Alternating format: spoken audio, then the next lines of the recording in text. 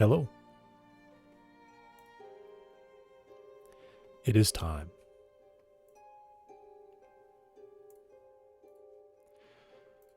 Alright, so actually I need to close that and switch over to the real branch.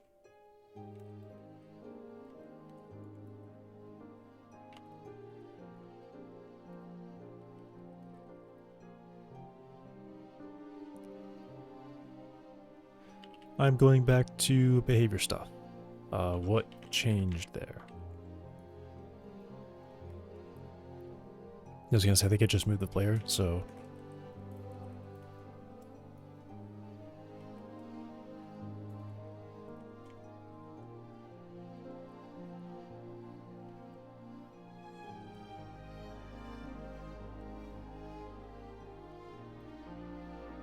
alright. And then I don't think I used stash. Lug. What is... How do I see a stash?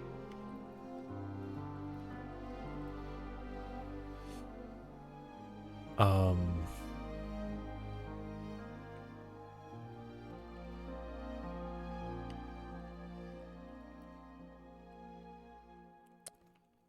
I just get like...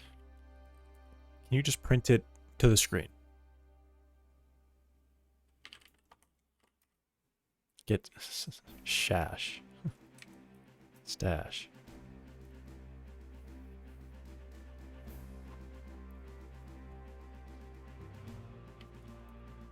Thank you. Oh my gosh.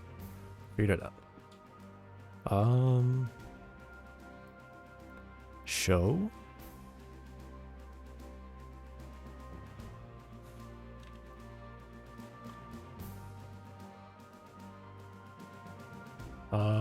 That's a lot.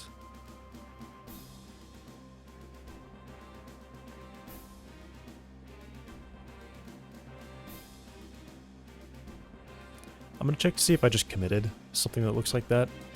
So I would see like a bunch of deletions from mine. Oh, I think I know what this is. Wait, no, that's just a lot of deleting.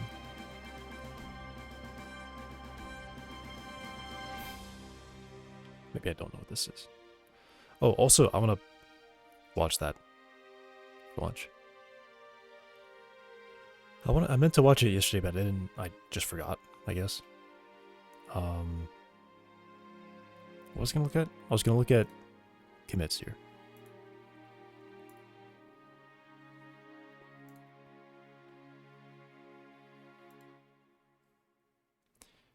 What was this? 2 files changed. Okay. Why did we suddenly go back to master? Done that. Is it this one?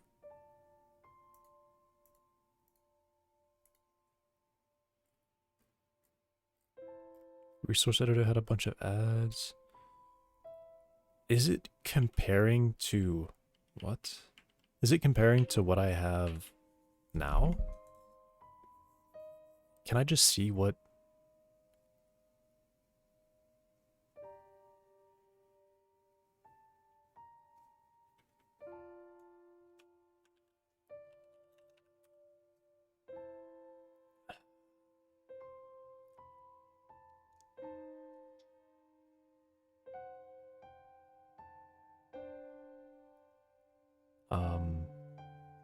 Okay.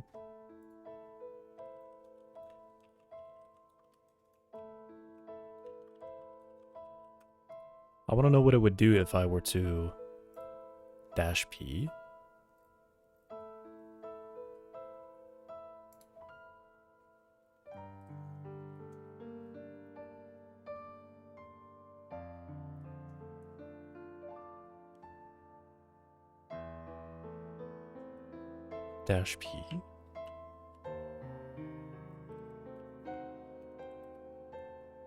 Okay, cool.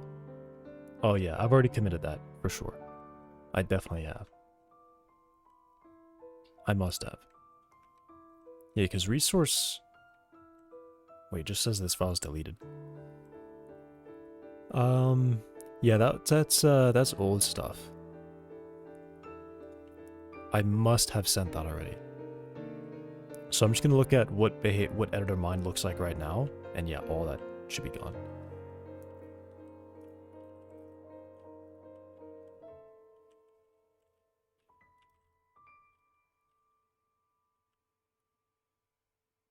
Screen editor.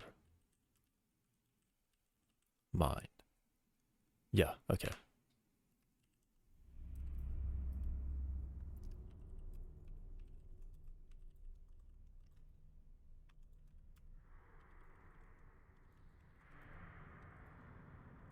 Alright. Okay. Now back to Godot.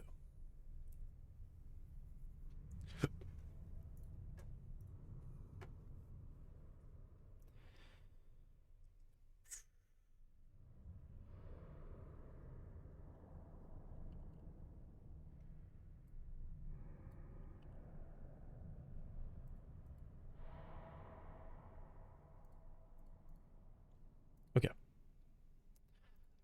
You know what? I have a feeling this thing is not hidden by default. I really hate how this like always forces itself open. And now that I know a little bit more about how add-ons work, I think here's what I'm gonna do.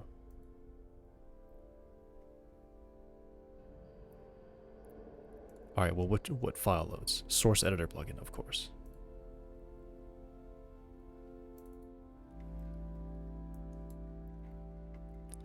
And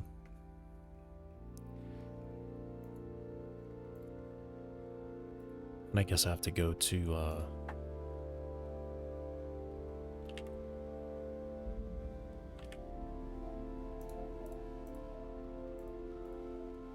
tabs really quick.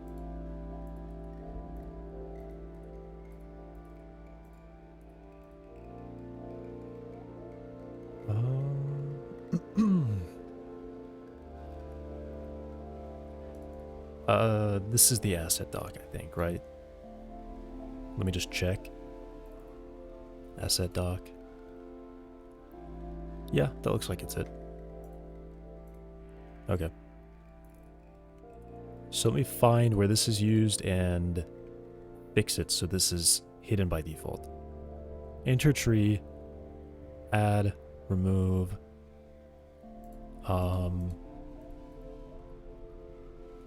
make visible, UI set visible, true.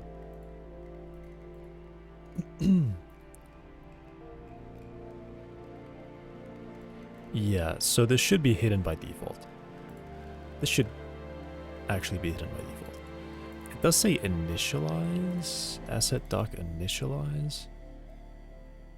Maybe I can put the visible here. Update doc, is visible used anywhere here? Other stuff. Make doc float.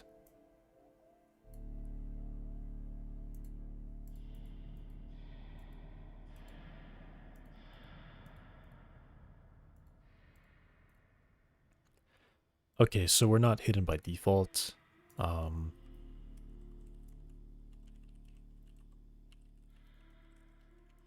Just make it not visible by default. That's like incredibly annoying that it keeps forcing itself open. So I should be able to reload project and it won't show.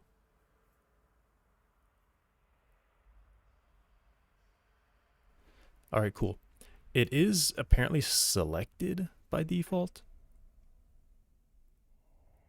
Not sure why. Why is it selected?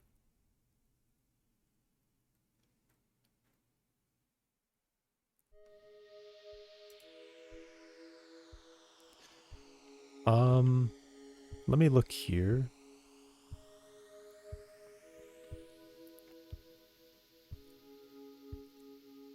Is there... Where do they put it?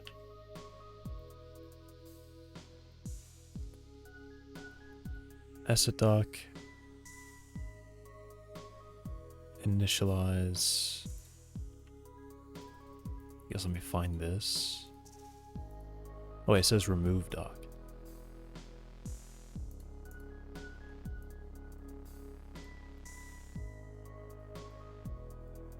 Oh, okay.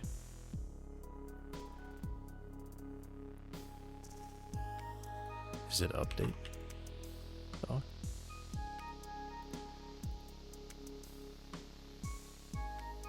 Move doc to new destination?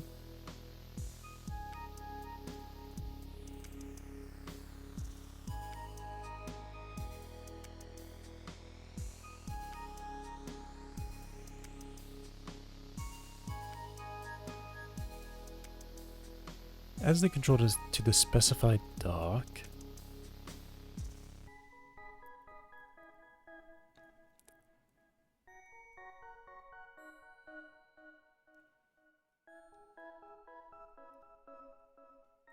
Okay.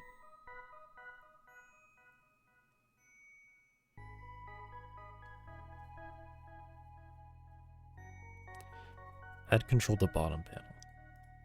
I want to see if there's any.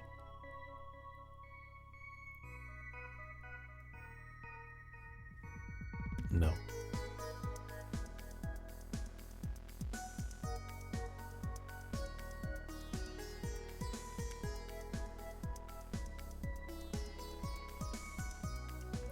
I mean, well, that fixed it. So the real issue is that it's selected by default. That's the actual issue. So how do I make it not selected by default?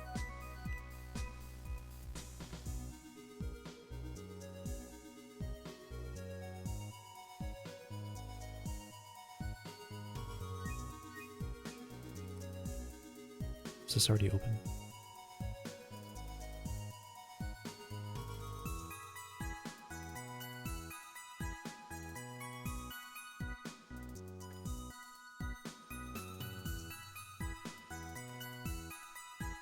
Okay.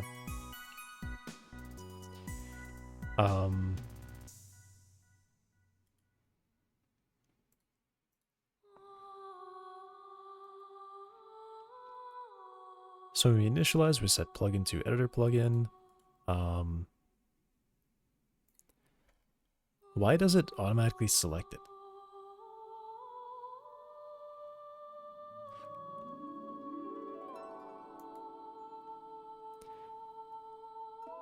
Add to control to the bottom panel. Turn a reference to the button added. Show how the button when needed.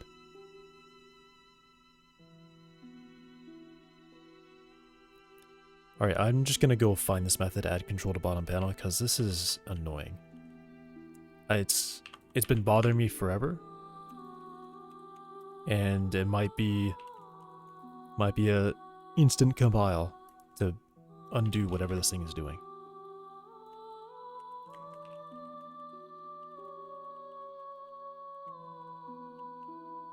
Add control to bottom panel, yeah.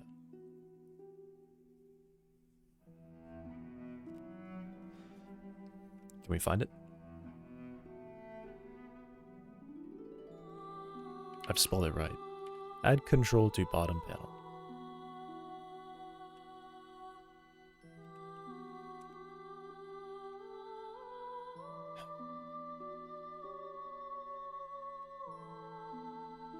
Right, there we go.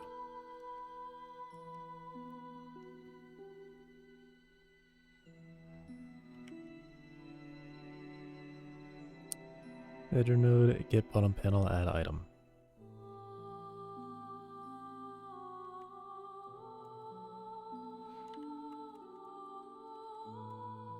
Get bottom panel, add item.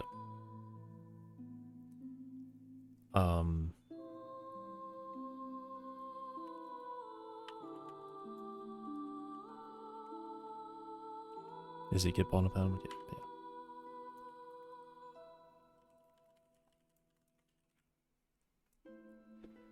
Editor node.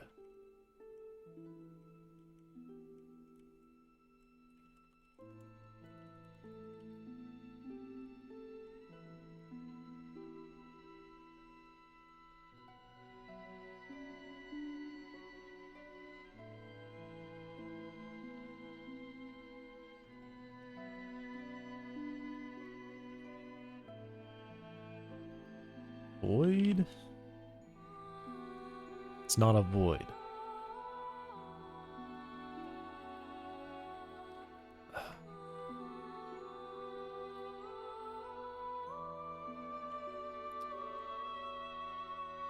Alright. Eventually I'll find it.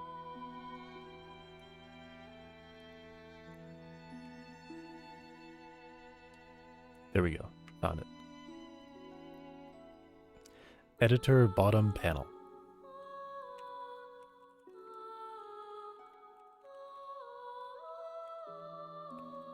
Add item. Bool at front.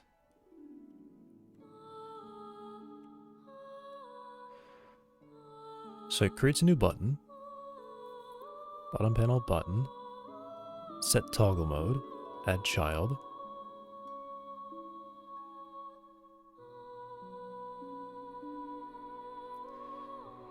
So my thought was that it is defaulted to being selected. I don't see that. It seems like it's not. Yeah, so how is this being selected?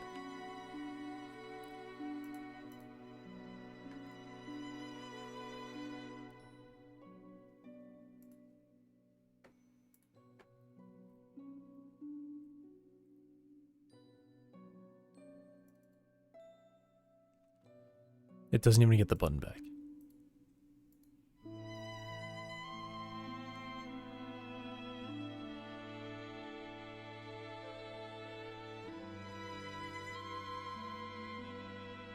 Oh, make bottom panel item visible. This is what they're doing.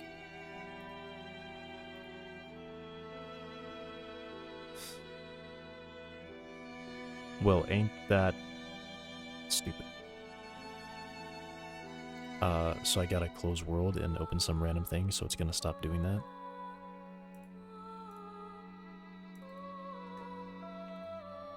Alright, so don't be selected by default. I meant to reload project.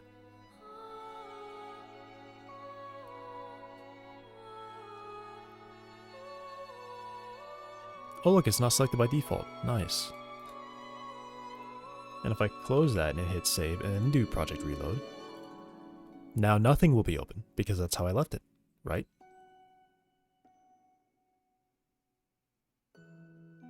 Wow. Yeah, that is annoying. I'm just deleting that line. Actually, maybe I can leave it here and just leave a note. This is awful.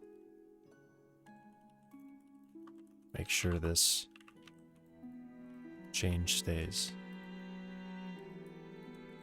I'll put like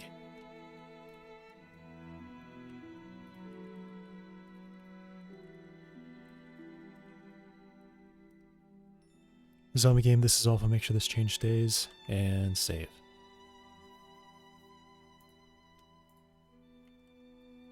There we go. Finally. Some peace. Like, I'm not exaggerating, that's probably been one of the most annoying things about this for such a long time.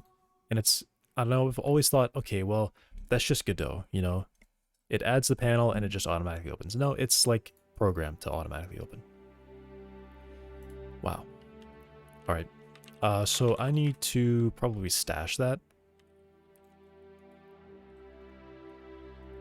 So let me add add-ons, terrain 3D. Actually, not all of that. What's going on here?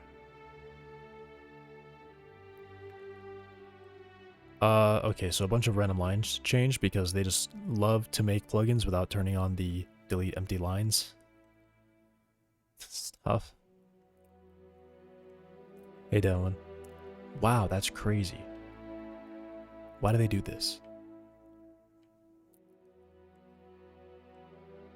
Like, someone needs to go and like get on their computer and just turn this setting on so they can stop.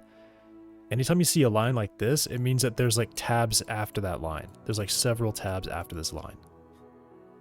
The type to turn false and hit tab a few times and then hit save and just didn't. Okay.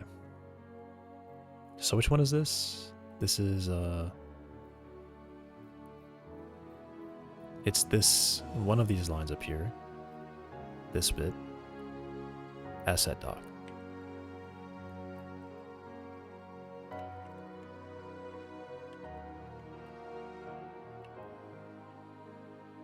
Asset dock.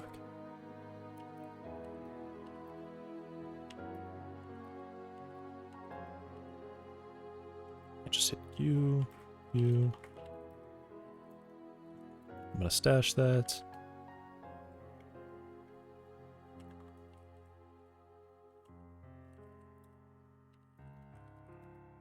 Okay. Oh wait, that did everything. That's not what I wanted to do.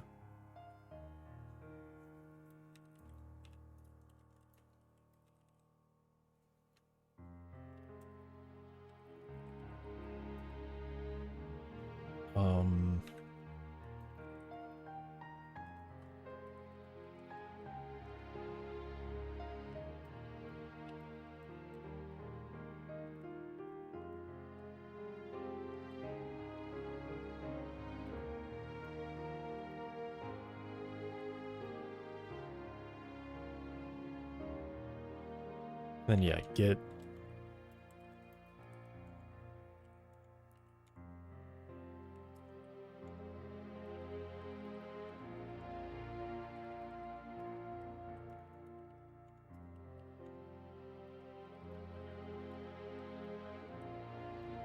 stash.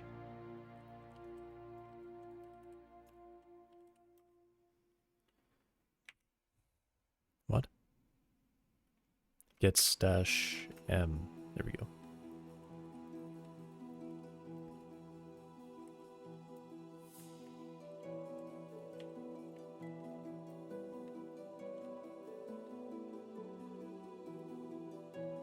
Okay.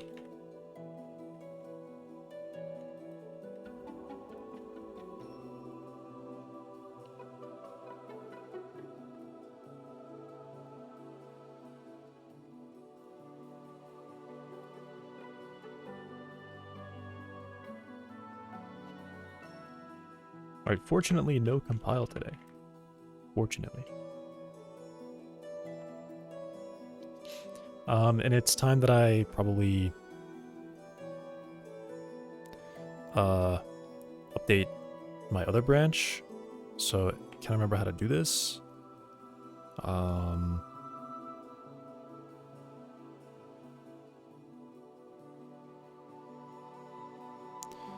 Not compiling today? Yeah.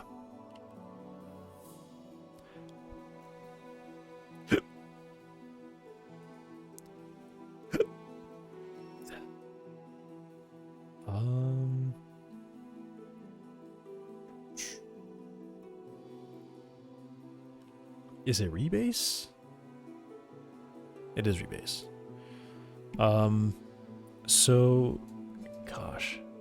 One day I'll remember how to do this.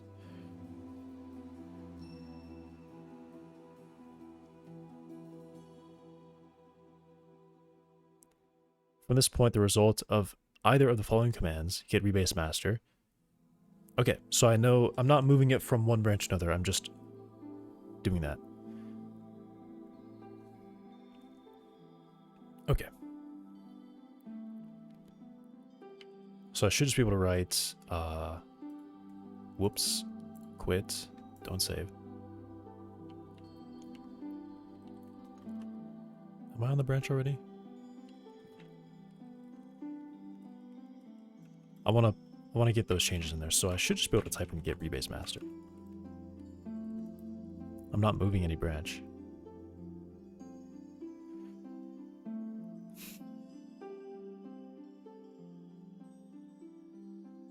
I have a lot of commits though. Okay. That looks like the correct number. There should be 0 conflicts. Huge. Okay.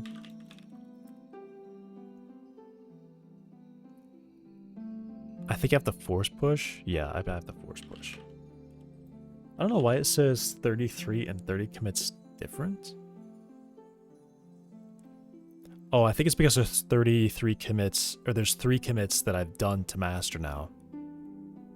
Yeah, that's why. There's 3 new commits. Okay.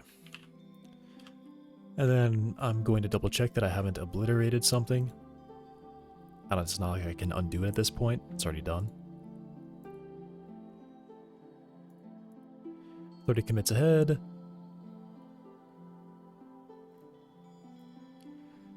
Cool. There's those commits that I wanted. Nice.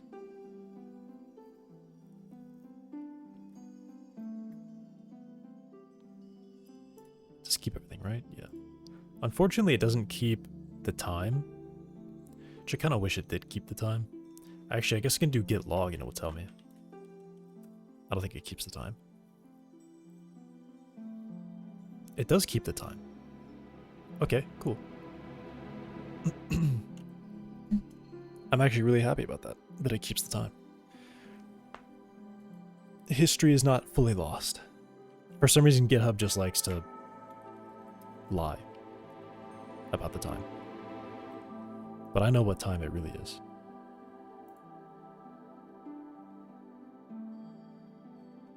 Is there really nothing on here that says...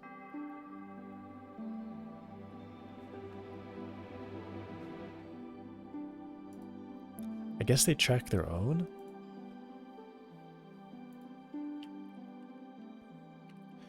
Alright. We're good.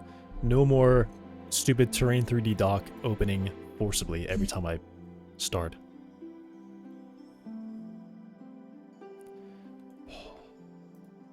Nice. Nice. What's here?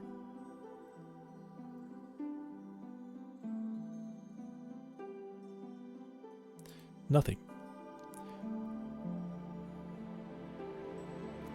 Go on YouTube and search Peter Griffin saying the N-word? I don't think so. That sounds like AI. Oh, for some reason I thought this was my behavior thing. I'm like, why are these corners rounded? That's not how I said it. That is not how I said it. That sounds like I would just be looking at AI stuff.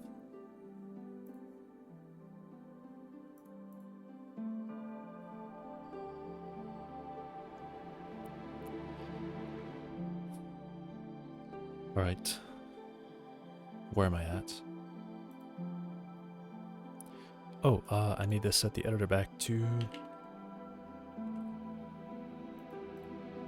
spaces. Like...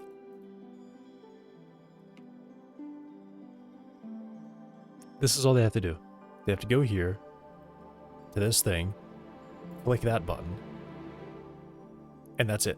They turn that on, and boom, there's not like random line changes happening. And then on GitHub, whenever they do commits, whenever they have PRs, I don't have any PR to look at right now. I'll just open a random one, just to demonstrate. If you have extra new lines, it highlights them. It even highlights them there, here. I'm pretty sure if there was a tab after this, it would be like extra green and like show that there's like a tab or like spaces at the end of the line. It shows that.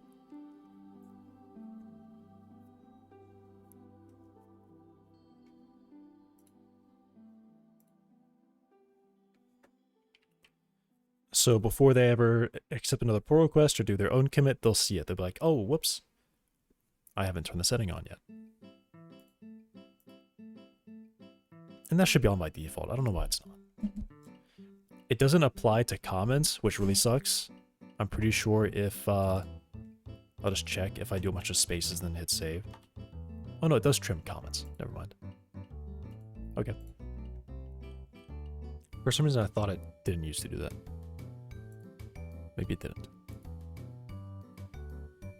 Alright. Screen editors. Where am I at?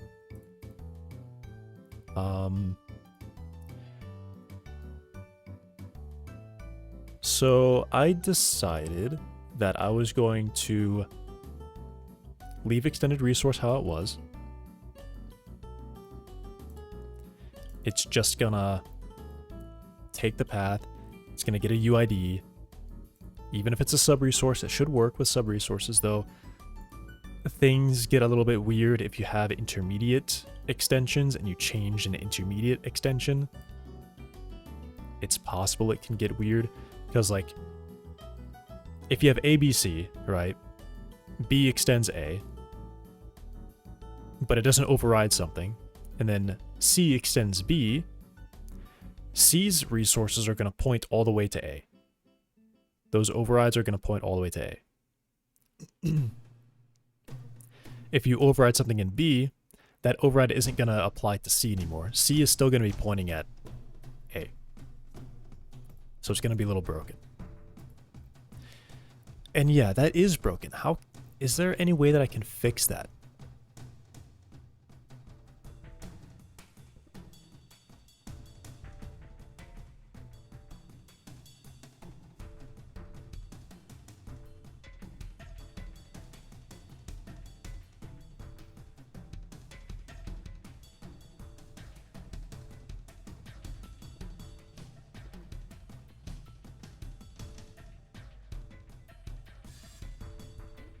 Actually, yeah, that is broken, because that'll be like a temporary thing. Because when C loads, it has to force B to load. Right? This is part of it. Set base will force base to... Well, base will load already. Right, if I think about the chain here, base is going to be fully loaded. And then we're going to set overrides. And then it's going to update and say, oh, now I'm actually pointing to B's override. So it actually will work.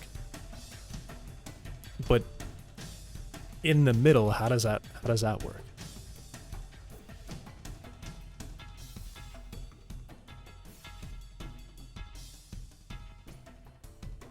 When I make that change to B, how does C know about that? C has to know about it somehow.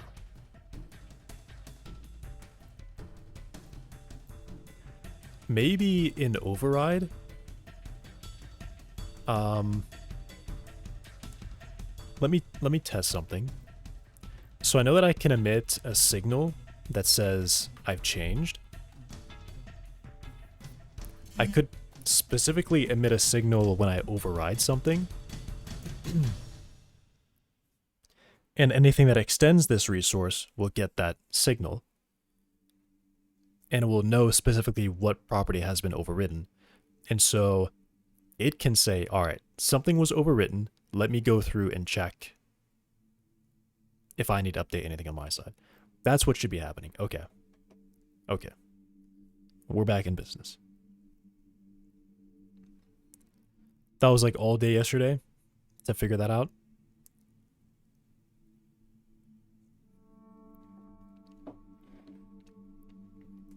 Almost more like 2 days. Yesterday and the day before, I was thinking about that and never quite figured it out. Okay. So when I load, if I don't have a base, I don't care. I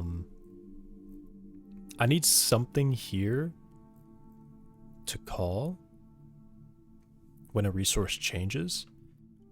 Let me go look at when this signal is called.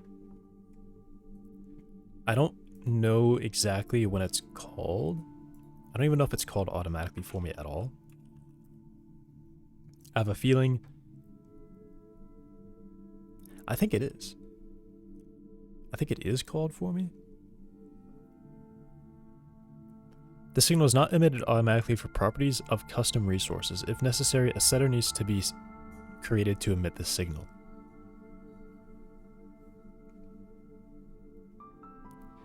See also emit changed. I think what I'm supposed to do is I'm supposed to call emit changed. Call this method whenever a meaningful change occurs, such as modified property. Okay. Okay, so they even have an example here. I'm supposed to call emit changed.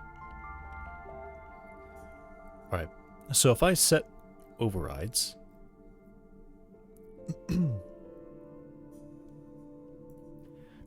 I can expect at this point that base is already loaded. And in fact, I'm gonna have this set base here.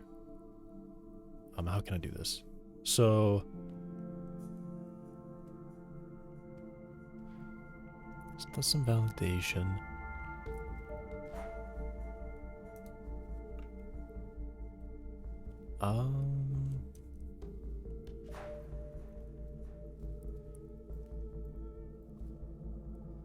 All right, I think what I'm going to do is I'm going to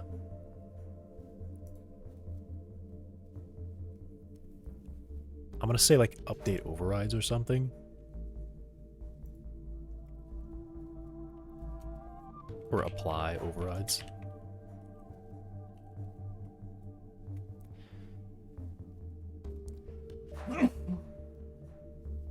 Actually, should this be in set overrides? Set overrides just sets it, and it does some validation. It doesn't actually do anything. So I kind of would like it to be written that way.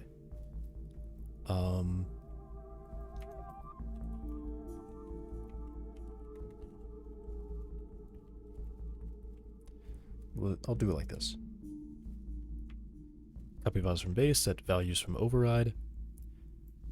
We ignore these properties specifically. If base override has, let me do this.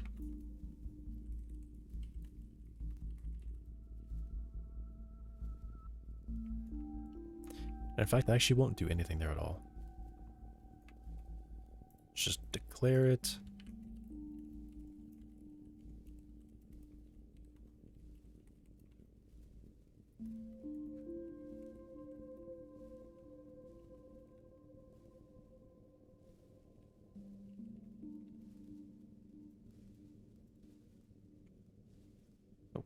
Value.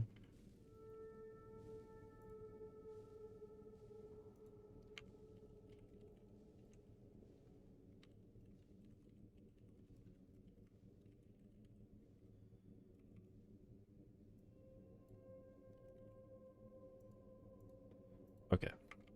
Is there any like set? I saw that they had like a get set. Like I don't know what that does. I'm assuming what that does is it probably checks if the value you're setting it to is already the same thing, and if it is, it skips and returns that value. If it's not, then it sets the value and then returns that value. That's what I think setGet does, or should do. It's like an atomic exchange function.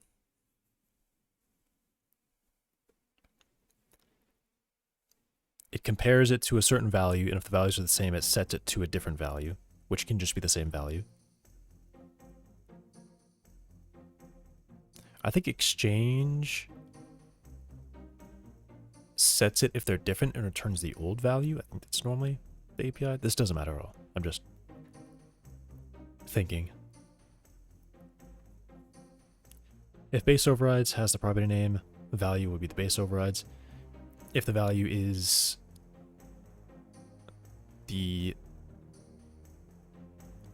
otherwise the value is coming from base. If the value is equal to our current value, we skip. Otherwise, we call set. Set runs down here and does all of this. Hey, Yulia. We check our property list. Class name is extended type.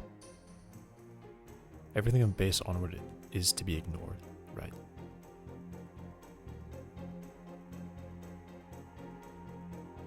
If they don't match, ignore it.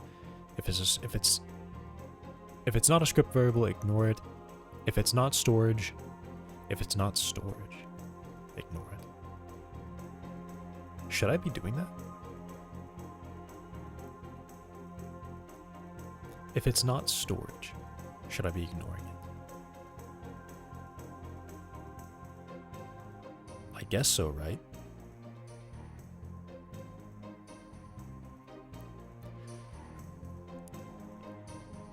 Yeah, if it's not storage. Wait.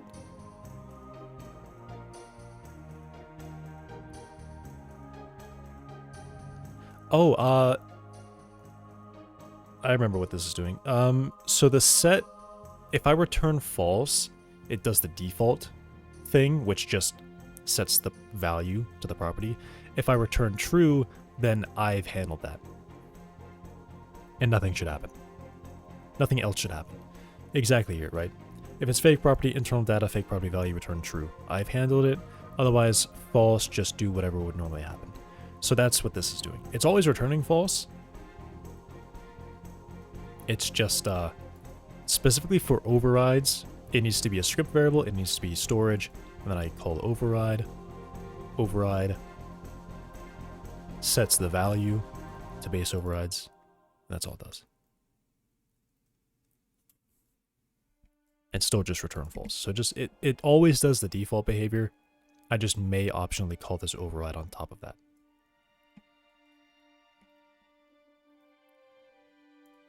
I'll note this too.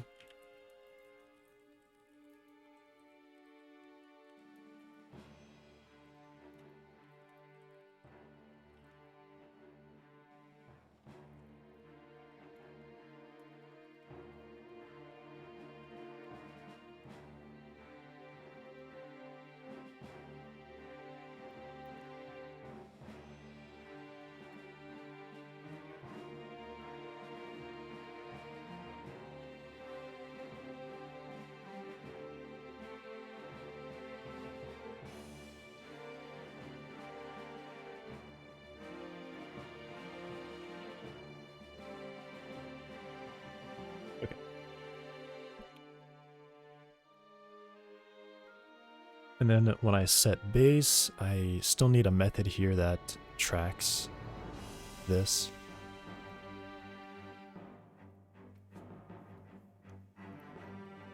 I think I said it would be apply overrides.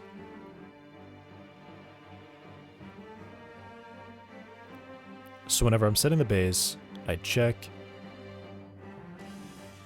I'll do this.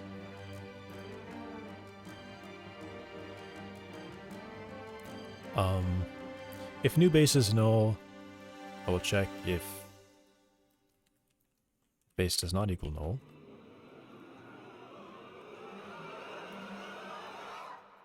Then I can do all this. If base changed is connected to apply overrides. Disconnect from apply overrides.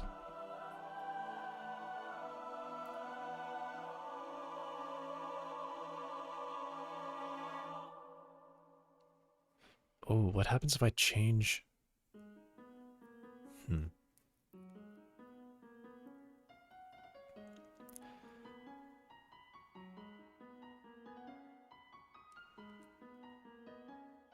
I shouldn't be changing base. I mean, I can. I'll get there when I get there. For now, this is just it. I just check that. If they're the same,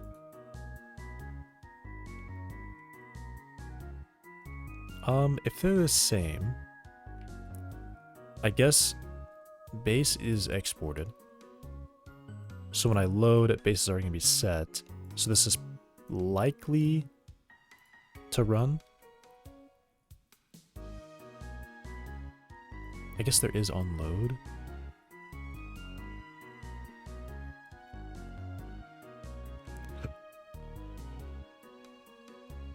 If they're the same, I guess I check here. If not,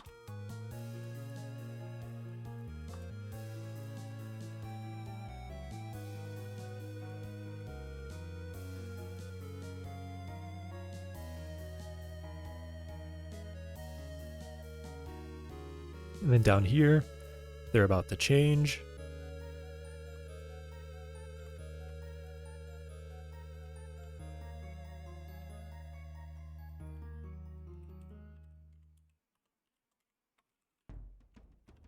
I disconnect it.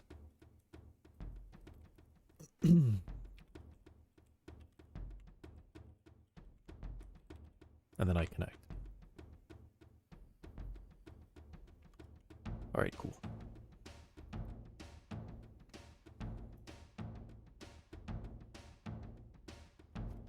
And then since I'm doing this, I think I should probably null it at this point.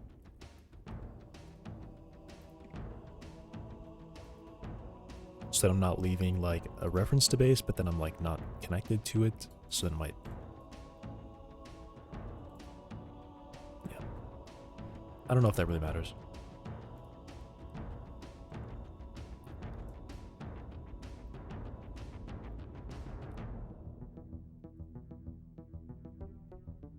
Alright, that I'm leaving it as it is. I'm gonna commit that right away.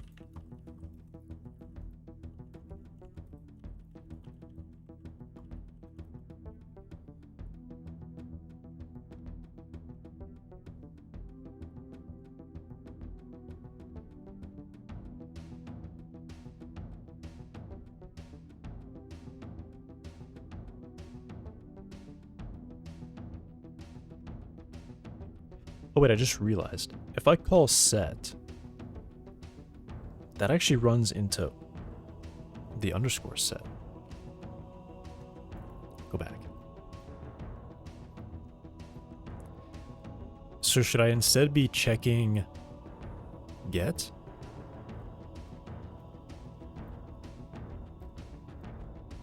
Maybe apply overrides doesn't have to happen.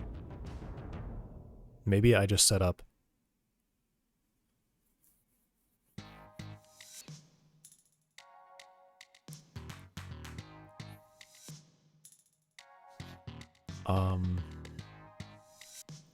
yeah, let me go look at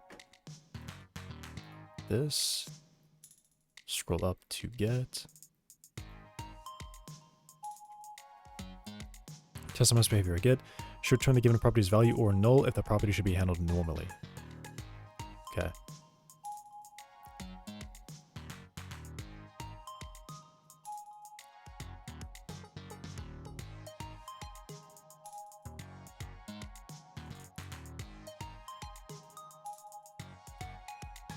Okay.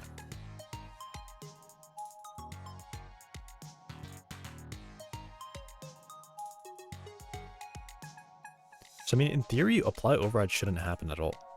Because I just realized that when I call set, it's gonna run down here and say, oh, we need to override that value now. So then it's gonna just automatically override the wrong thing.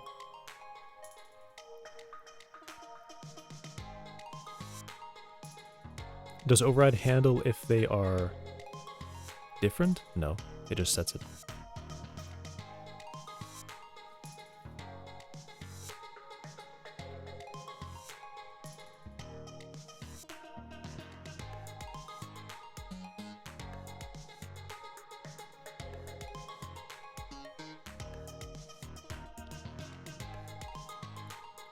Maybe what I should do is I should check if the value is the same as the override or the base instead.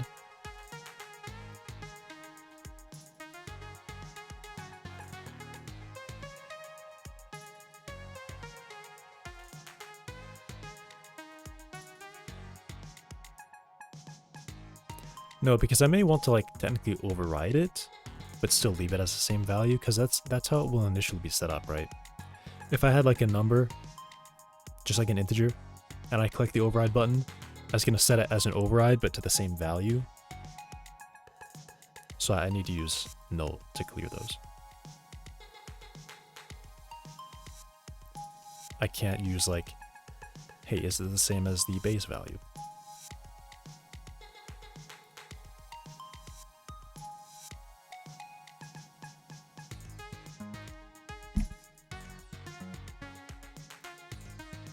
Alright. Do I want to do this?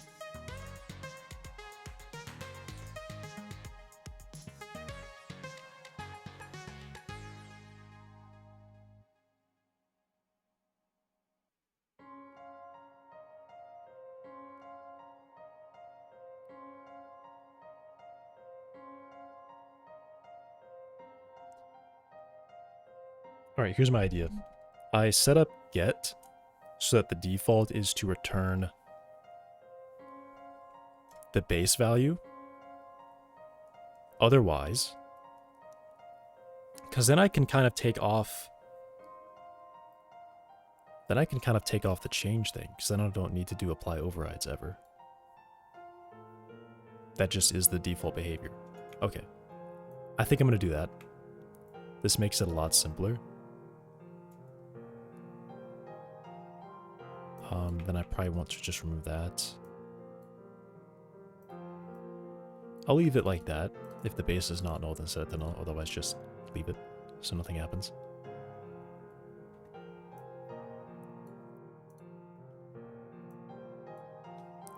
Maybe I should just run this first. So I know that they're already different.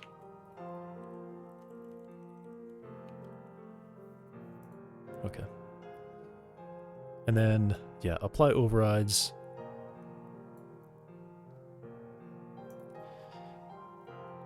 I'll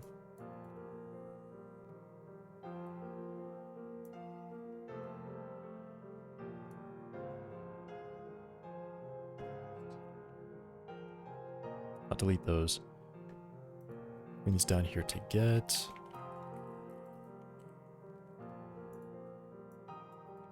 Get is supposed to take something. Just the property string name.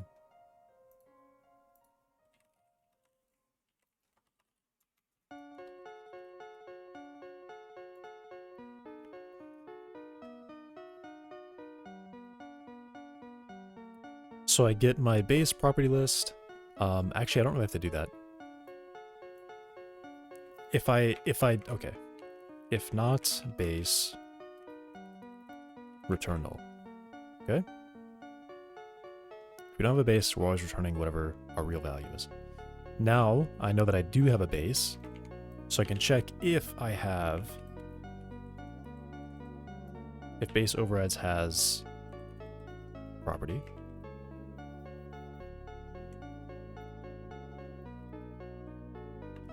Then I return that value.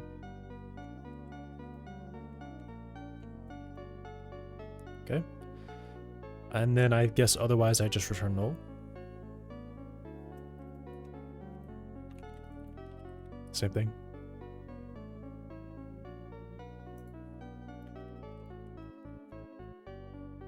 Yeah, I guess I probably just write it like this.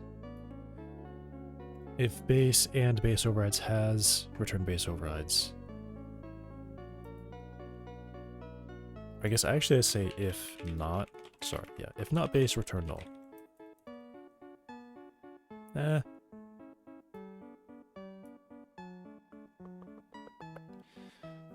Alright. Here's a weird thing that can happen that I need to decide which way it needs to go. If I don't have a base, but I actually do have a base overrides dictionary, do I return the value from that base overrides dictionary, or do I return the value actually on my object?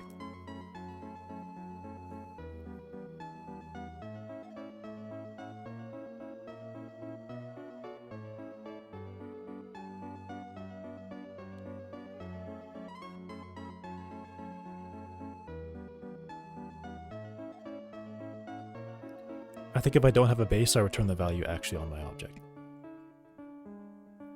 I guess what I could do is I could check if base override, if I don't have a...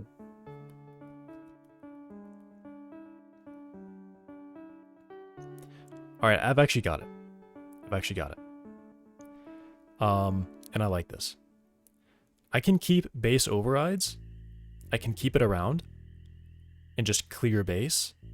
And then I'm just returning all the values on... Actually, I guess I should return values from base overrides, preferably.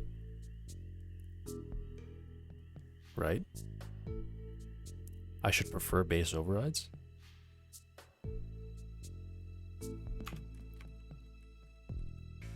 I'll do it like that. If I have a base overrides value, I return that. Otherwise, if I don't have a base, I return... I guess I say here, if I have a base, then I should return base get property, which could be a problem, now that I think about it. This should be... These should only be things on... They should only be overridable things. These are not overridable. So if I request base overrides, it's gonna submit or send back the base values, base overrides, which I don't want to do.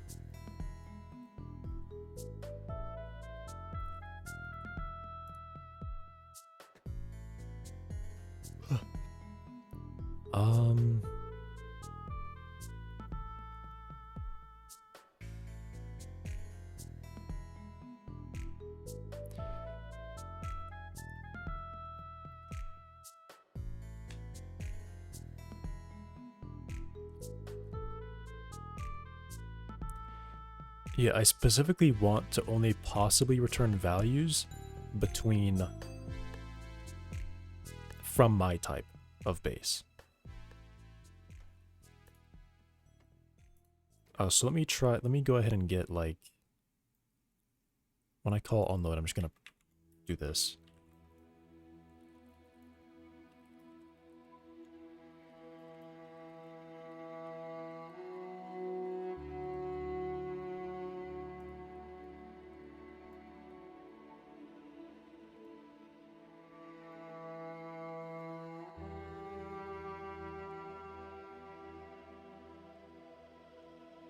Do that. I'm gonna go and comment all this out so I'm not possibly messing with something. And then I'm gonna click to open one of these. Okay. Close, wait a few seconds.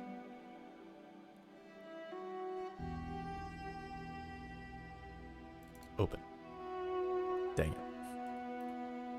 Close, click around or something. Wait a little bit.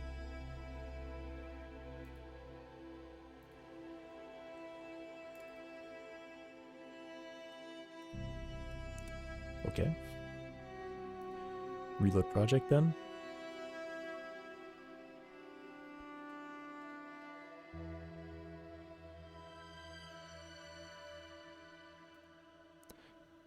Oh, what? The print just isn't working at all. Why? Oh, if there's not a... Of course.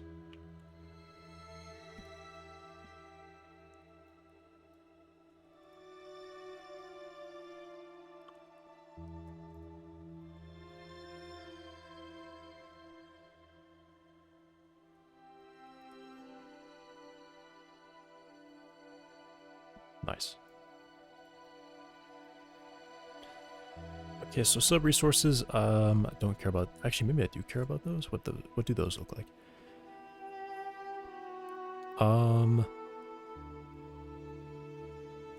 Script, hearing settings. So I guess I check if. I guess yeah, I can get my own script. I can get its path, and if they're the same, then I know I'm looking at my properties. Then I keep going until I hit one of these. Or I guess I would go until I hit one of these. Actually, no, I think I would go until I hit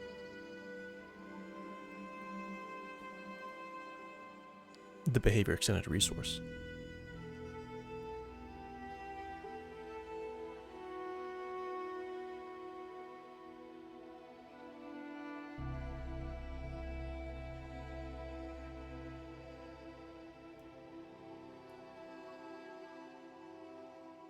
Because everything from here,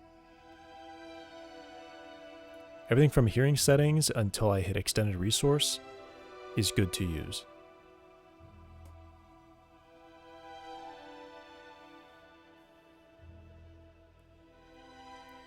I guess I can also just rely on the fact that base is going to happen.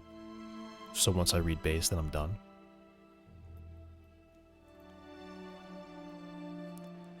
Because I don't want to do any of these. I don't want to let these possibly get overrides or anything. That would just be annoying. So I want to wait till I hit something like this. So I'm in vision settings. I know my resource script path. I compare the two. If they're the same, then I know, all right, I'm reading mine.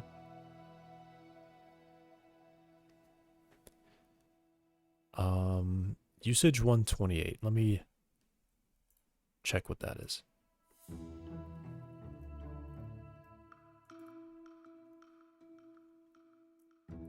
actually looking for a get property list.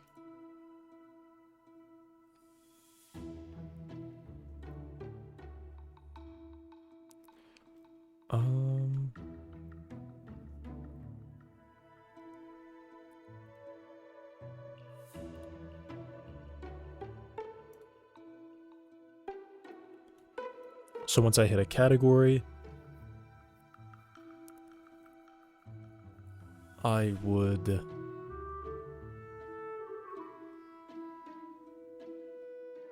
I guess check if hint string is my path, my script path, and then I know I'm good.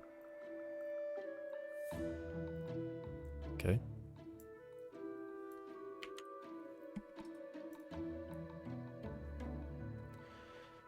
I mean, I can actually cache this when I load. Because I think it reloads script. I think it has to reload resources. Does it have to do that if I add a property? I'm not sure.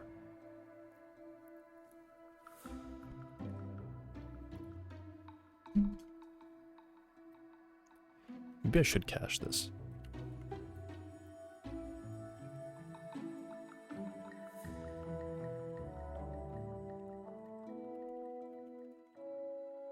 Would be a packed string array.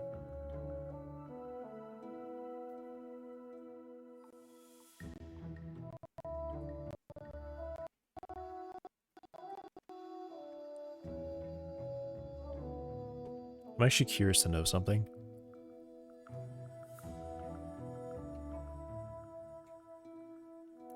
Actually, I should use an array of string names, shouldn't I? As opposed to packed string array, because that stores the full strings. Pretty sure. I think I want an array of string name.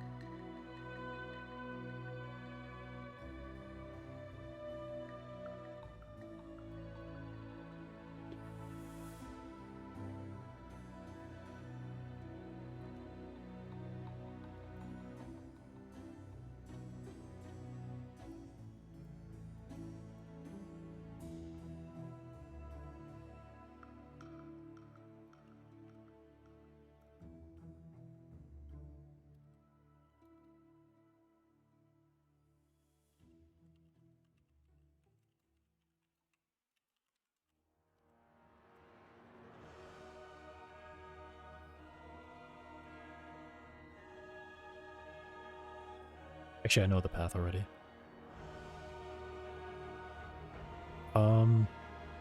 Yeah, I'm looking if the hint string is the... Oh, no. Path is literally the data path. I want the script path.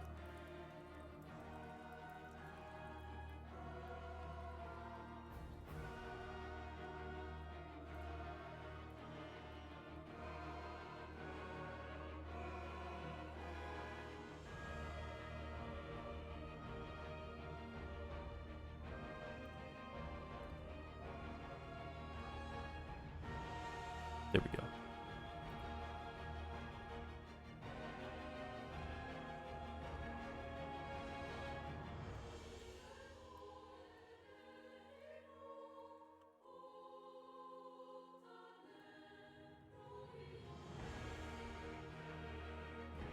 We're not writing the cache, and...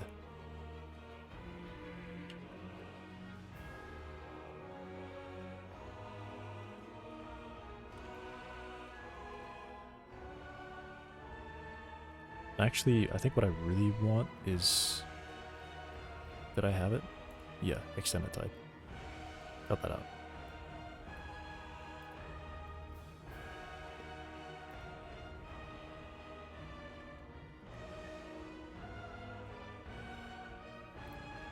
The class name is...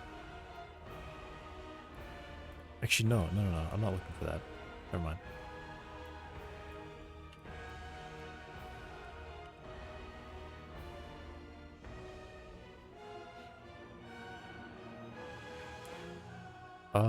Can I actually get... If I type...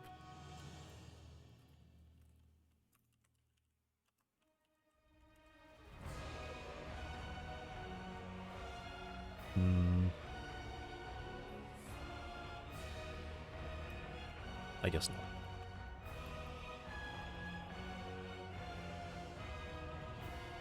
We're done writing.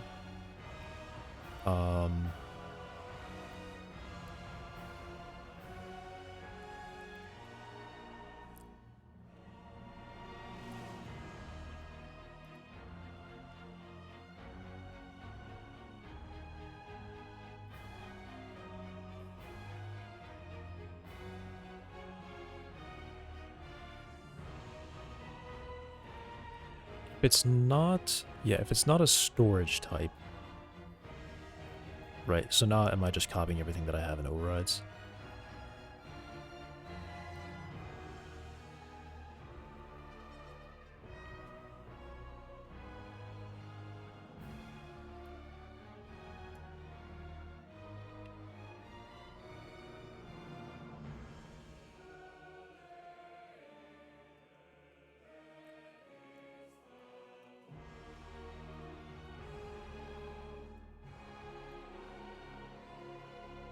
The proper usage is not a script variable. I ignore it. If it's not storage, I ignore it. So at this point it is, we're writing, it's a script variable, it's a storage. This is something that can be overridden.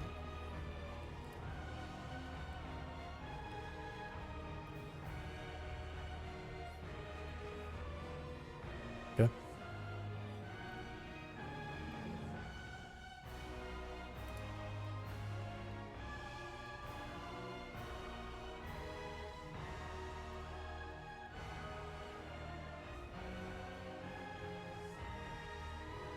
So I record everything that's a script variable and as storage.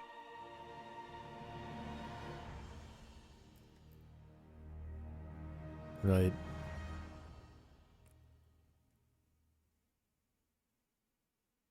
Until I reach this base property name, and then I know I'm done.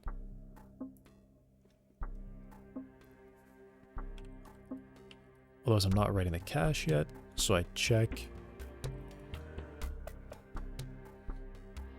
if the hint string, if the usage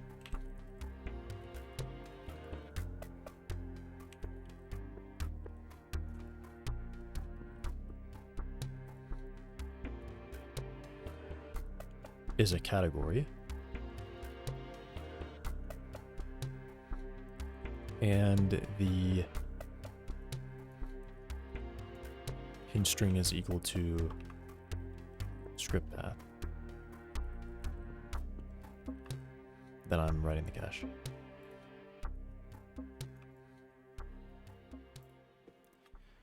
And I'll do prints here.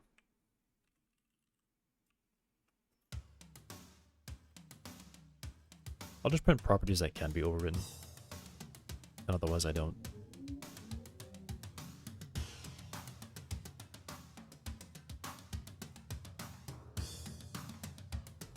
Okay, cool.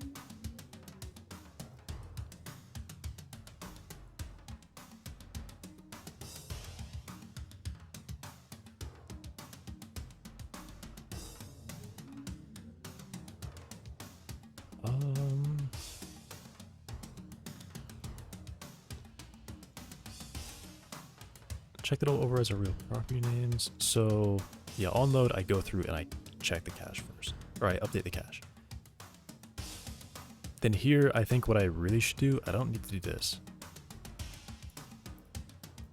I should have to check that all properties are in the overrides.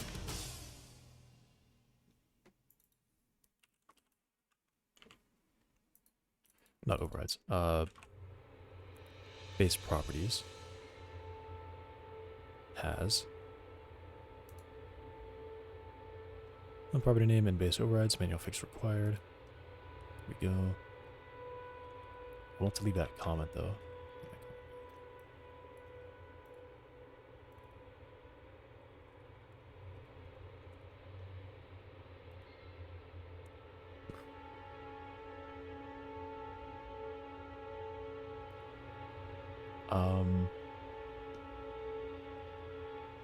I guess I just allow override to be called with whatever. If I have a base override, I want it to return that. Otherwise, I want to say if I have a base and properties has property, then I return that. Otherwise, I return null. And this all goes away.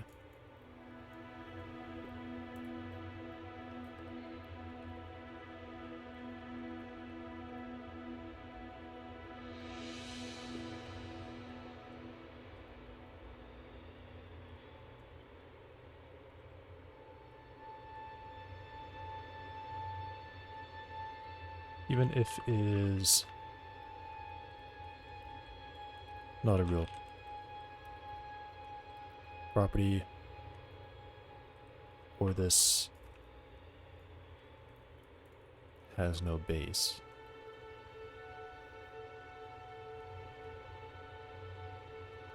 Yeah.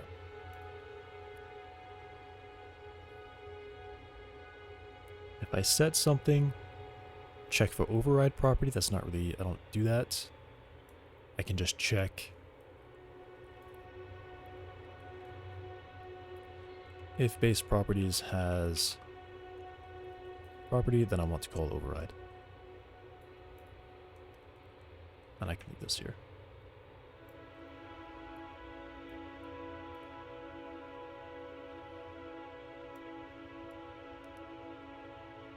Actually, I guess I can do this. If base and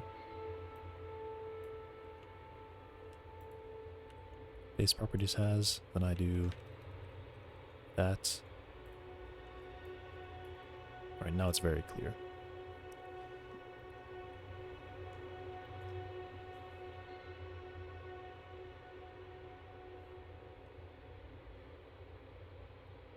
Cool.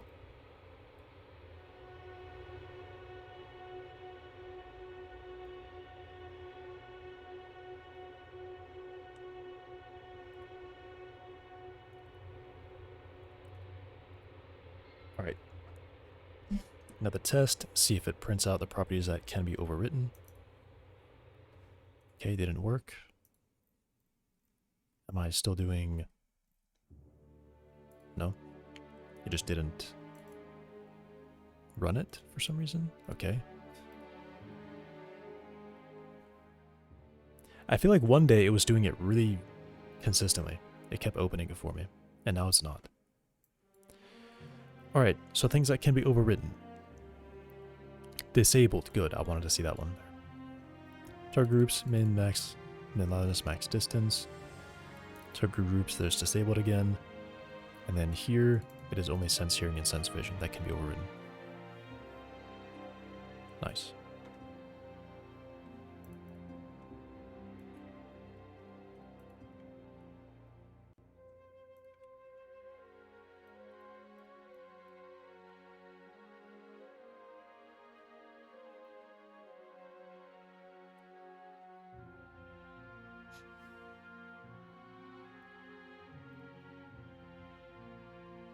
So now I should have pretty good control. So now I don't have to do any applying cache or anything like that. The get will just return whatever's in base overrides. And then if we have a base and it's a property that can come from base, we're always returning the base property value. Otherwise, we're returning whatever really exists.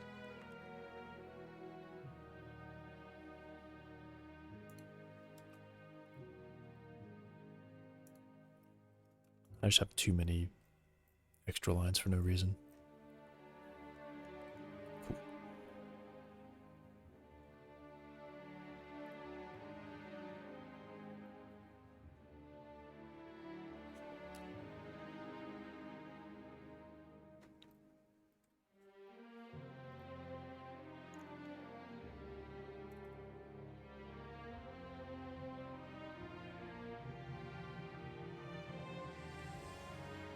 And I still want to do this validation.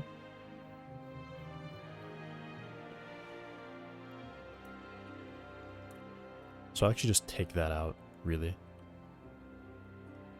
If they are the same, I still want to check it. Because the point of this is to catch any time I might change some inheritance that might break some extension. I'll be notified of that right away when that happens. Because the default is that its base is already set, and then onload is called, and then I need to check that onBase is a real thing. And I feel like I probably don't need to do that.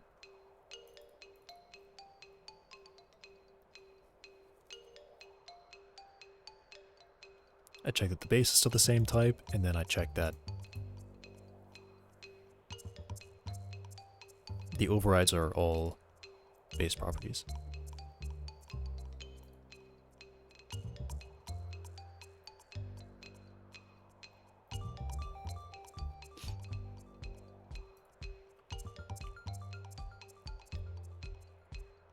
Okay. That all seems right to me.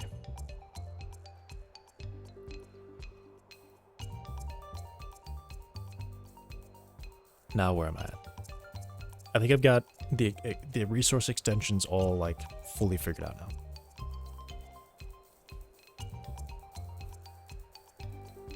Now what I want to do is I want to make the load button work. I'm going to worry about extensions later. I'm just going to make the buttons work first. Okay.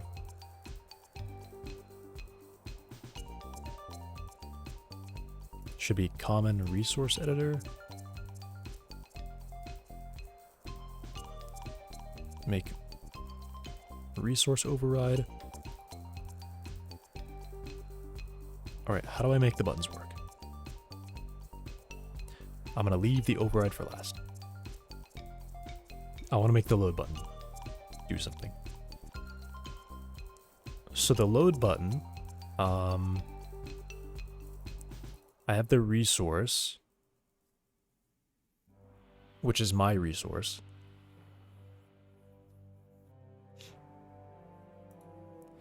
I feel like I should probably change the name of this to be like main resource. Seems better.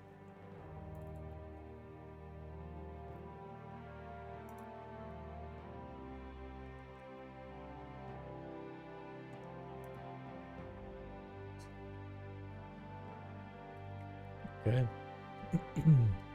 So I have the main resource, I have the sub resource. So when I click load, I want to load a type of the sub resource. And I want the callback to set the property on the main resource.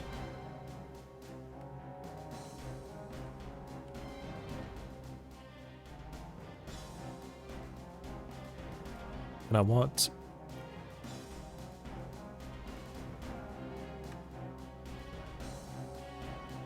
how do I do these press things?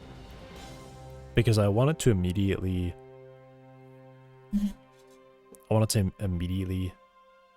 do the thing.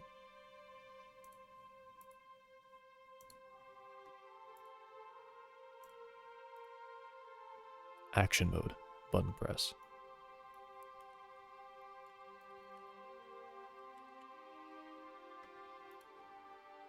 Connect, it will connect to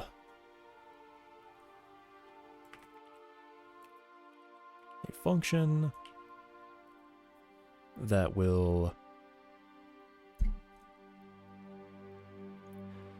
open a load prompt.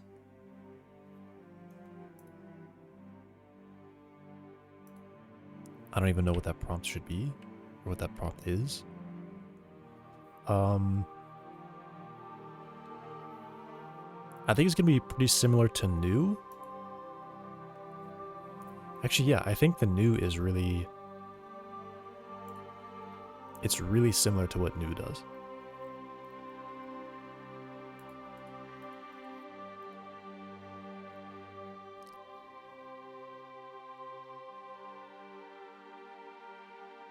Okay, it's really similar to what save does, is what I meant to say.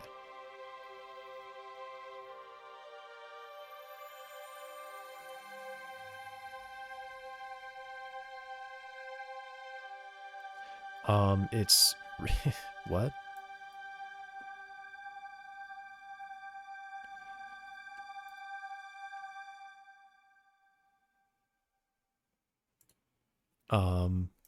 Create.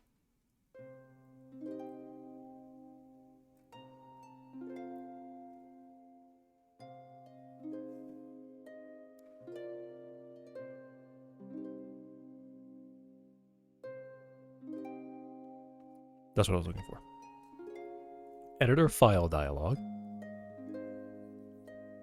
Pretty much all of this.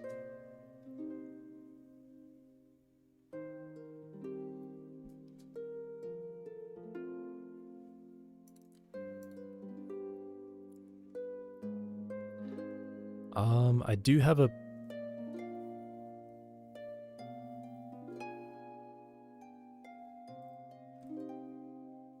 It does need to be of certain types.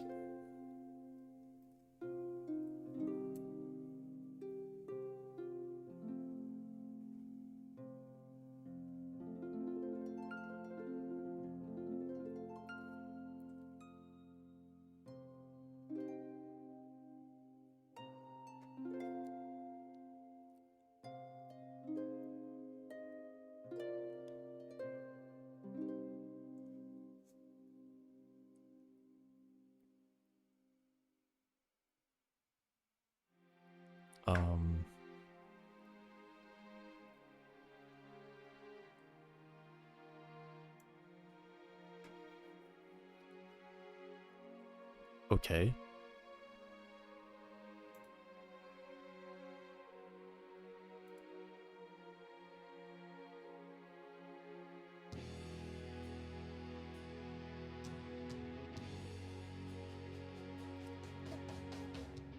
It's, is it quick open? Is it quick open?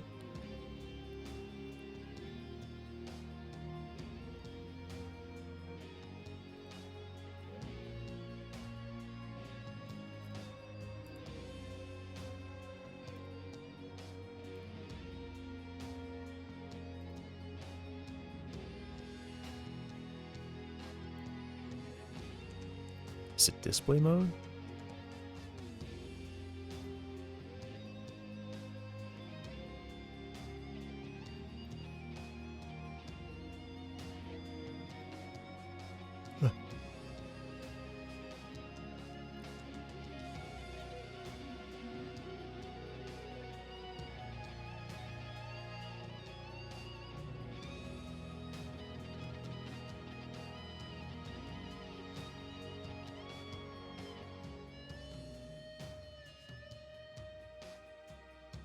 How do I find this?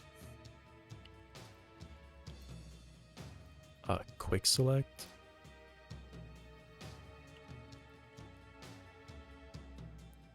I should be able to open this.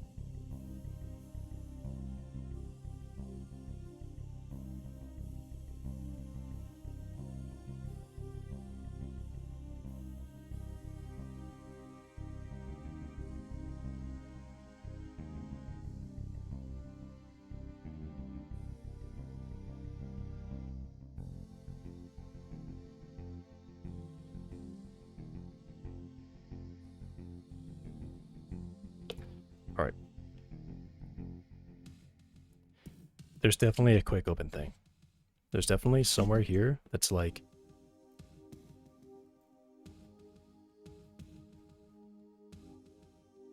Oh wait, pop-up quick open. Selecting a resource file, the callback must take a single argument of type string which will contain the path of the selected resource or be empty if the dialog is cancelled. If base types is provided, the dialog will only show resources that match these types. Only types deriving from a resource are supported. Exactly. That's what I want. So, string names, base types. Awesome. Okay, that's what I wanted.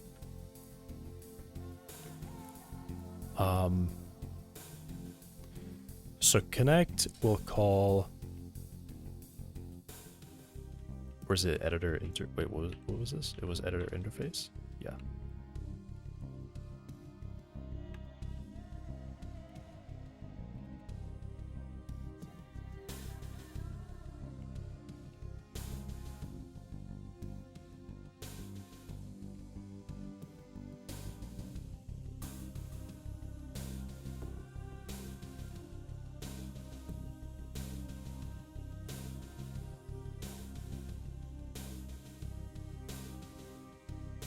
Callback takes a single argument of type string.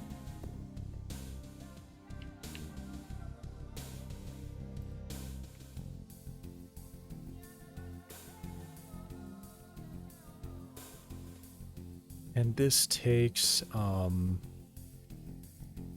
sub resource. Get stripped, script.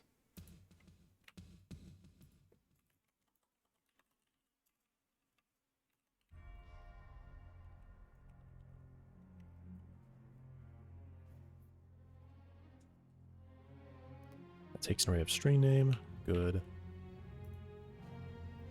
So then this, what this does is it gets a path. If path is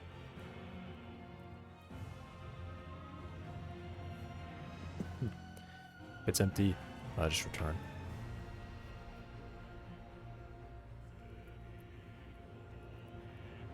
Then as yeah, what is it mad about?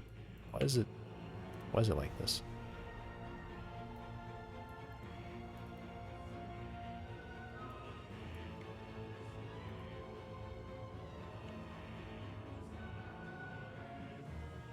Why is it like this?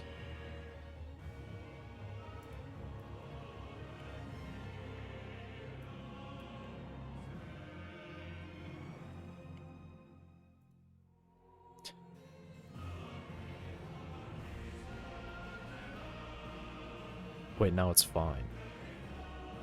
No, because it just really wants it to be there.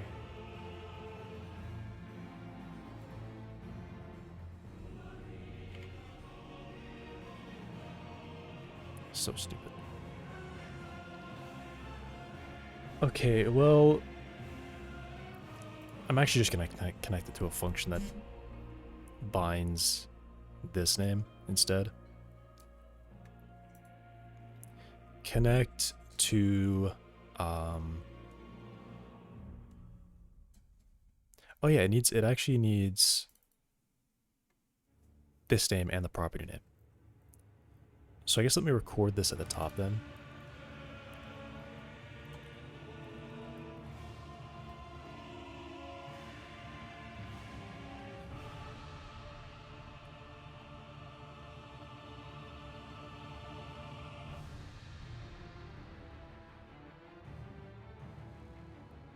Global name. And then it's going to be a problem if this doesn't have that. So I guess I can check here.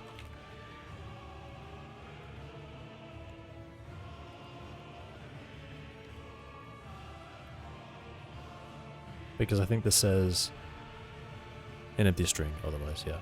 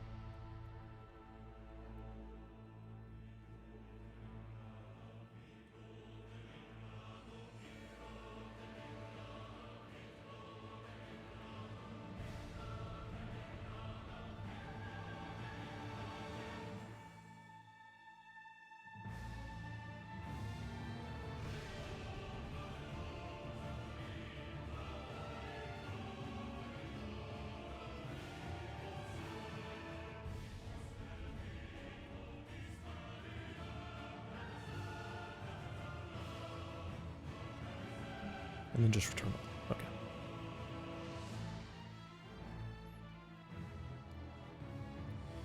Do I have get script written anywhere else? Because I may just need to... That's fine. That's fine. Okay, we're good. So connect to...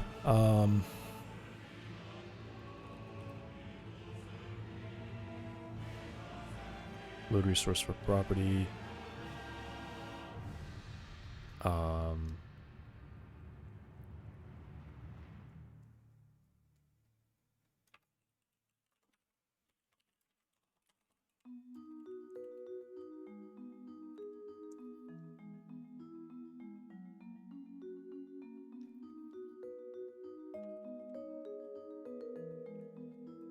Subtype name and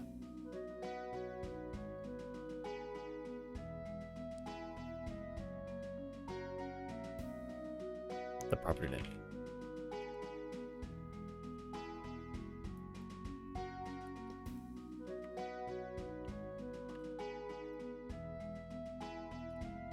And I'll make these hidden, I guess.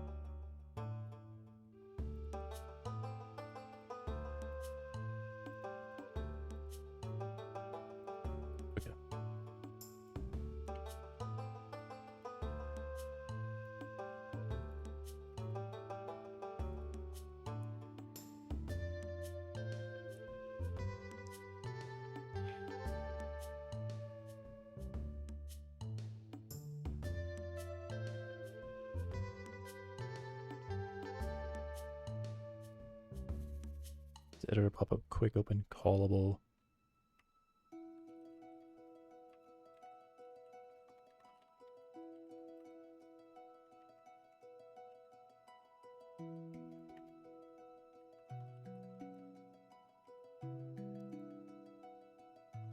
Is this fine? Okay, good.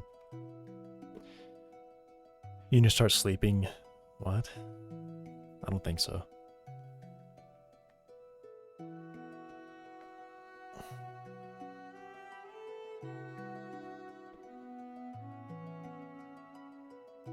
I am fine with clothes on.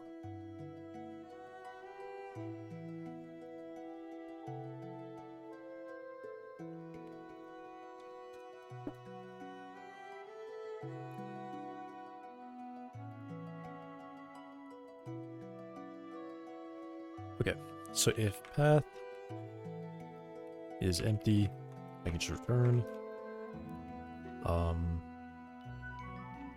If I have a path, I'm just gonna set it, I guess. So I would say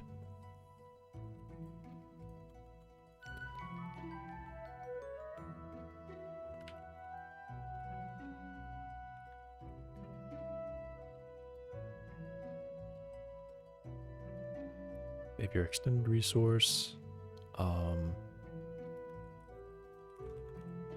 loader, load path.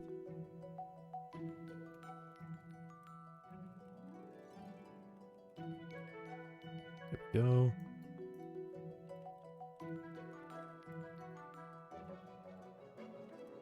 Do I have toast here? I guess I have this. No.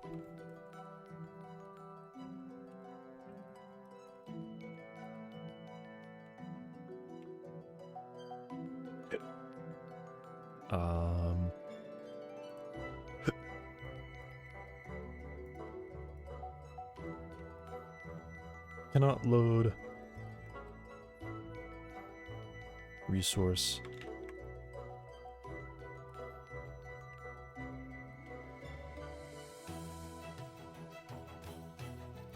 Okay, I mean, that's what I wanted to do, but autofilling was dumb. I didn't type anything yet.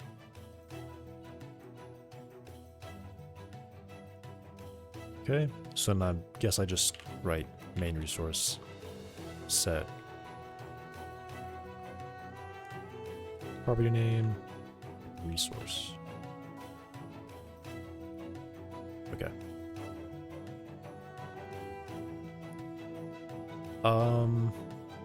So how do I know?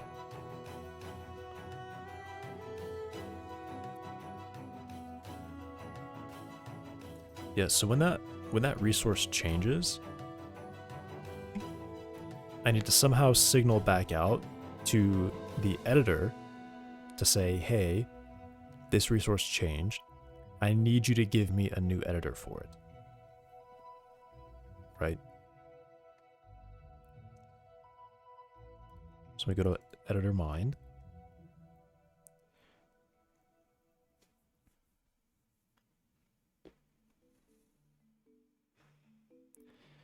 I guess I can check.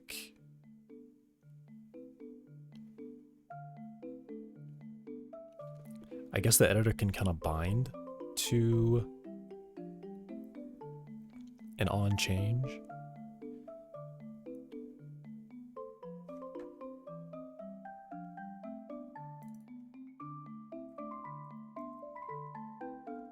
Maybe I do this.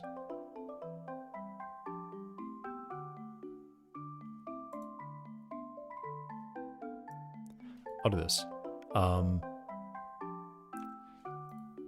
If it exists, I'm going to actually, if it exists, what I'm going to do is I'm going to say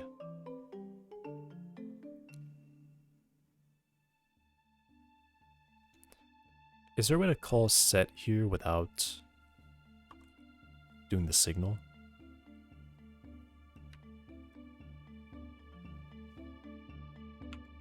What is set block signals?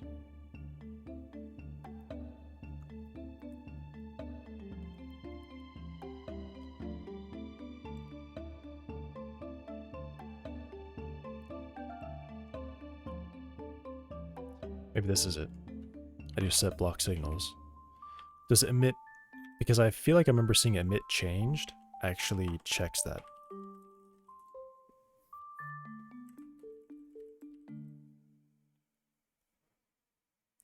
If emit changed state, block emit changed.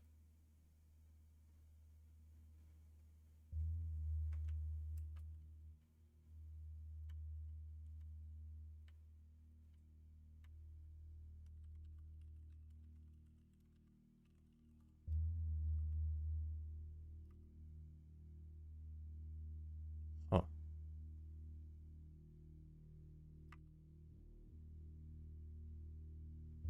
It does call emit signal.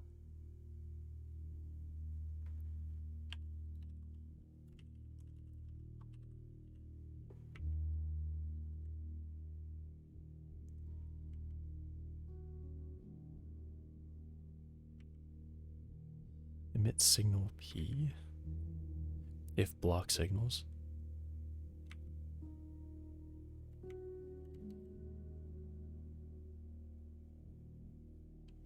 Okay, I think that's just what I do. I just do set block signals, true, set. Can I check is blocking signals?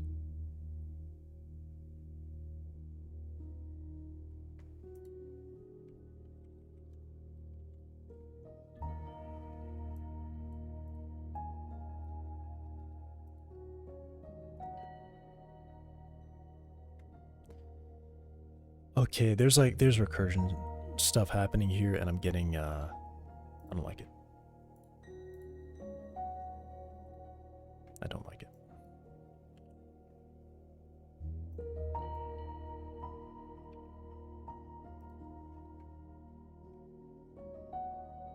I have to drop further than that?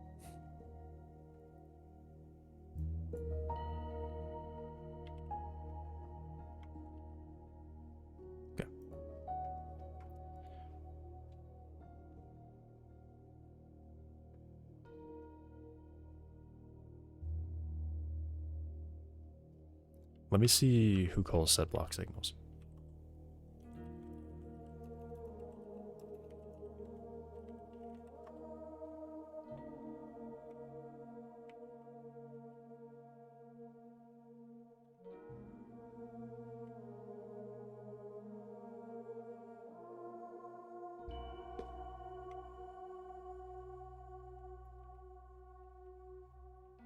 Please tell me no loader calls this.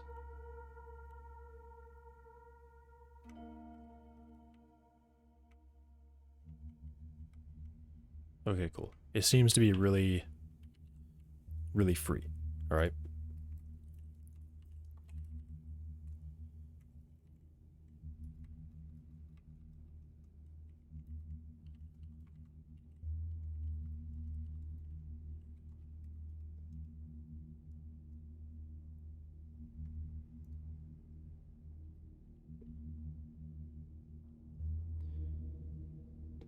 I would call set here. I guess I do if base, and I do override.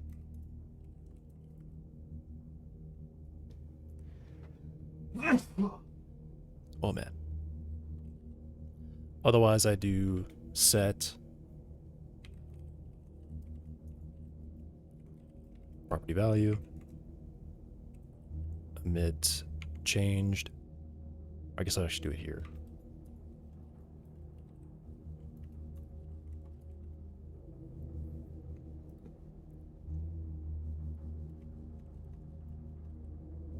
And then I've handled it. So what happens is I turn this on. If I have a base, I set it on the override. So the override will do some modification here. And then I unblock signals, and then I call emit changed. Otherwise, if I don't have a base, I block signals, I call set, which will actually send me back into here. And then I check if I'm blocking signals, return false. So then the default behavior applies, which should just set the value as is. And then I get out of here, I enable signals again, and then I emit changed, and then I return true because I've handled it here. Okay. It feels really weird doing that. The reason I wanted to do that was so that if I set a property, if it's a overridable property, I want to emit changed. So now that I can emit changed, I can check in the editor whenever I add an item. I can check if I change a resource property. And if I change a resource property, I can just pass back in. I can automatically call accept editors back onto it.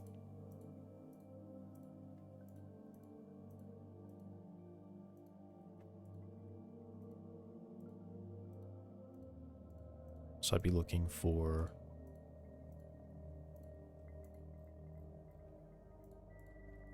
select item.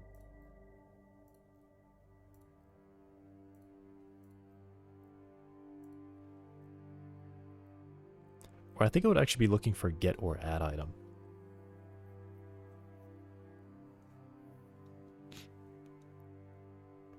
Because this is most important, because I get the sub-resource names. I obtain those. And then for each of these children, or rather not for the children, but I would do a binding for, yeah, because I have to care about it here.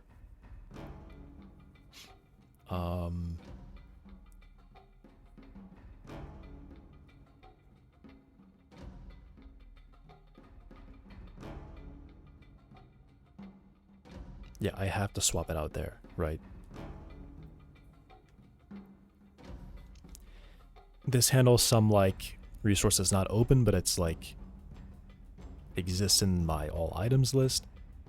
If any of its particular sub-resources change, if any of those properties are changed,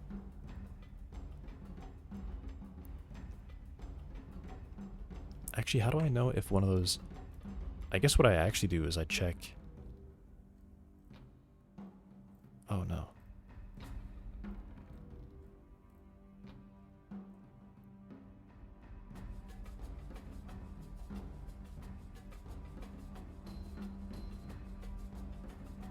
Right, I think I want to do a new signal.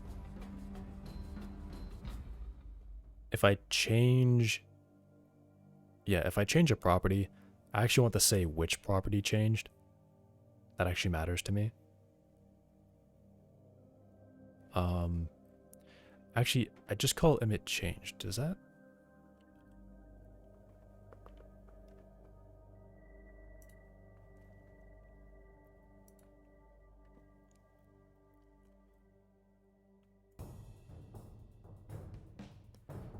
Yeah, okay.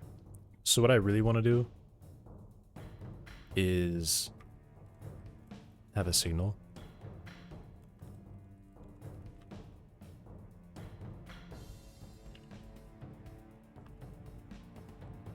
And the value that it was set to.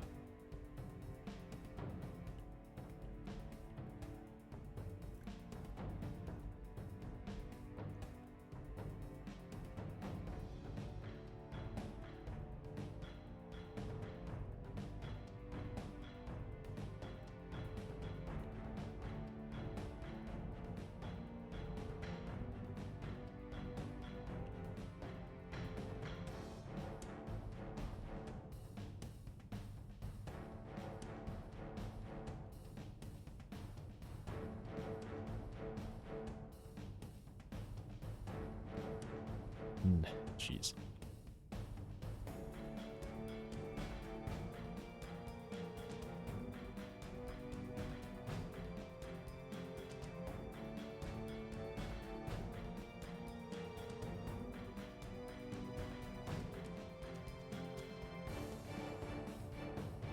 Okay. So now down here, I think I just do emit changed, and then I also do property changed, emit, property and the value. Alright, cool.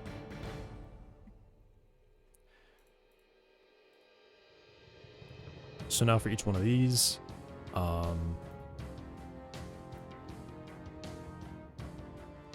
guess what I can do is, actually, yeah, I should probably do it up here, shouldn't I? I'll have a method that's like child changed or update children.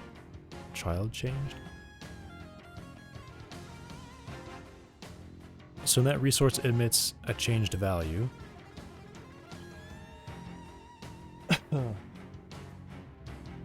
If it matches...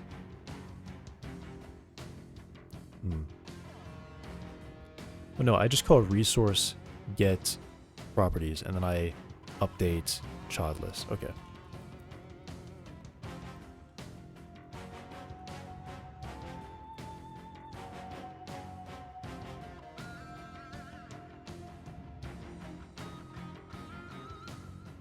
Clear the child list. Yeah, this is actually pretty good.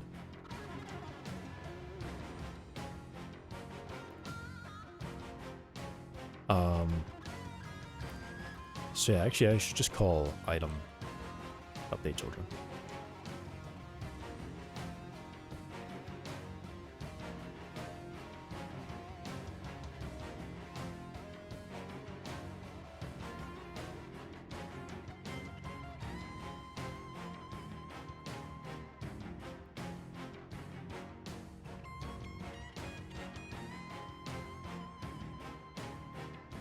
Oh, I do have to run this get or add item though. How do I do that?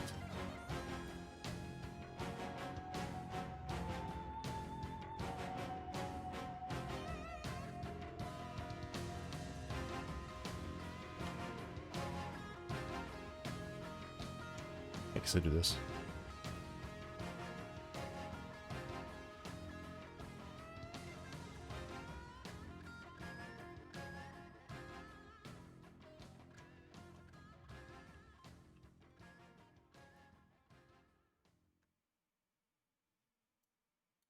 There we go.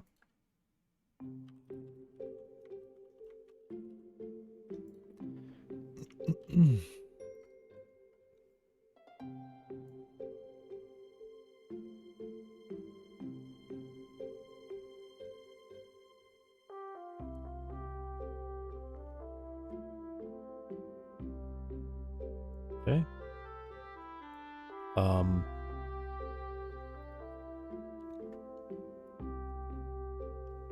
And then I guess in init, I can listen to this here.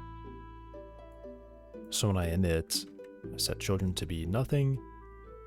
I guess I can actually just call update children here right away. Or no, I don't. I mean, I can't do that. Cannot do that.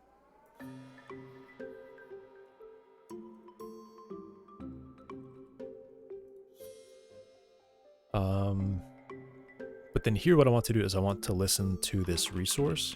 Resource dot. Also, these are supposed to be behavior extended resources.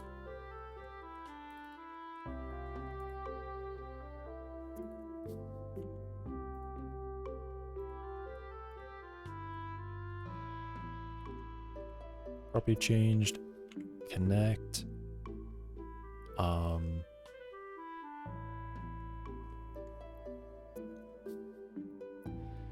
To I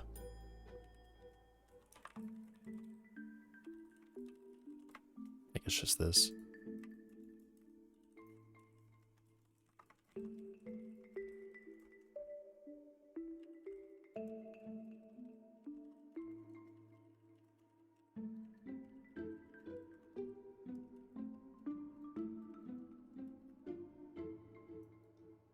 So do if property if resource no if editor gets sub-resource names as the property, then I know that I need to update my children. Ooh, that's a problem.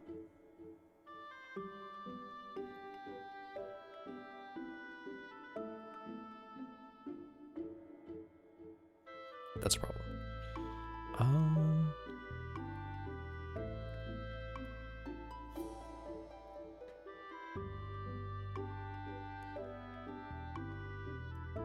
Alright, I guess what I really do is I can just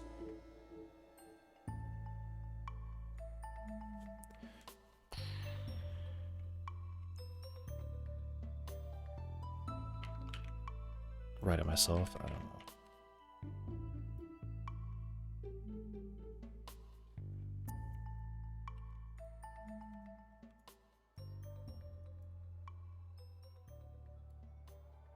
Okay, I call update children, and then I do resource. Wait. Yeah, resource on property. Okay, get or add item is also supposed to be a behavior extended resource. Property changed, connect.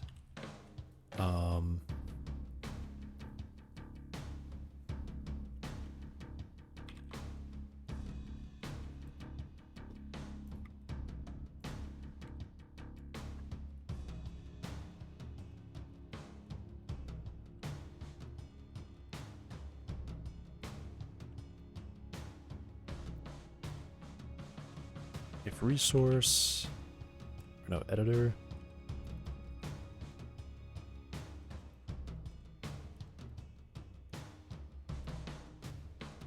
It has this property name, and then I need to do item update children. Get or add item.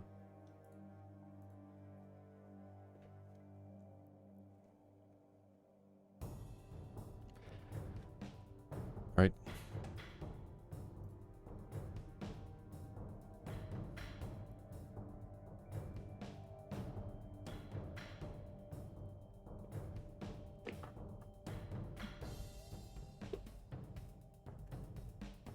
Is this fine? This seems...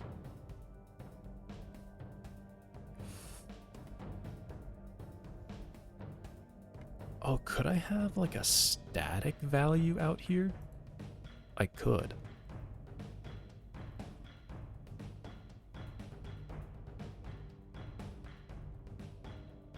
Let me do this. Let me put a static value out here.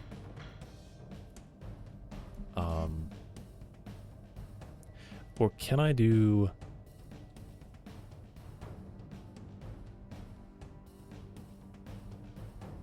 I'll do this.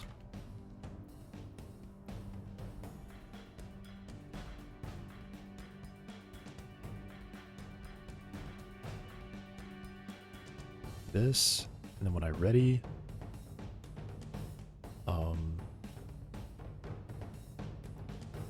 if we're a ghost, return.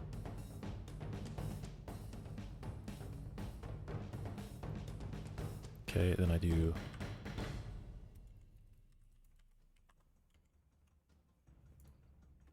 that. And now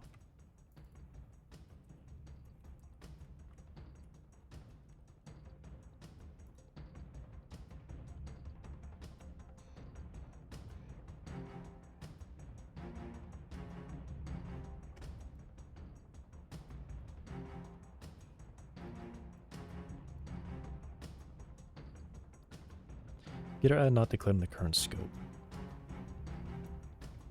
How do I access that? I mean, I guess I can just put it in here.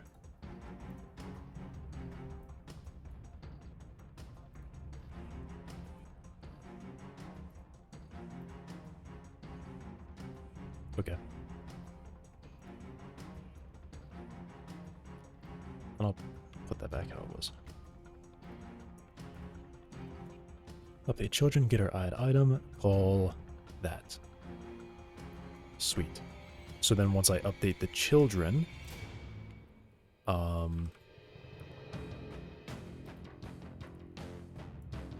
actually I guess down here I would call update children, and then I would call, I check if it's in the open list, and if it's in the open list I need to pass it new editors.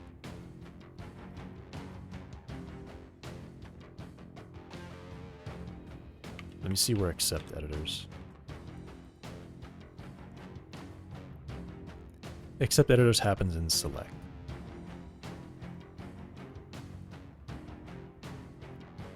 So I guess what I really do is I check if it's the current item. And then if it's the current item,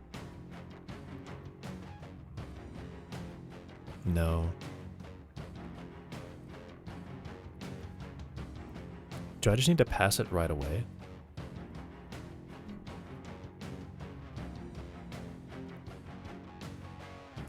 Because here's my thinking. If I happen to if I have a current resource that's open and it contains a sub editor and then that contains something that changes, I need that to change right away.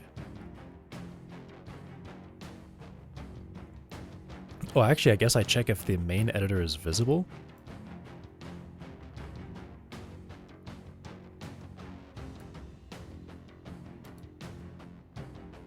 Actually, I think I'd probably just do it here.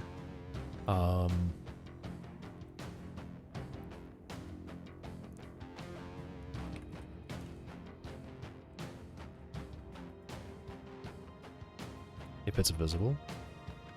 Actually, I guess I would really say if visible in tree.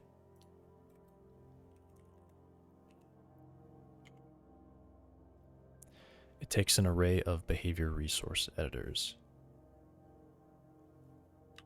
I guess I just call get children editors.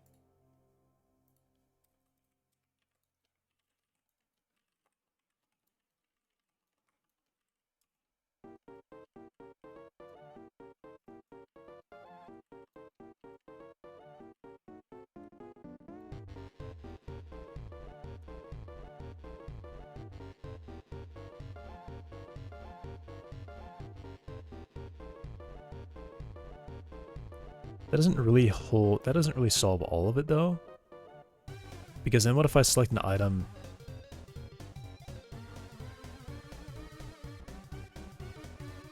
Oh, I guess this is me saying if I have sub-resources. I can't do that. Let me see if accept editors has the assumption that we're visible. I guess it doesn't actually have that assumption at all.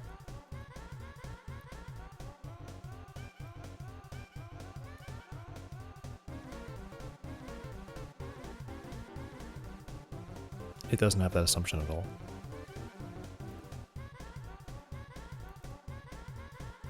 Does a set expandable control assume? No. It even specifically checks this kind of thing.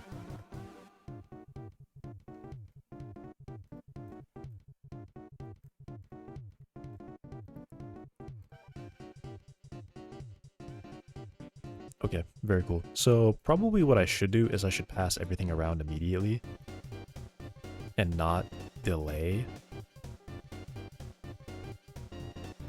Just editor accept editors. Get children editors. Every time it changes. And then I guess select item. Why isn't necessary? Because if a child ever changes, then it will update itself.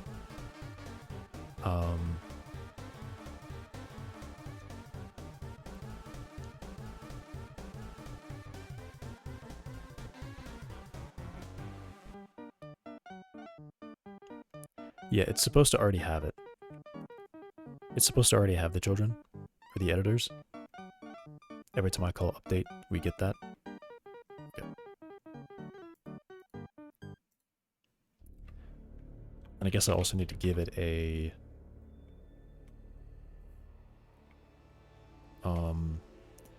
what is it? Check open?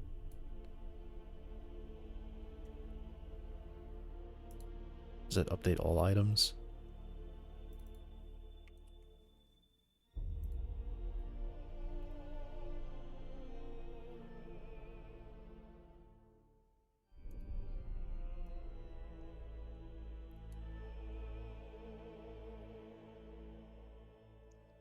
I have to close the window.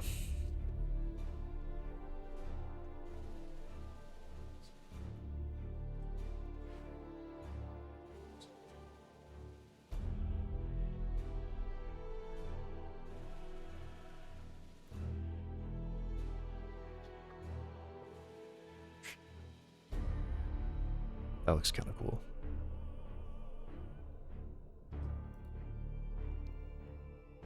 Just a highlight of my silhouette. Alright, there we go.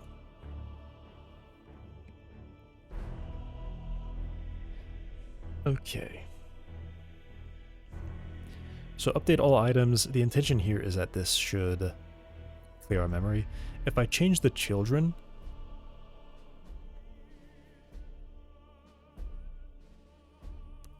I guess somehow I need to check. Somewhere I need to have a check. If I click load, yeah, that's what I do. If I click load and the current resource isn't saved, I ask if it's not a sub-resource, if it's a resource path and it's not saved, I ask, would you like to save the current resource before loading a new resource? Otherwise, your changes will be overwritten or will be lost, right? But I have to be very clear about it, that this is the case.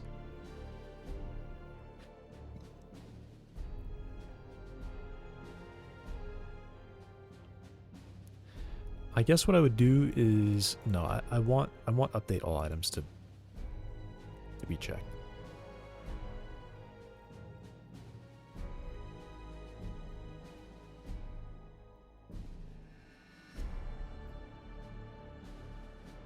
Don't have a check saved.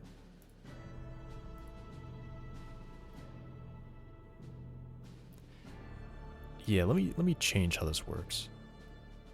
This should be like underscore update all items.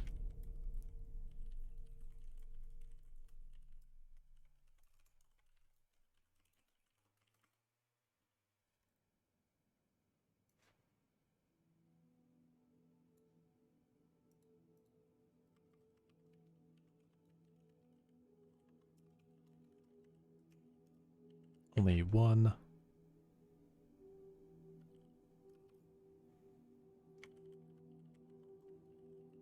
All items check each.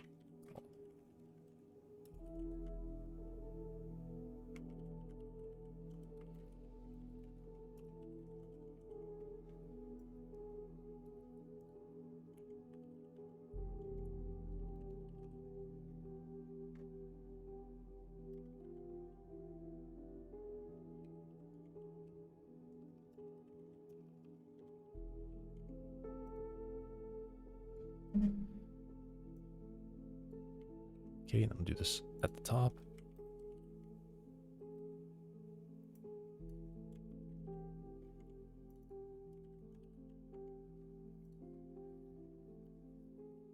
Okay. So I don't have to do that. I can just call update all items. And I think what I want to do is I probably would rather call it check all items. So I'll call it check all items.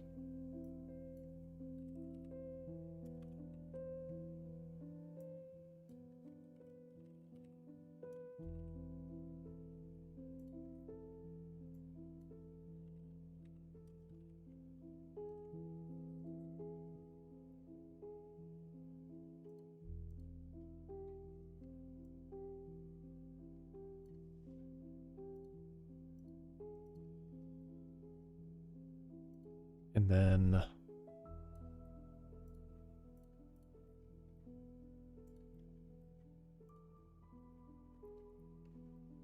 I have a need to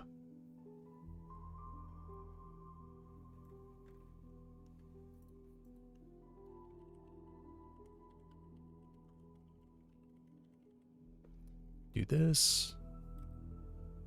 So every time I modify children,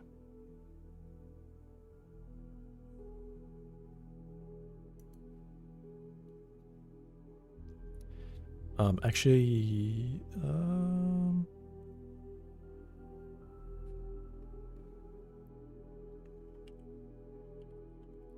I'll call this like skip. I guess maybe I'll call it like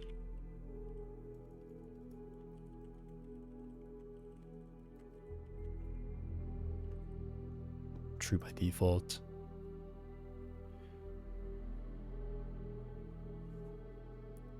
Or rather, I guess I do false by default.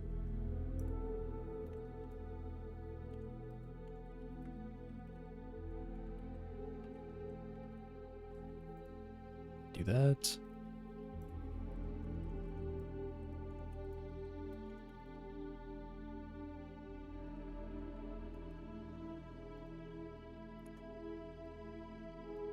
And then get over add item.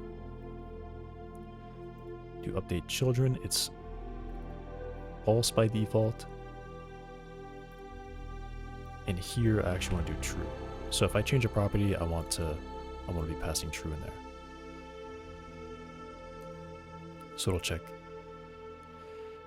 I mean, actually, I feel like that's kind of...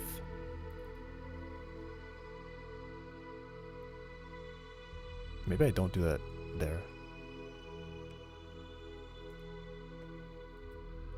Yeah, it should just be check all items here. So never mind, I don't do that there.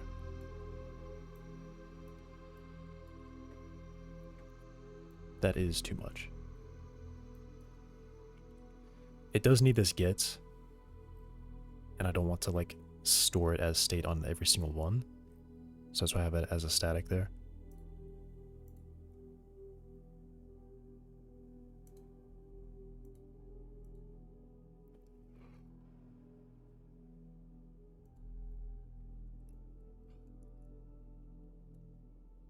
So children has been modified. I accept editors.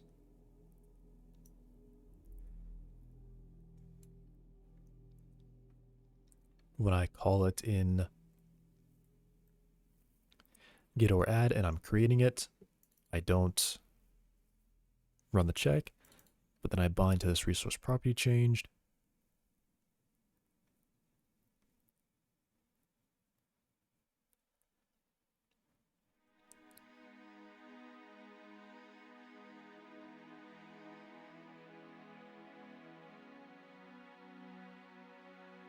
which will capture editor, property name, and item.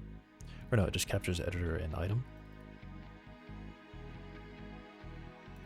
Actually, maybe what I should really do is just do item editor. I don't know if that really changes it, because I know that editor is always tied to one item. But actually, yeah, that makes me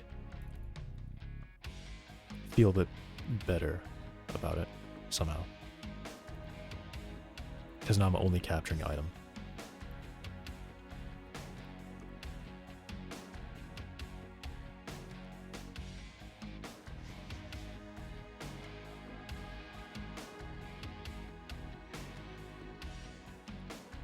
So if the property that changes on this resource is a sub-resource according to the editor, then I need to run update children, which will pass in accept editors, which will call accept editors.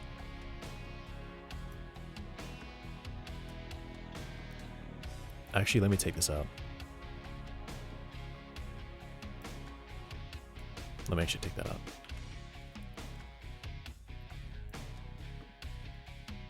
Alright, so here's the order of things. I call update children, I do editor accept editors.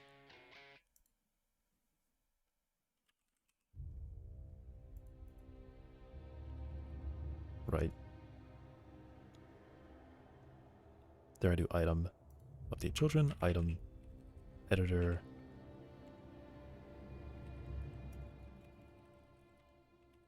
children editors, and then I check all items.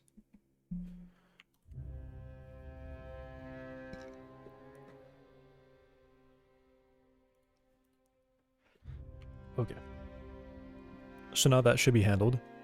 So once I call load, I mean, I should be ready to test it now, right?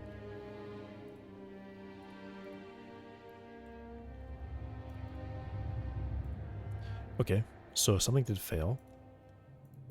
I don't actually know what. Alright, so what failed? I don't know.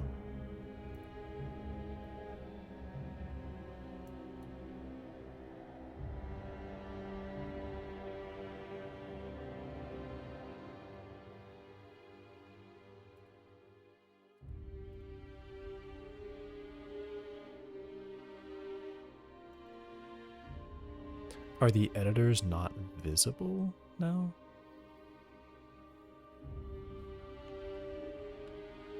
I'm assuming that might be the case, but I don't know what I could have changed to stop that from displaying. Surely nothing there. Nothing there.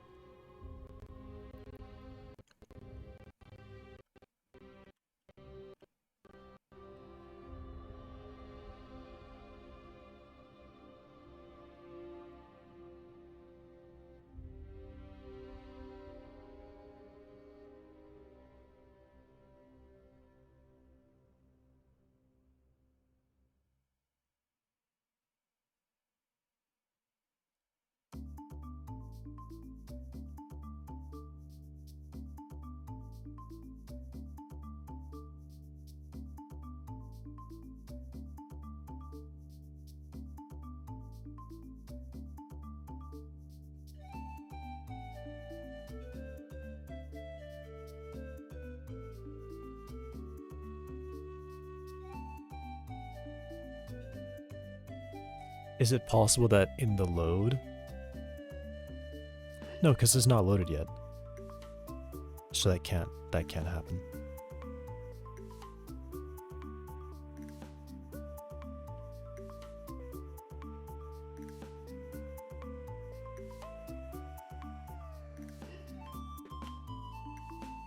Okay, so I don't know what could have changed here. I'm just gonna close that and then reload project.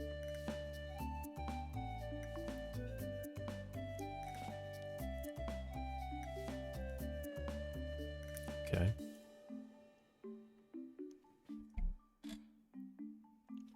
Editor mind, non-existent function.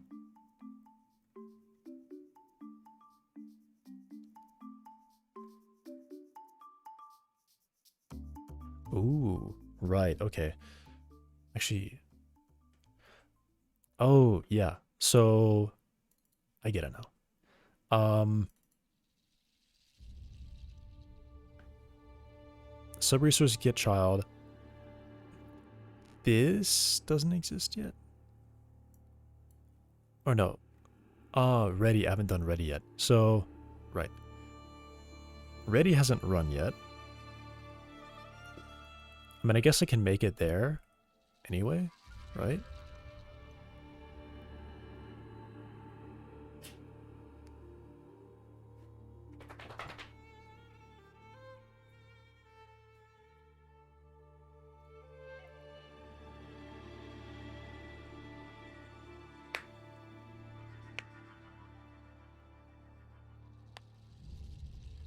Hmm.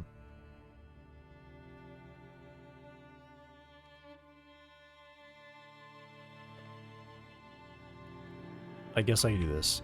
If not container, then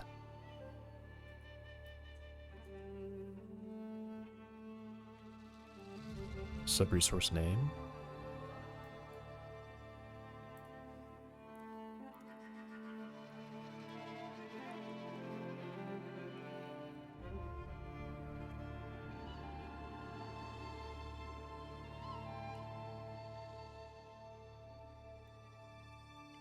I guess I do this out here, right? So then I don't need a ready now.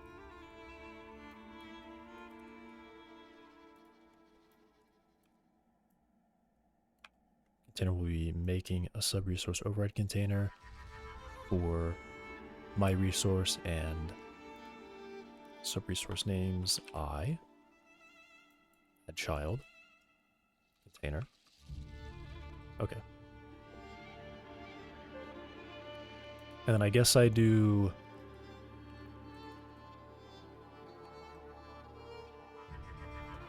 Okay. Need to open this. Move child. Container. Do that. Index. There we go.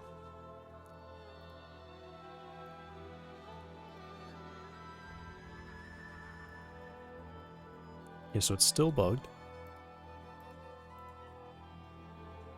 It hasn't been removed.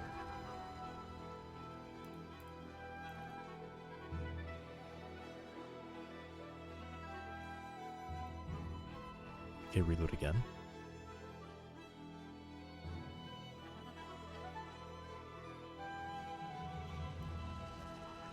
Alright, now it worked.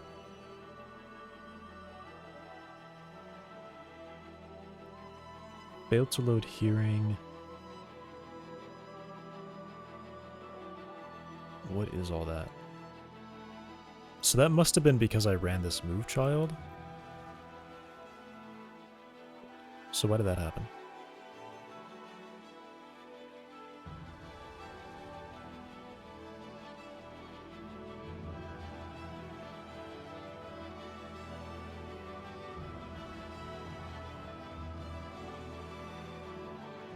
Index 0 is out of bounds.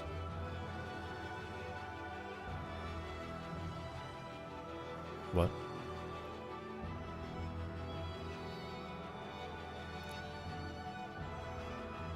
Data children cache, front count minus back count.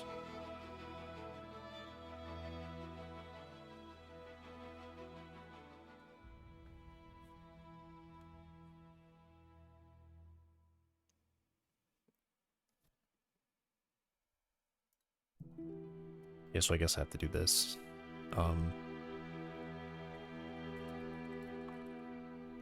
Or would it be container get index?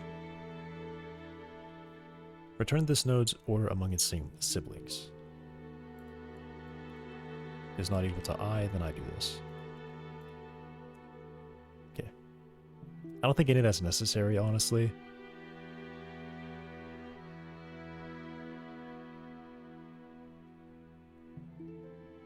I mean, it's really not. I mean, there's no need for any of that. I'll just do But it seems like this isn't recreating, which is weird. It's not dropping the list.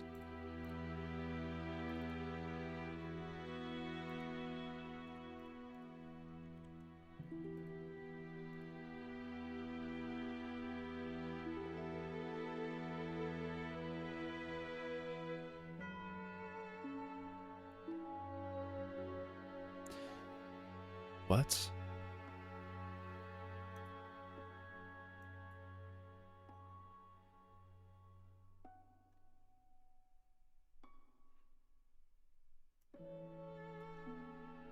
Oh, is this the error? The method returns null and an error is generated. Well, what if I don't want an error?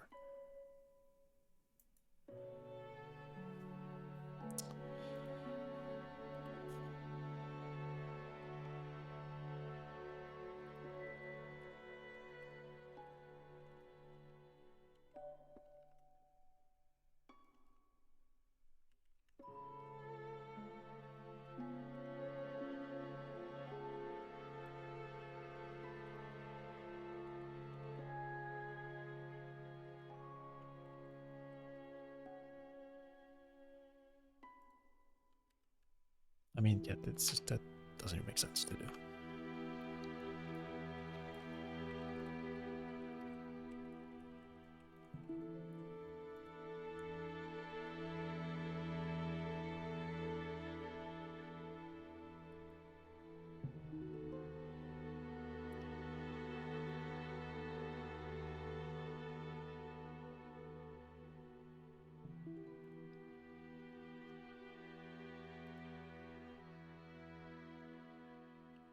Should I write I is greater than or equal to that? Yeah, that seems better actually.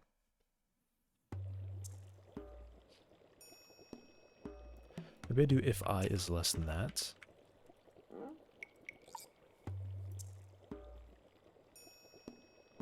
Okay.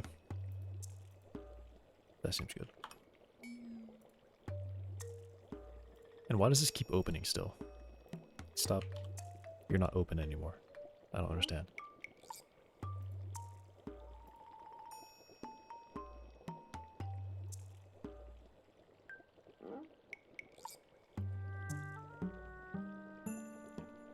Why does it open? Whatever. It's all working now. Okay. So now I want to test the load button. I don't have anything to test it on. I guess first of all, I need to make... In this case, when I click load, I want it to tell me there's a problem. I guess I actually did have one. Yeah, when I click load, I want it to ask me before I do anything to save it.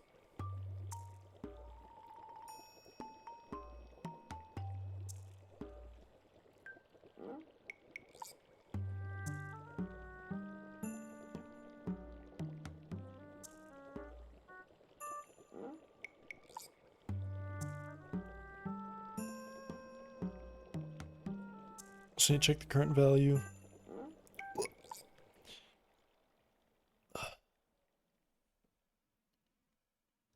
Actually, what I really care about is if the...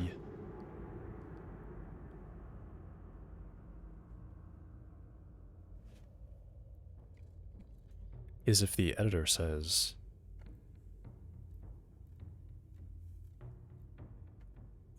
this container.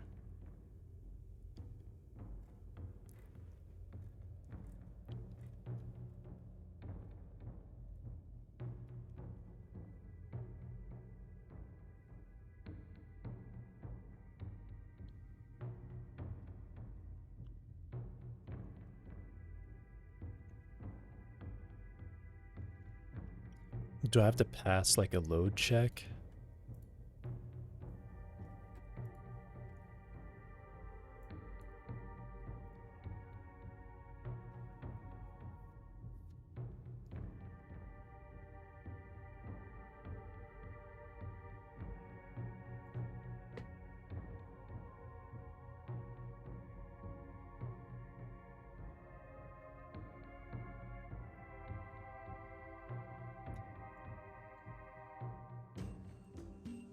Sub-resource names. Because what I really care about is if the editor of that resource, the container, the expandable control. I guess I can pass in that container as a binding. I guess I have to do that.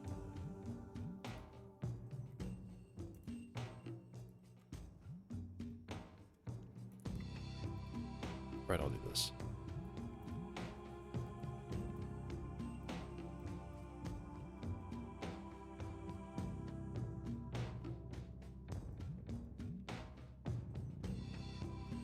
The container.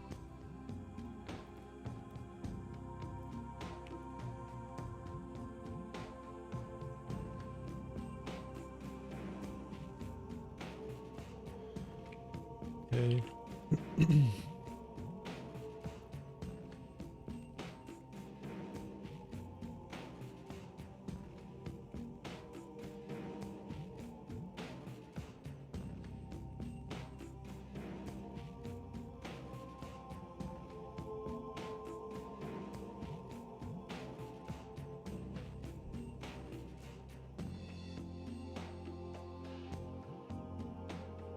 It would be, yeah, it should be another resource, behavior resource editor.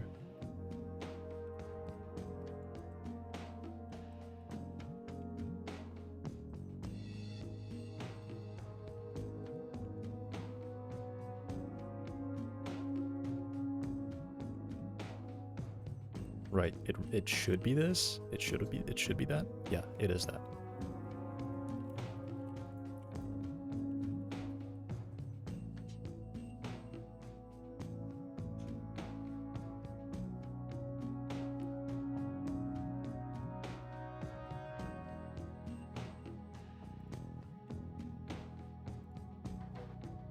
The editor is not saved.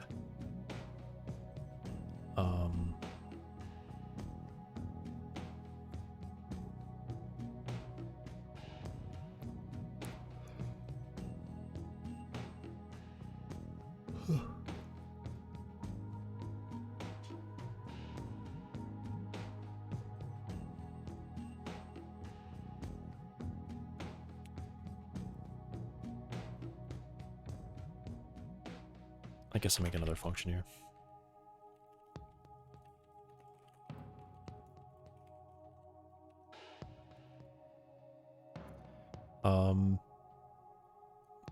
Bindings are passed after.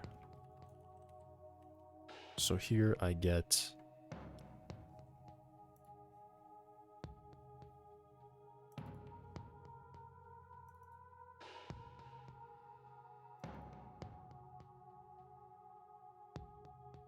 and property name and resource.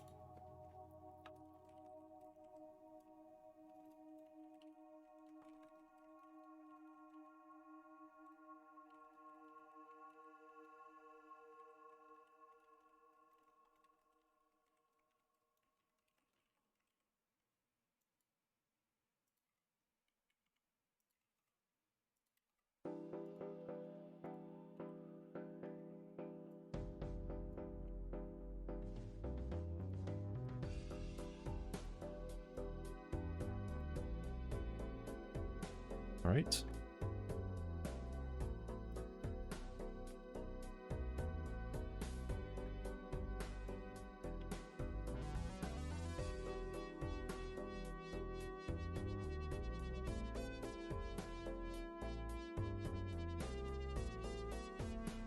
Bindings are passed after arguments supplied by call.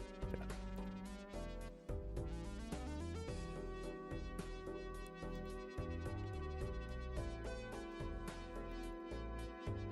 If it's not saved, how do I ask this question? Do these save?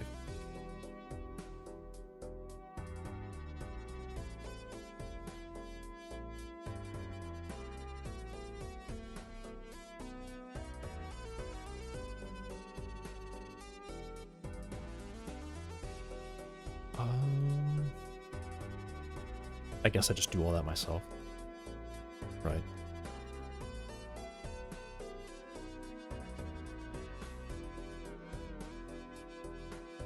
And I guess when I do this, I also want to save it, right? I don't get an editor there.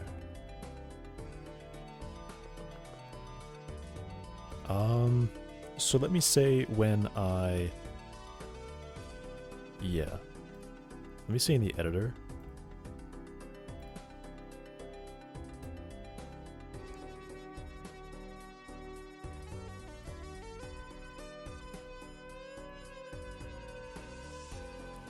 Property changed. If it's one of these, do I just want to save it right away? Because I can do that. I think it's just called save. Save resource uses the current item.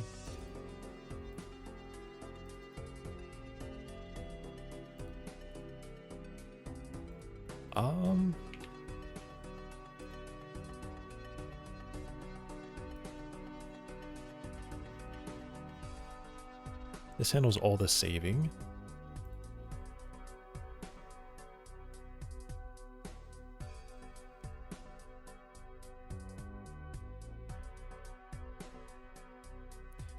Let me say, yeah, let me pass an item.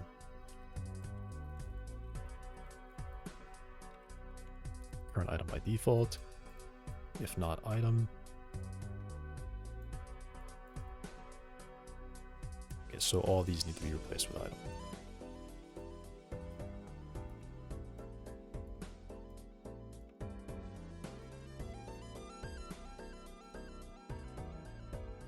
Okay.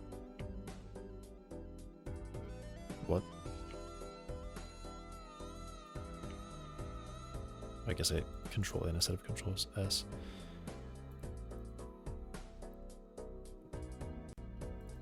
And this should be called save item, not save resource.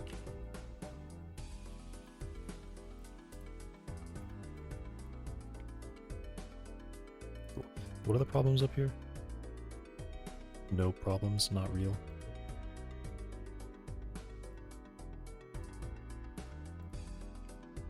The editor is not saved. Oh, that doesn't work. I wanted to call out to. Dang. That doesn't work like that. All right, undo this.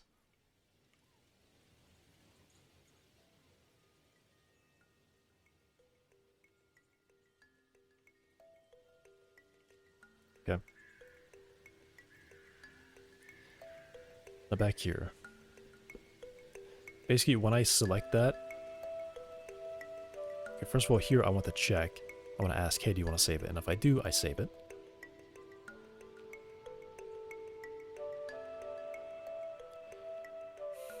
But how do I know?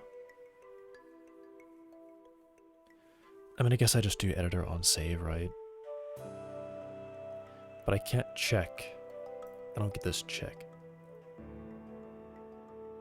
This check saved, I don't get this. Which will update these.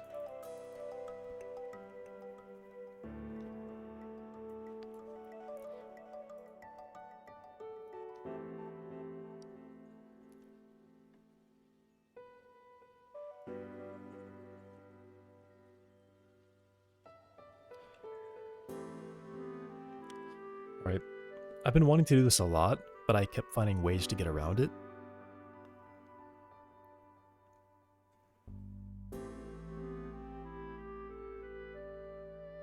So I think I'm going to go ahead and finally allow myself to access this. Because I think I really need to.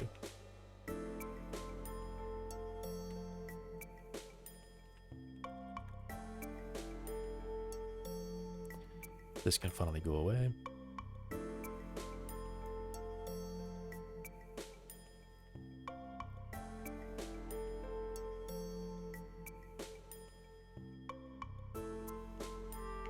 Do I have any static? At the very bottom, I have this.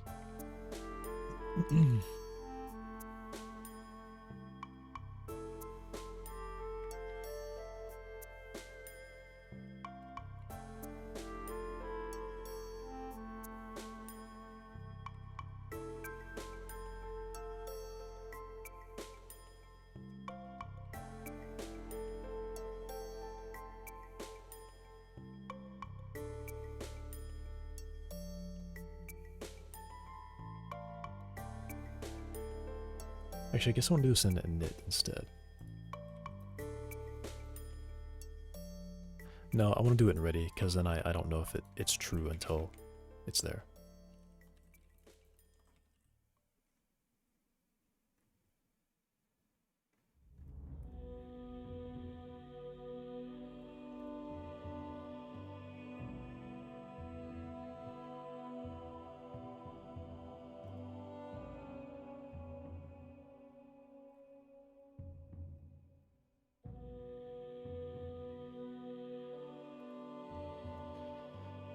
I'll put this around here.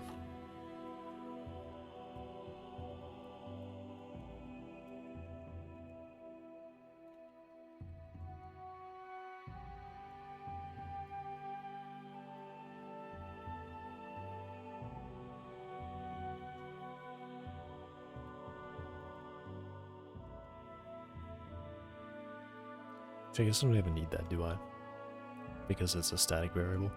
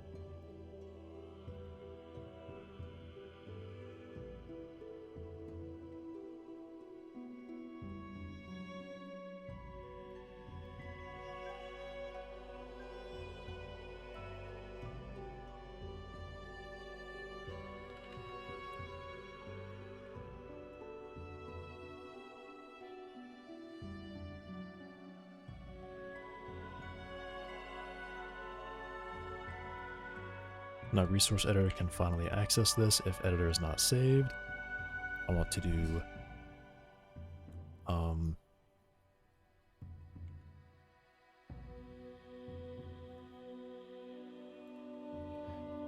I'll do this. I'll set this up here.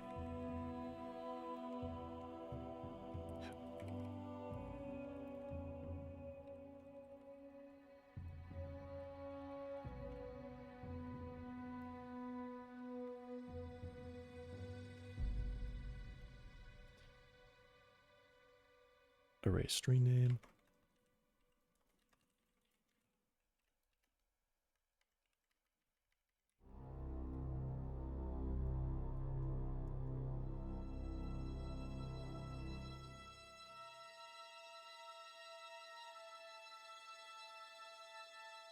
What's the problem there? What's the comma?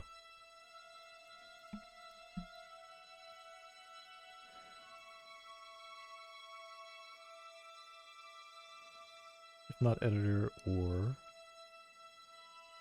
editor is saved, I can do this right away. I just return.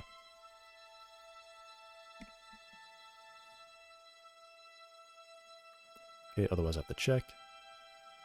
Or I know that we have an editor and it is saved at this point. Actually, I'd rather write it the other way.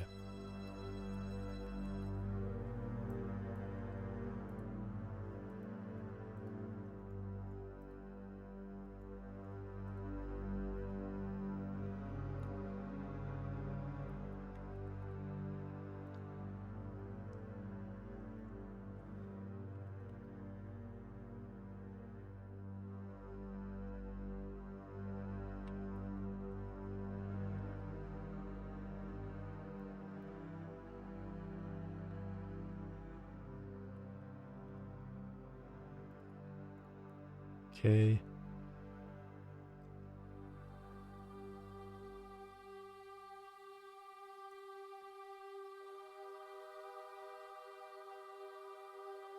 Is confirmation tile like really just like an extension of this, but it just calls add cancel button and then saves it?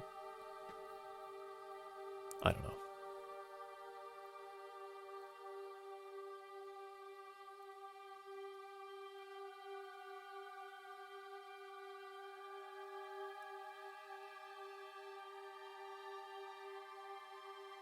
Title is text? Yeah.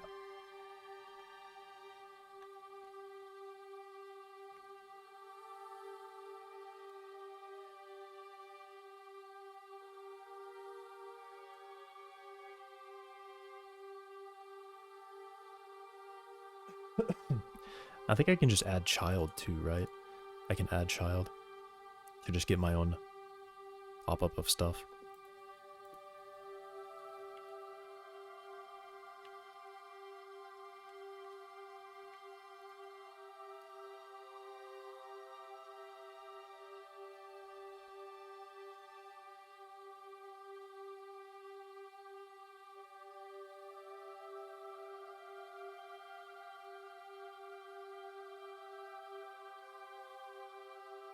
Yeah.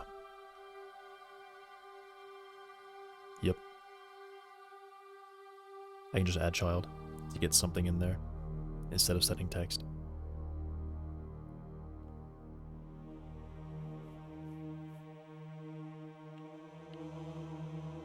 Can I connect? What? Okay. Um,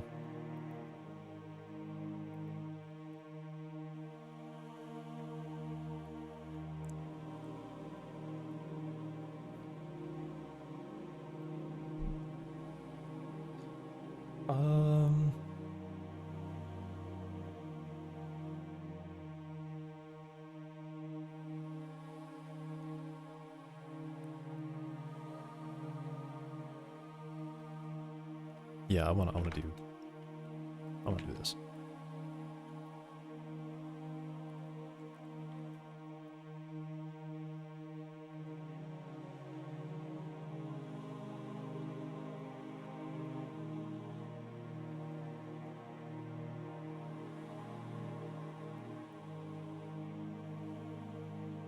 I forgot. Do I do this?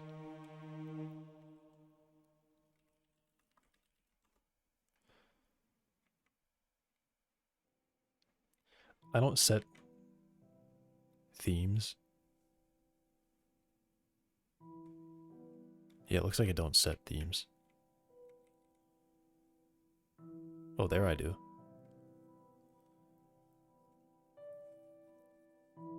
Alright, yeah, I'll do themes. Theme is that, and then I do... Yeah, okay, I want that.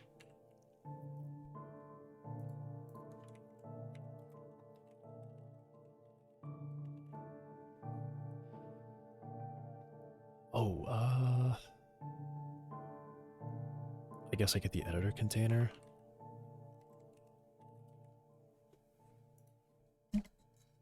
Yeah.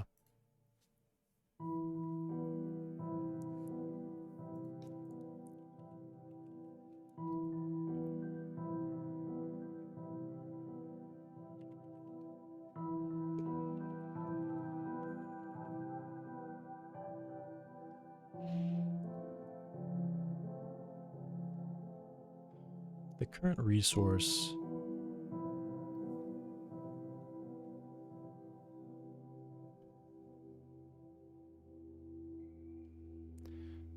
The current resource,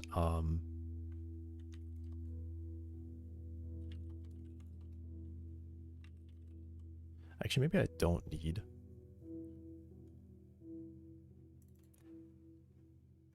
Yeah, maybe this is fine.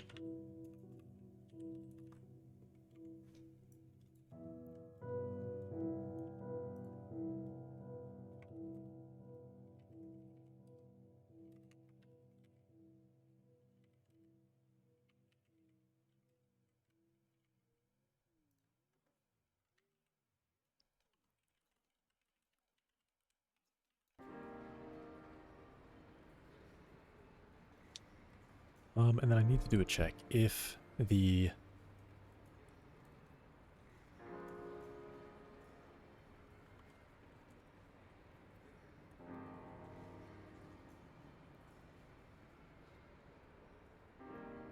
Can I store resources that aren't aren't that? No, I don't think I should. Yeah, I would only Yeah, because this is something that I can extend, or that I can load to replace. So these are always, should always be this kind.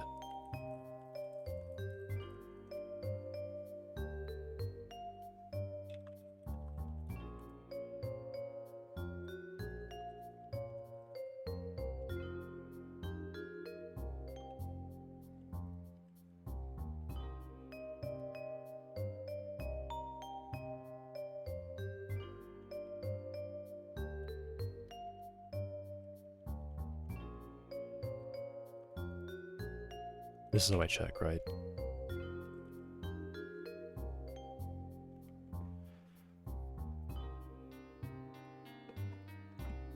Actually, you know what? I probably want to put this on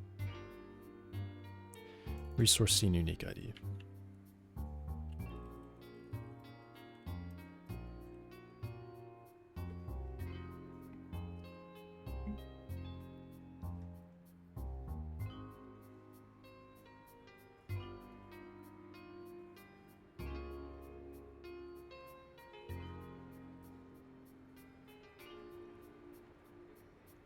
Yeah.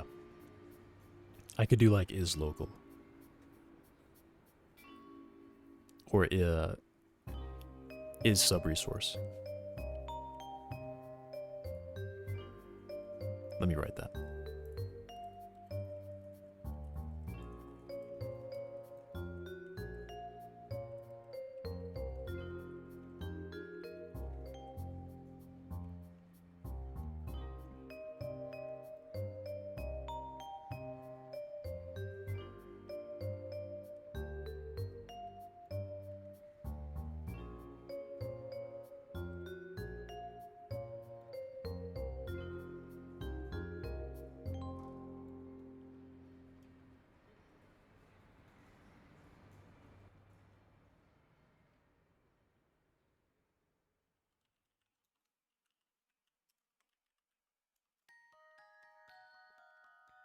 Okay.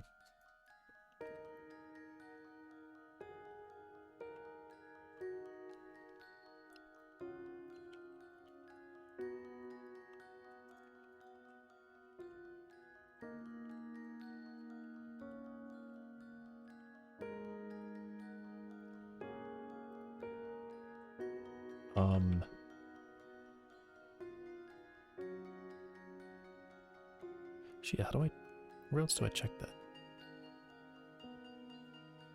Do I check, I must check that somewhere, right? I have to check it with resource C and unique ID.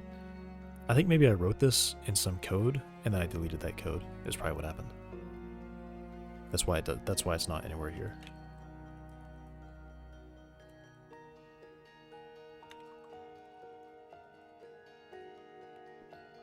Yeah.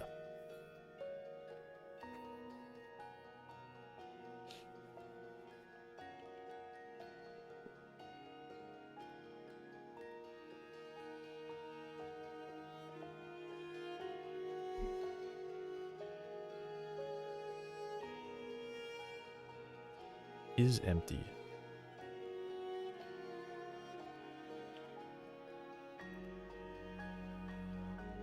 Is sub-resource. Is empty comes back false.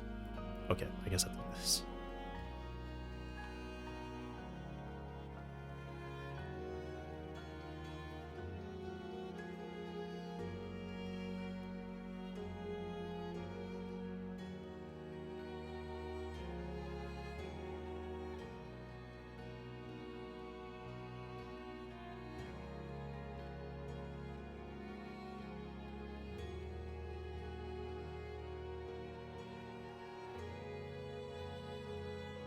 Okay. And where is this? Whoops. This is in resource editor, line 200. Oh, it's just above it.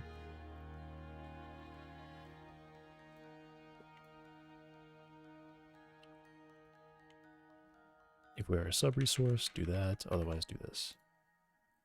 Okay.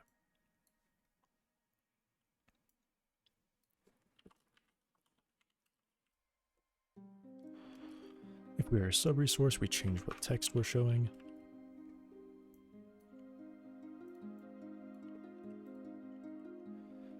The current resource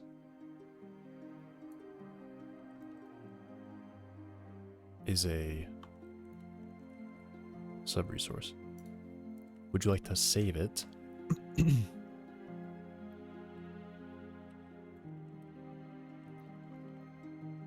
As a new resource before, as a new resource first.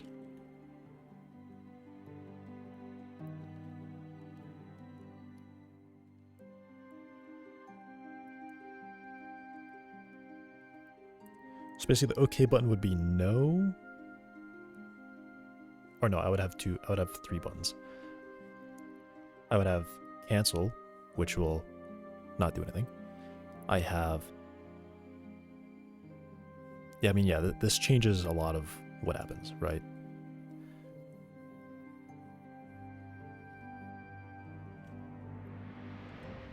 Object save it as a new resource first.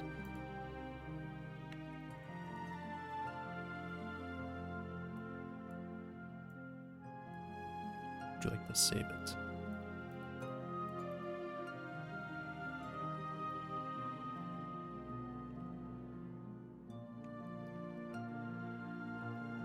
Selecting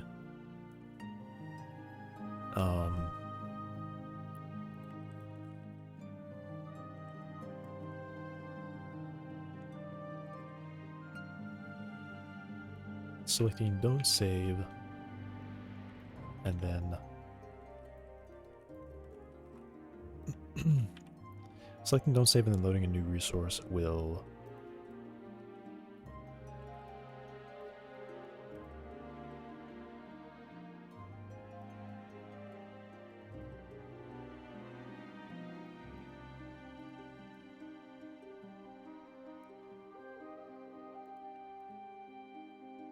we'll lose any changes made. Actually, yeah, this actually does change it. Would you like to save it?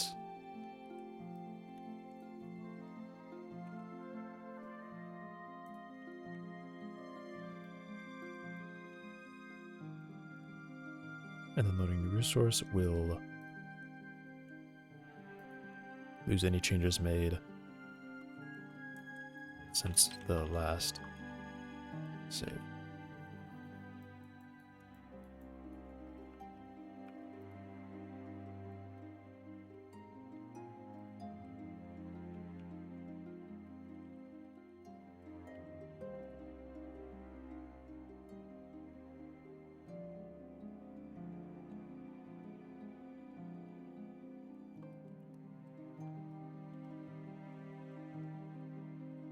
Selecting don't save will,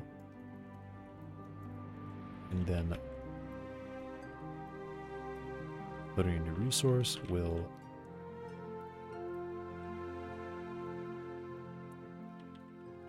all changes made to this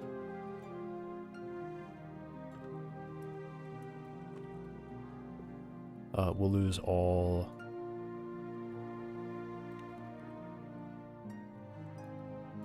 I guess I will just say will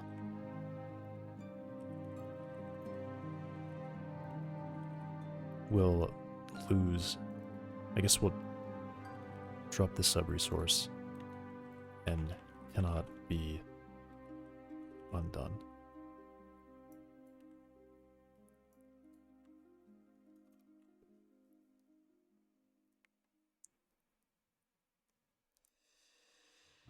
Let me just say this.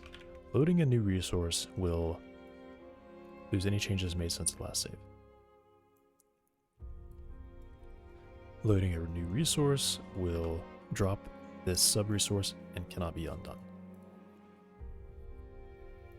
Okay.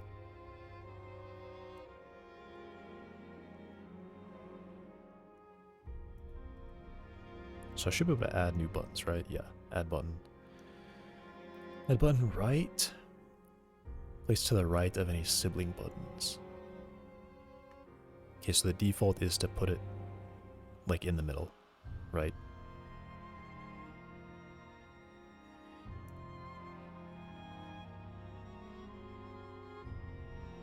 Put it in the middle. I'm not sure.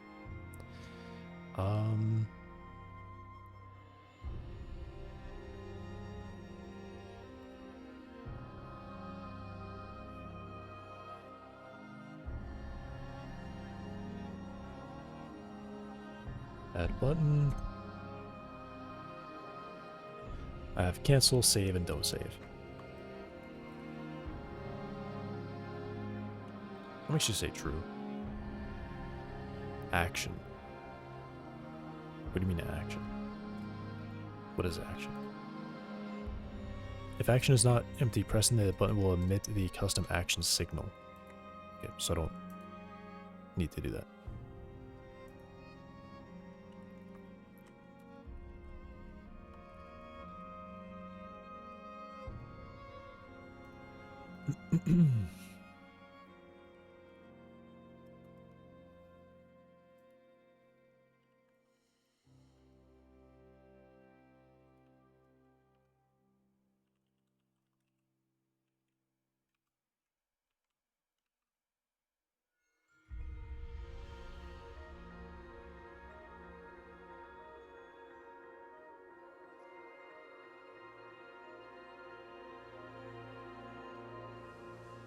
Um,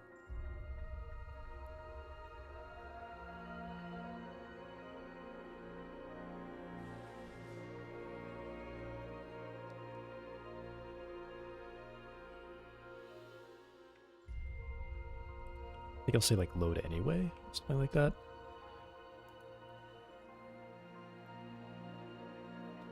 I think it's a pretty clear button, right?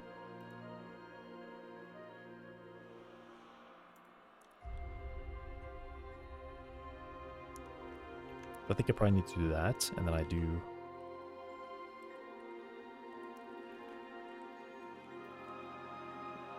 save as for sub-resource.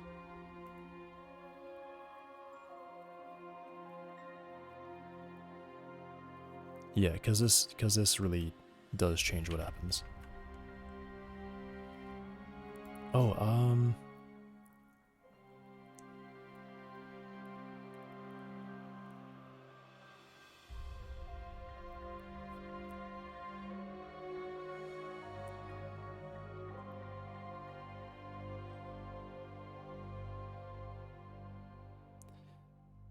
let me check this custom action.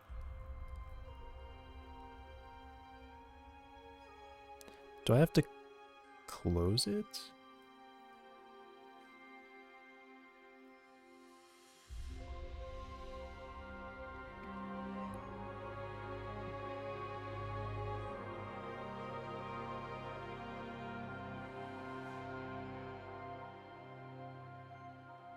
Okay, well, I guess I need to go look at the code because it's not clear at all what happens.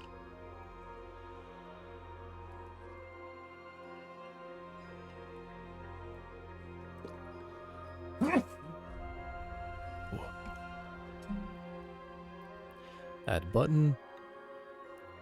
If action is not empty, add cancel button. Connect cancel pressed.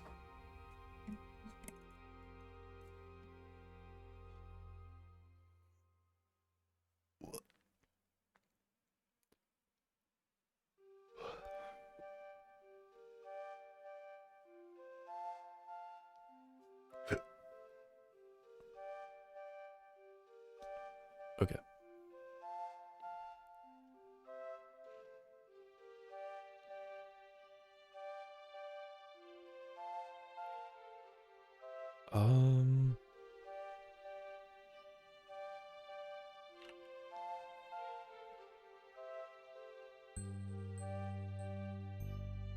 Actually, let me change this. So add button right is true.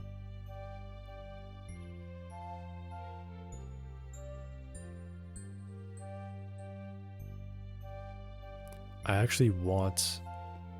Does add cancel button make it... It just calls add button. Okay.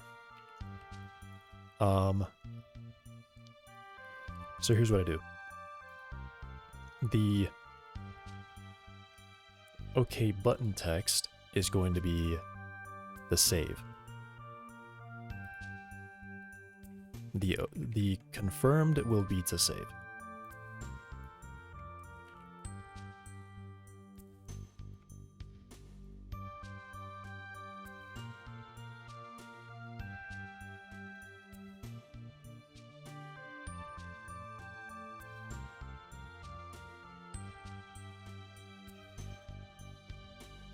And then here, I do this custom thing.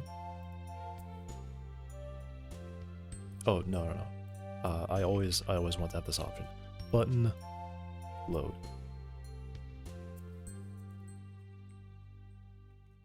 I'll just add a button and pass it that. Okay.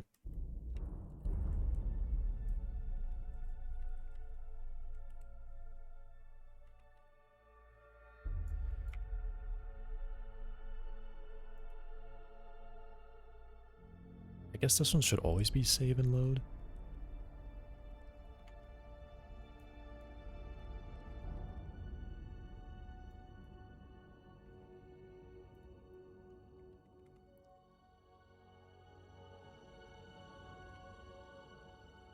Load without saving.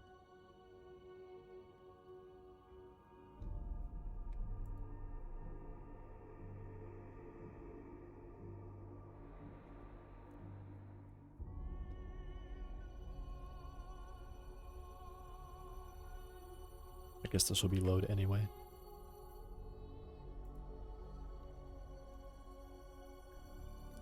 And then I guess I don't need this. And right, nope. Oh, this would be false. So the order will be cancel, save and load, load anyway, on the left. Maybe I don't want that.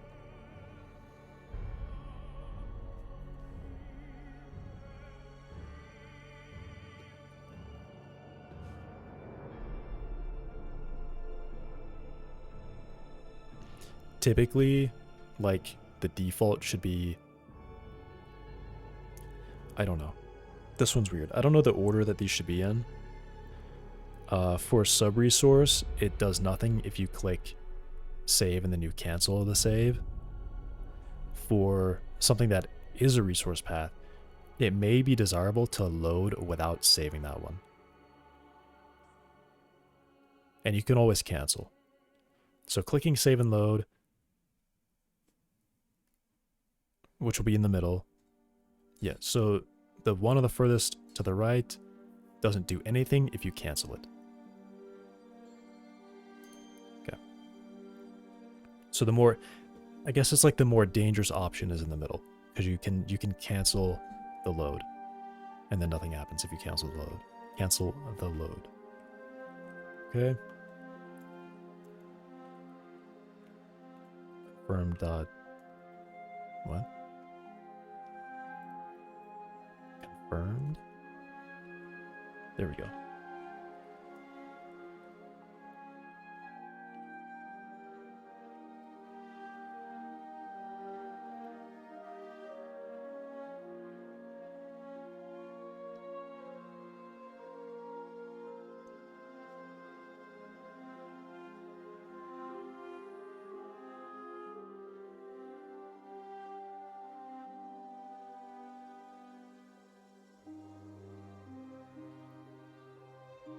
So confirmed will be to like editor, interface, there's pop-up.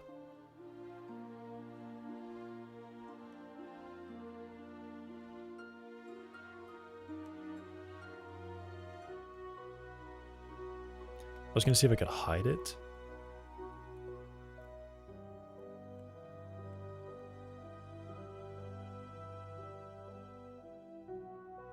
Are there methods that I can call on it to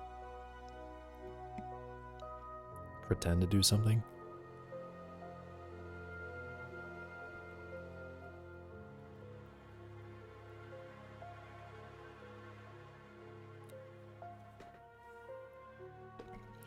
If true, the dialogue is hidden when the OK button is pressed, you can set to false.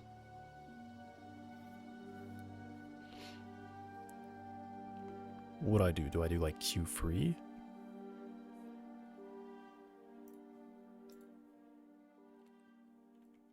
I guess I would just call Q free at the end of this method.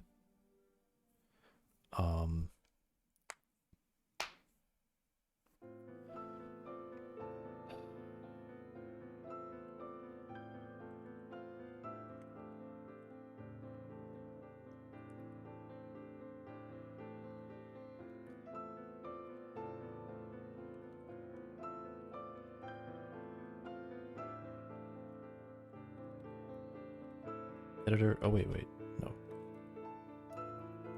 Editor interface.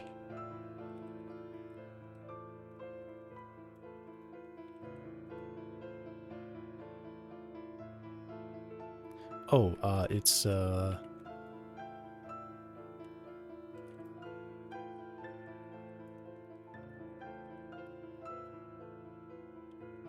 file dialog? Or editor file dialog?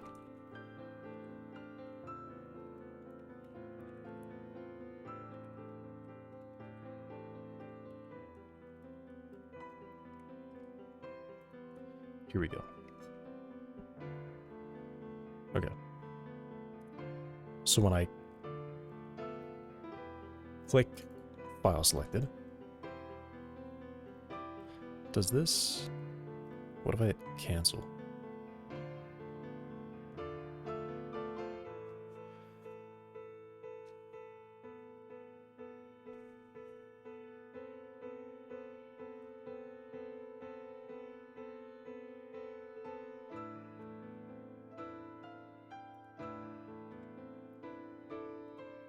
Alright, we'll have this. Oh, yeah, actually, I just have this. So.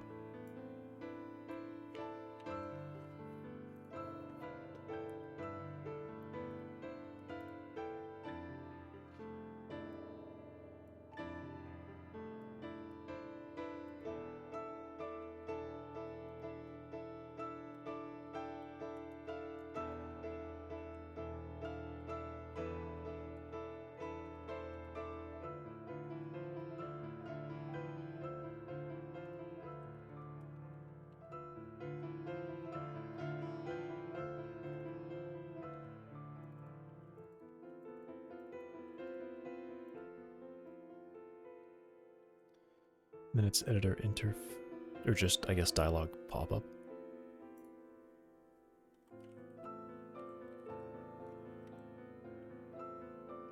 Pop-up file dialog.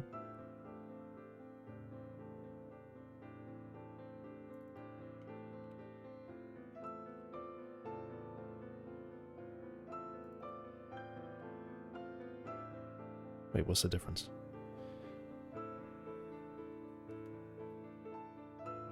I guess I should actually be calling that, shouldn't I? I didn't know that that was a thing. Yeah, I probably should be calling that.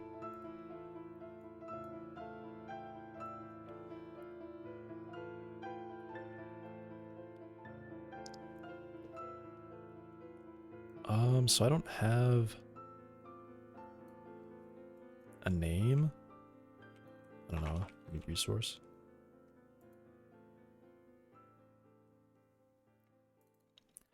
File selected.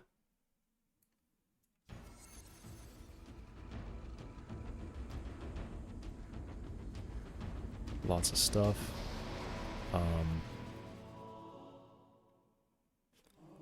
Select gives me a path string. So I can just simply do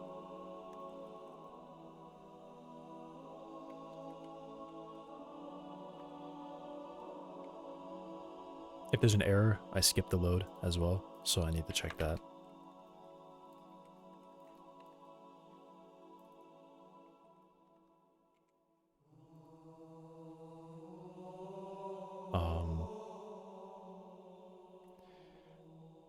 Wow, what's the resource? I guess I check editor.resource.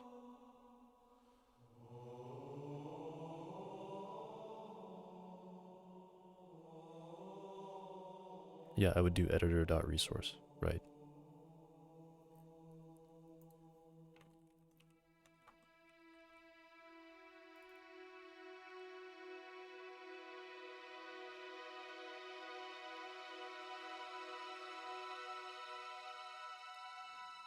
Flags. What's the default? 0.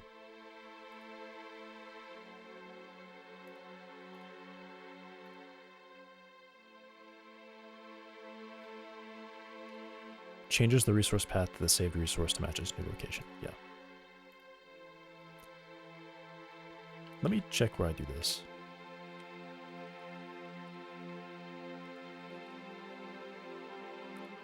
I call takeover path.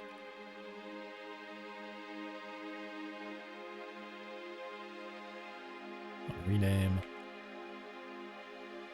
Yeah, I think I want the takeover path.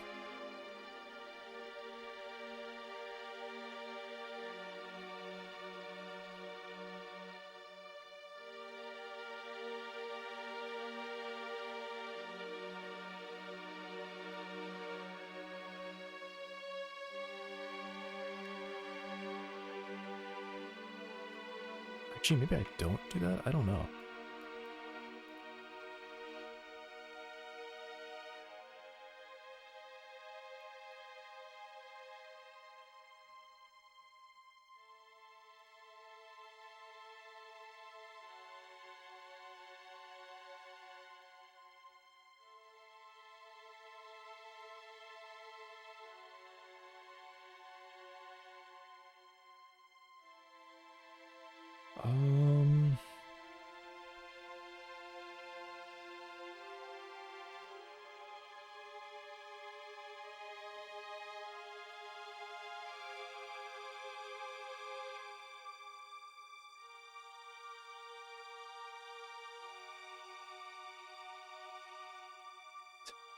This is so annoying. It gave it to me for like a split second. Message severity. Okay.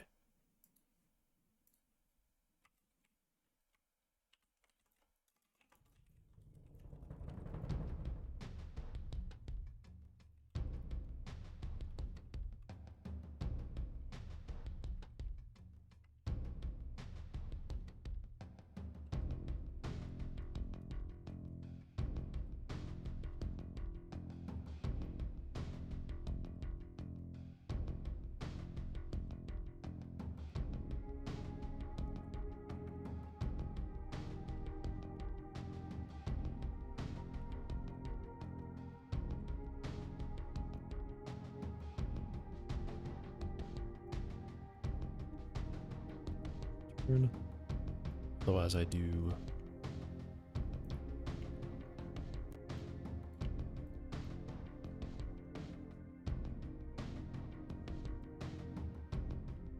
saved resource to path. This can just go away.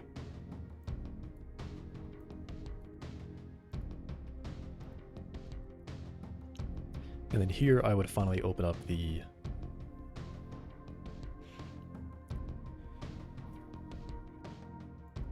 this. I would run this now.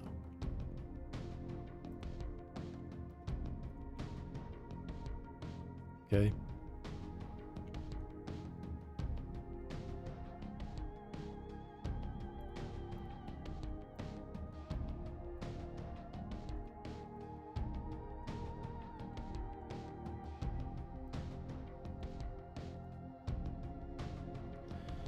Selected, editor file dialog.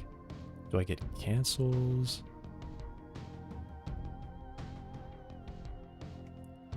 All right, let me check.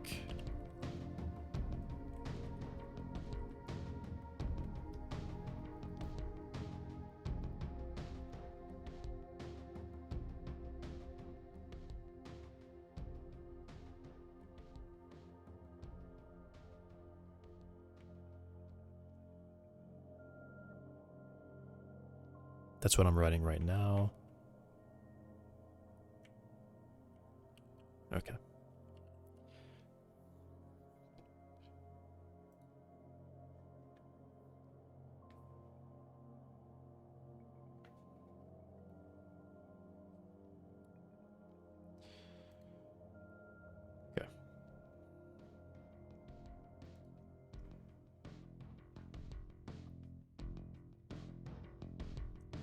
Oh, and this is for a sub-resource only.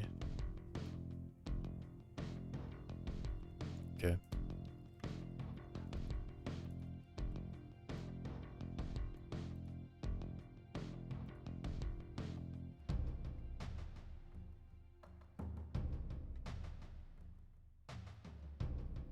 For this kind, I'm just saving it.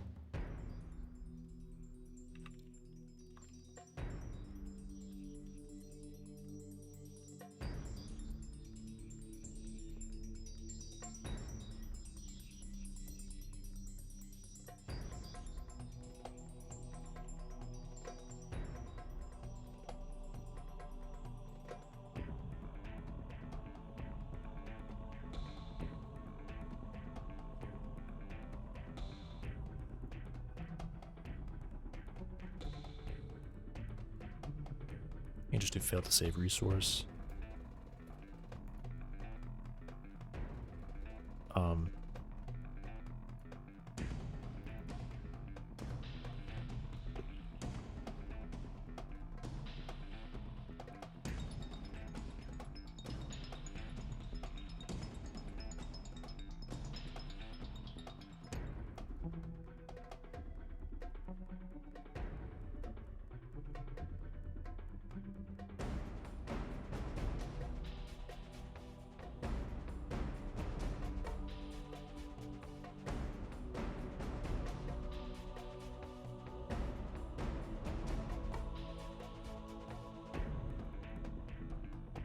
Names there. Right. And then for the load anyway,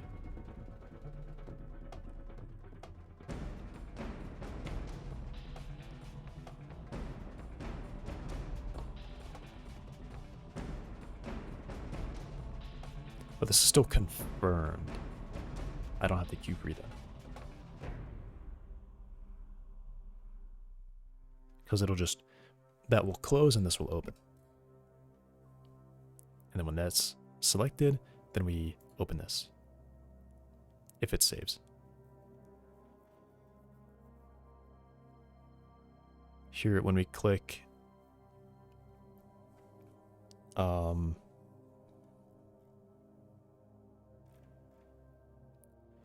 this will save and then load. Custom action, connect.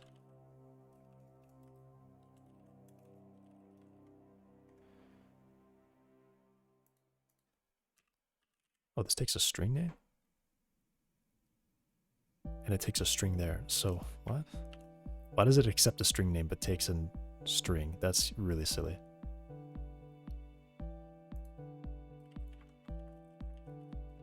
All right.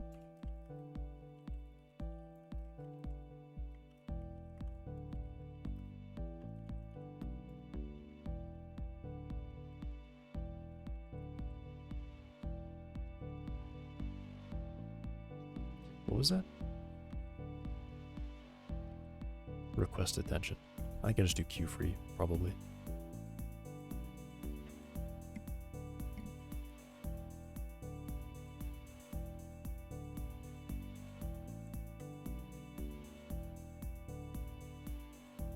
Okay, and then if I do load, I just call that straight away, right?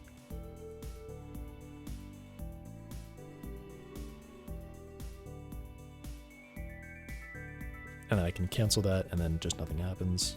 So yeah, we're good. Maybe I actually do this.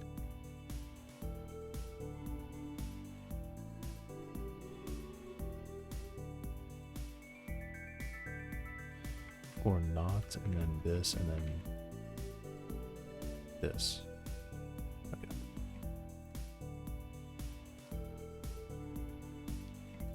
All right. I guess some crazy amount of code written. Reload. Just to be safe. To be sure that all my stuff is updated. Check any errors. That's all good. Those are errors I don't care about. Okay, now the load button should work. And when I click it, it's going to tell me, hey, you want to do something. Failed. Okay. Invalid assignment text. Huh?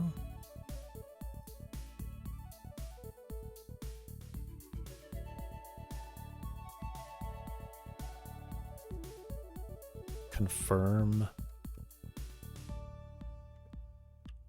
Dot what? Huh?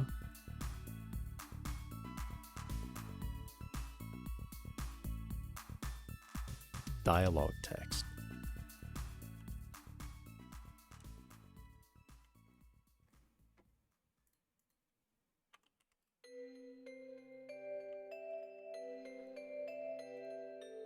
Okay. I should just be able to reopen this right away. That causes the script to update.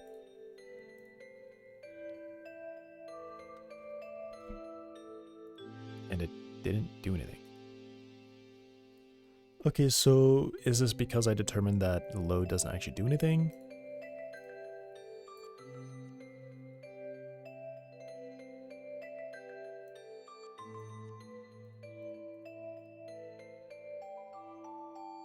Yeah.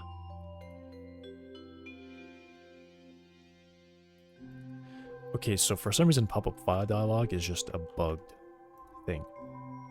It doesn't work. So I can't use pop-up file dialog.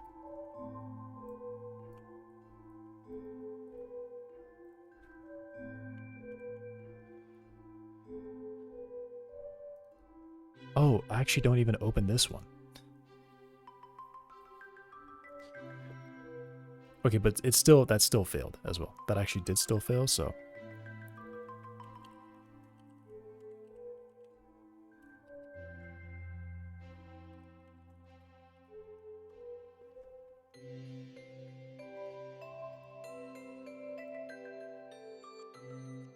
So closing this should reload that script.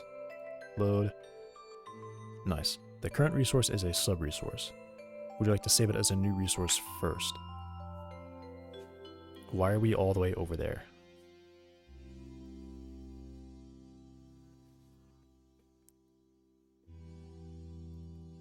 Also, I wanted... What?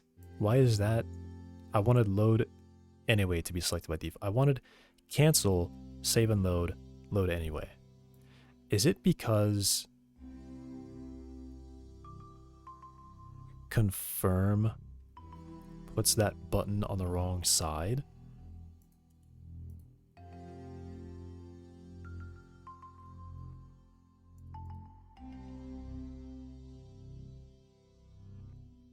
Really?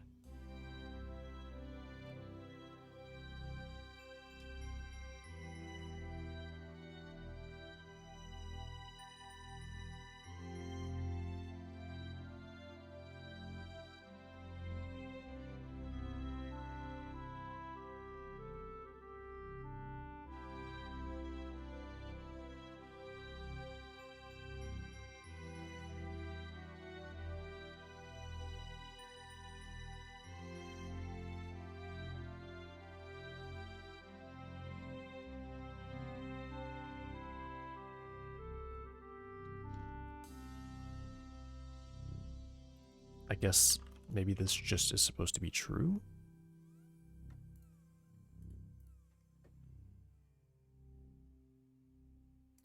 Yeah, that is what I wanted, right? No, I want load anyway to be the default.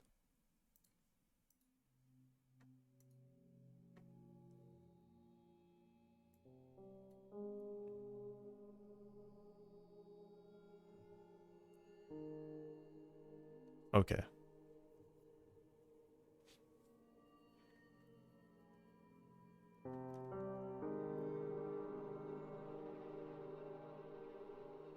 I mean, I guess I can, right?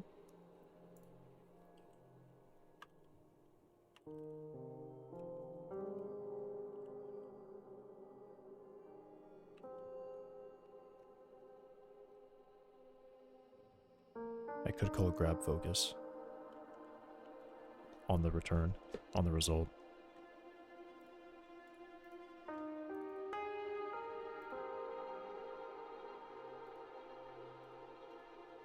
Okay.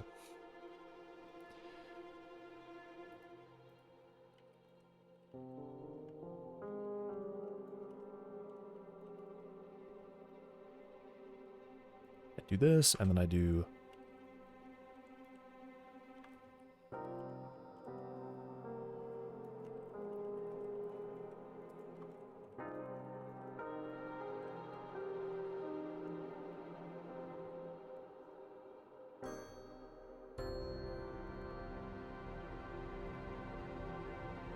Cool.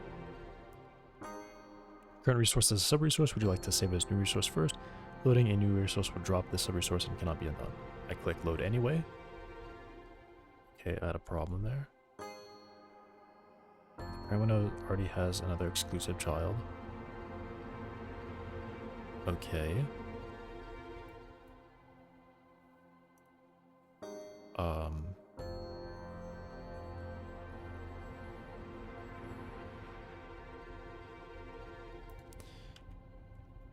Do I get a signal?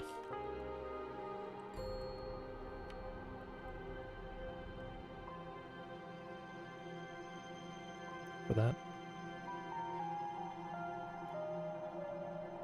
Weird. So I have to free this first.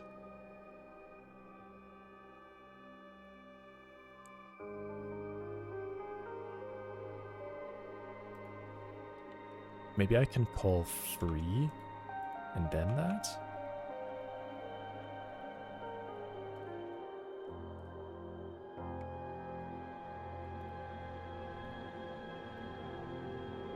Free a locked object.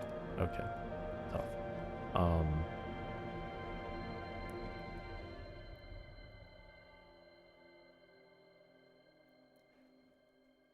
I mean, I guess I do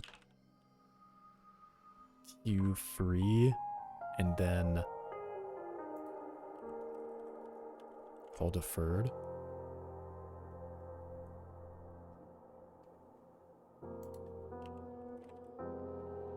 Call deferred.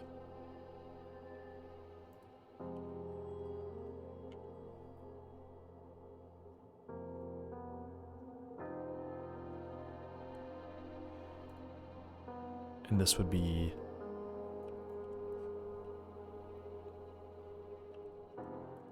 call deferred.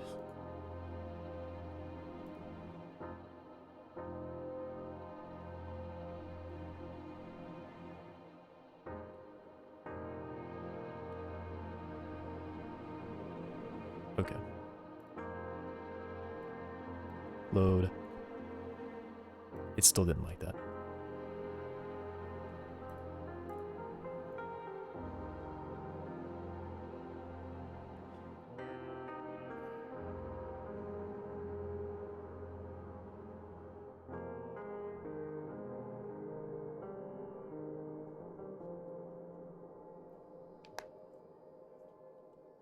Does the order of this matter? No, I feel like I should be able to call this one.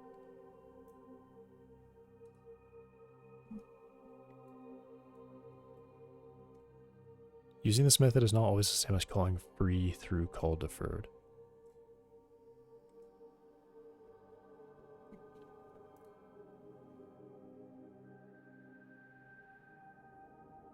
At the end of the current frame.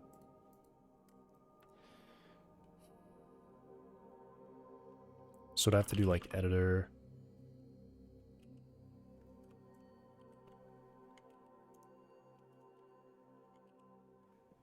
Is there...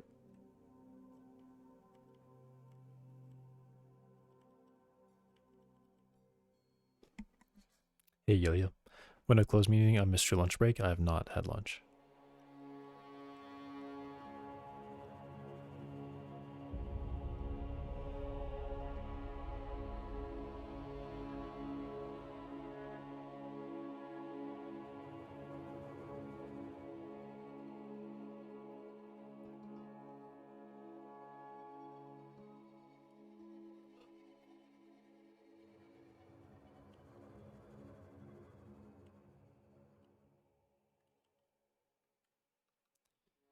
Would it be like engine? There's signals, right, for process? Engine.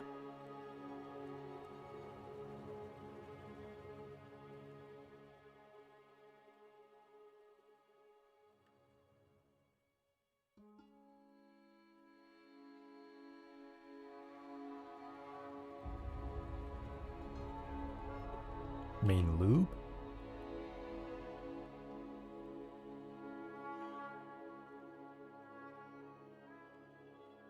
No.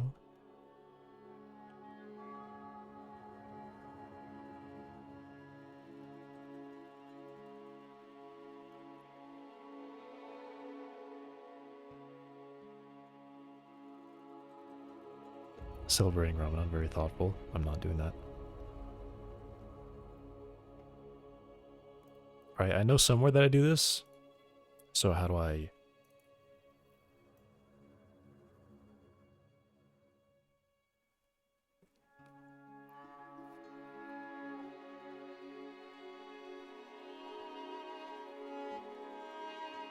Get tree physics frame.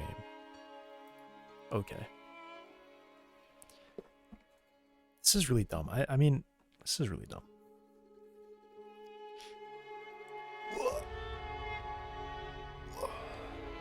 Because even though I do this call deferred, it's still like giving me this thing.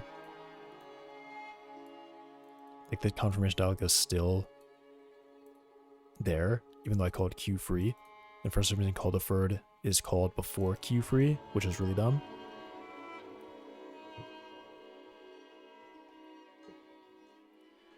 Would I just do like editor interface? Is there not like a close pop-up thing?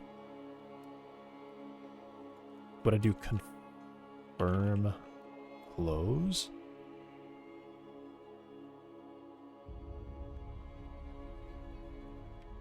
What?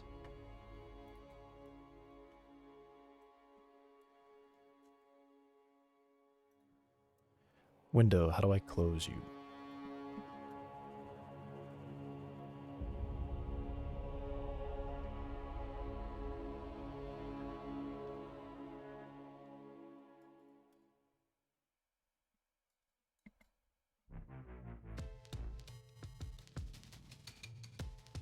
Close requested.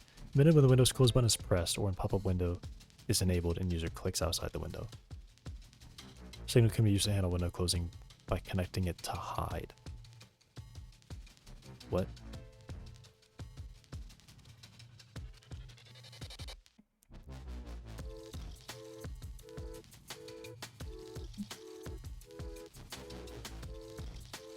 Handle window closing by connecting it to hide?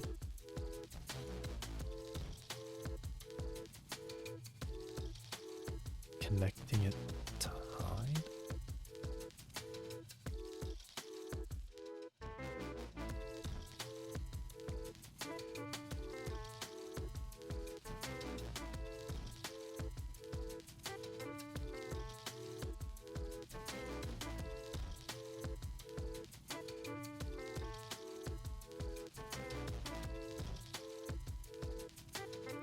How do I close a window? That's actually why.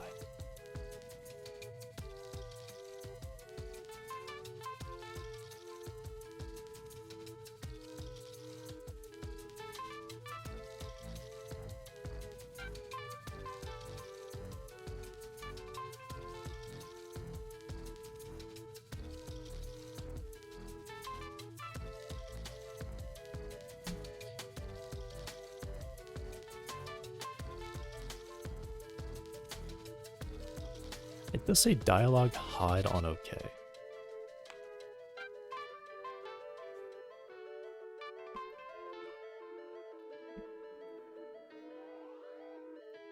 Like, I have no idea how this works. I have no idea how this works. How this exclusive thing works, I don't know how that works.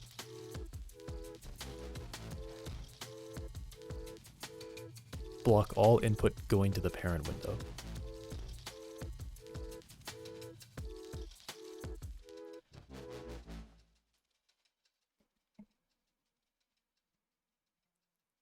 Do I just call hide?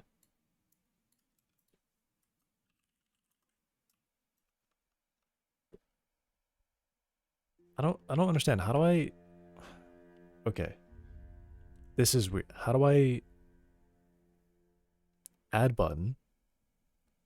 If action is not empty, button to connect, press custom action.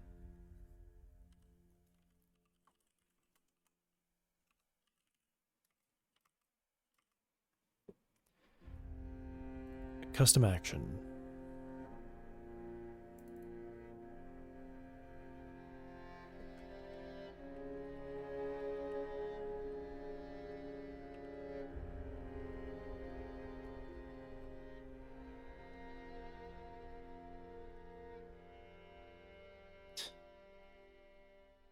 What?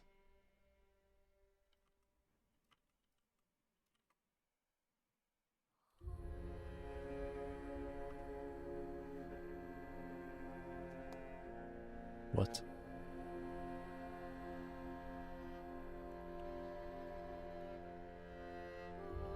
Dialogues. Accept.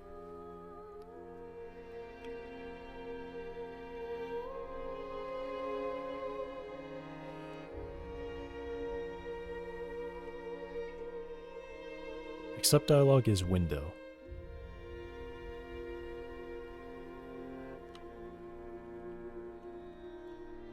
Just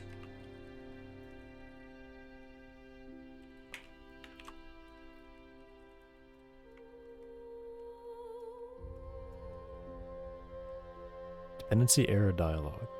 Files. What?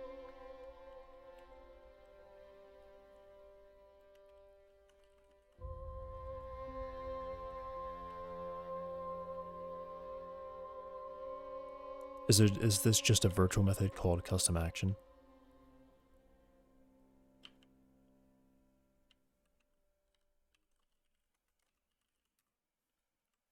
Really?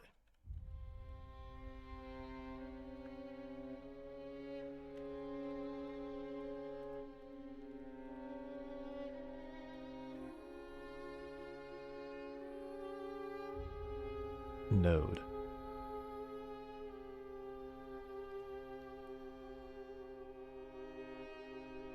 What? Man? What? Oh, okay.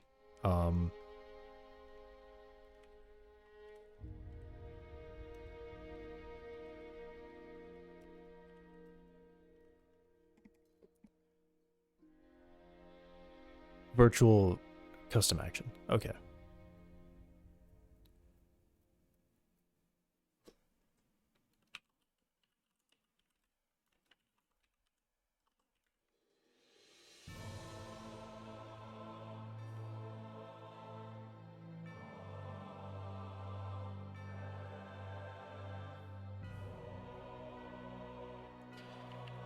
Alright, it's used in literally one place. Okay.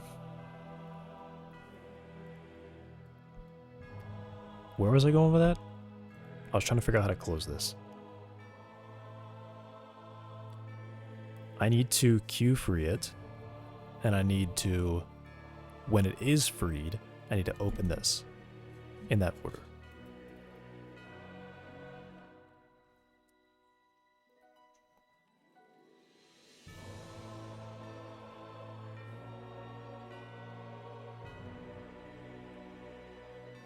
I'm just... Alright, Adblock.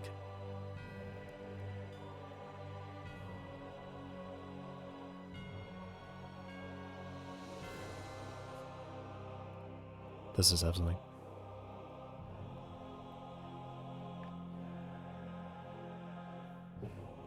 Okay. Notification.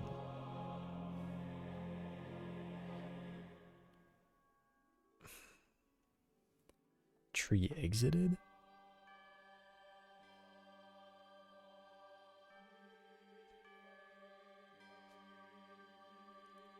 Tree exiting?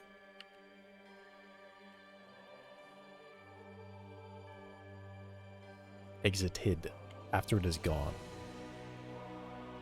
and is no longer active. Okay.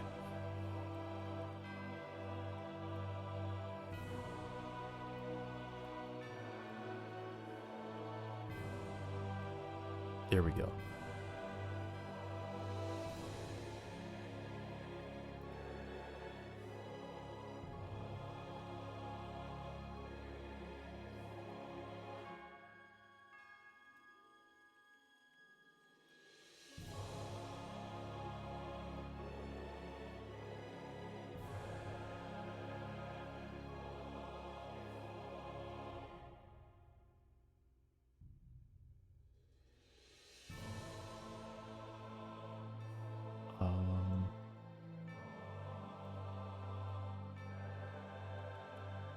Tree exited.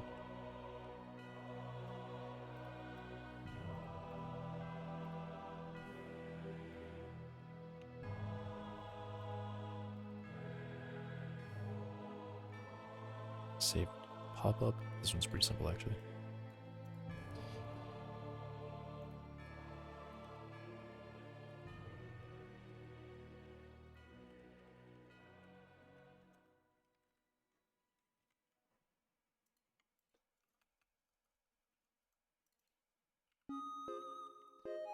Okay, is this all good now?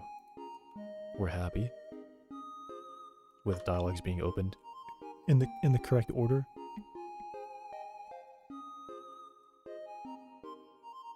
I think I just click load and it already works. Awesome. Okay. Load anyway. Bang. Load. Save and load. Fail.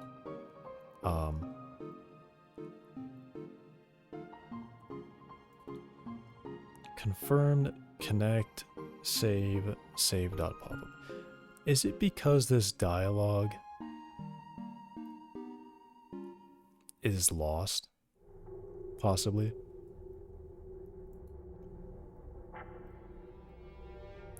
Or no, maybe I do have to reload it, because I actually didn't reload it. Load. Save and load. Failed. Okay. So what does that mean? Okay button to save and load.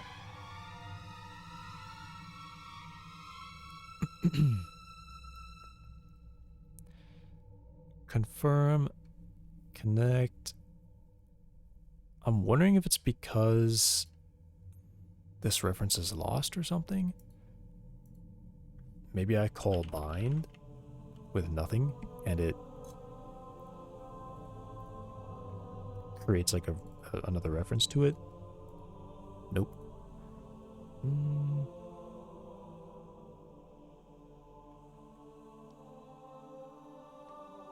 Alright, what if I just call pop-up right away?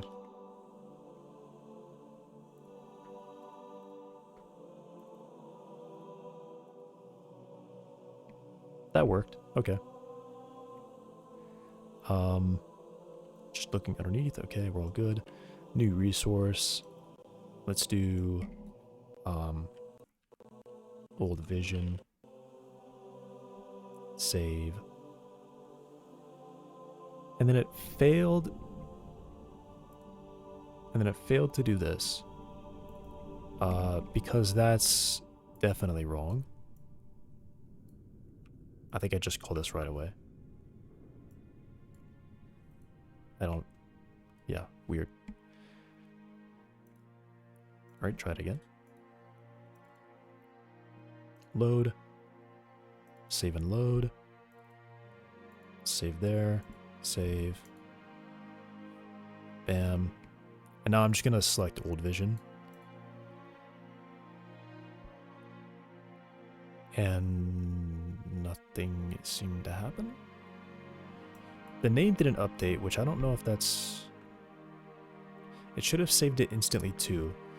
So I guess now maybe I just look at it and see if it's correct.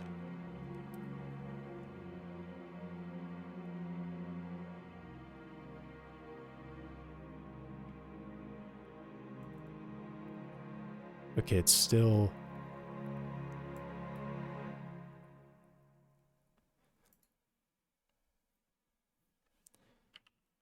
Maybe if I just click save now. Oh, there it is. Cool. External resource.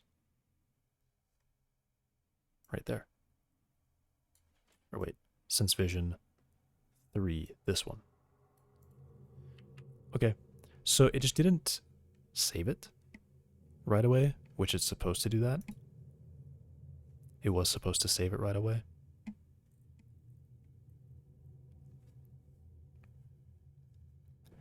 Main resource.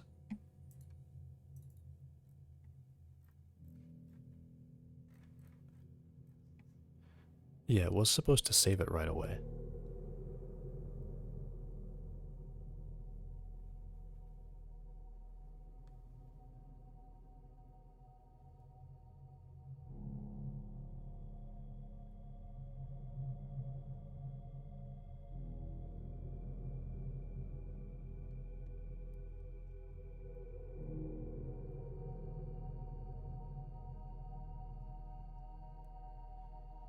Um,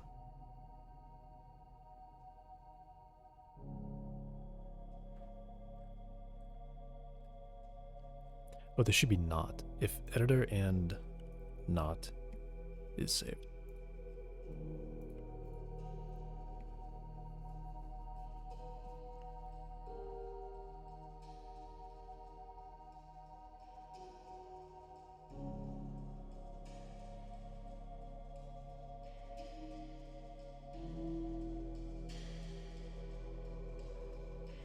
Oh, and this is supposed to...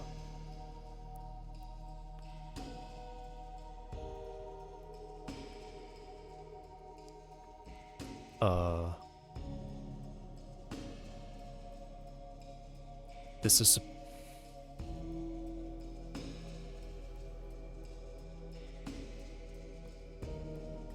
Fallout 4 anniversary of $60. What did they add?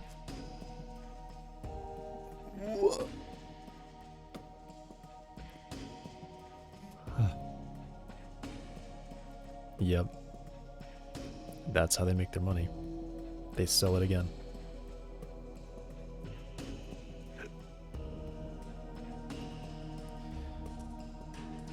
I probably should get lunch. I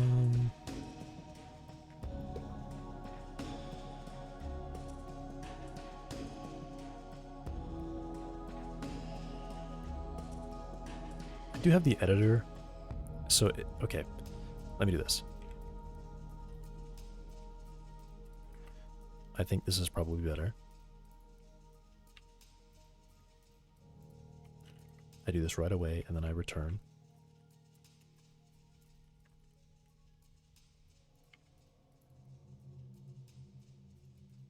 Just open it. If there's no editor, I don't care. I can't do anything. So now I know that I have an editor. So now I can say sub-resource. If not editor is saved or sub-resource is sub-resource.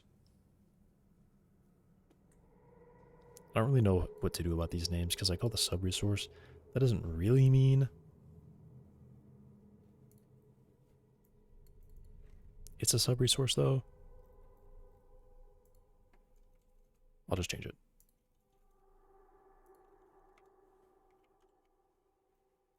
Okay. If the resource is a sub-resource, save. Oh, no, I don't do that. I do editor get resource. If editor is not saved or the resource is a sub-resource, do all this. I save editor get resource. Editor get resource.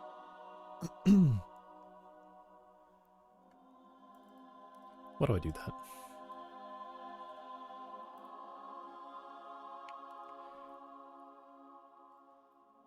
Okay.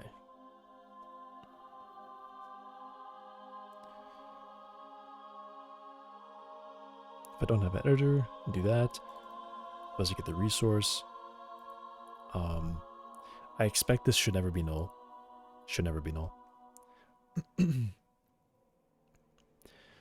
So if the editor is not saved, or the resource is a sub-resource, then I gotta do all this. And I guess I say, finally at the bottom. I don't like that. I really don't like that. Can I get all this? If editor is saved, or sorry, if it is saved and not a sub-resource.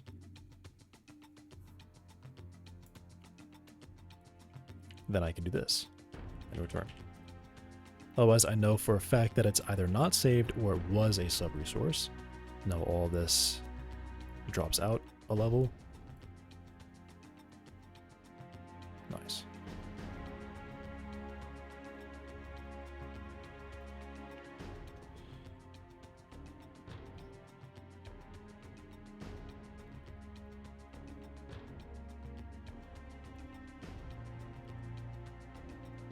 Okay.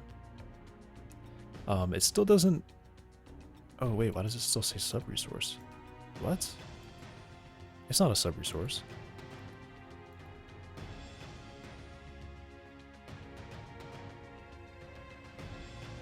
It's not a sub-resource. It's not a sub-resource. Why does it say sub-resource? I loaded old vision.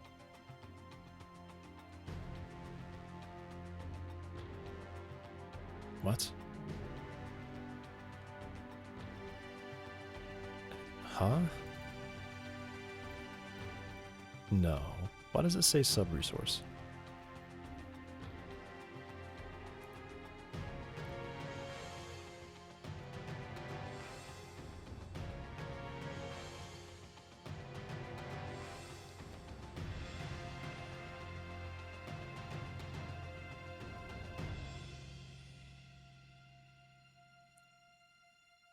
All right, let me go to get or add item. And then here I will say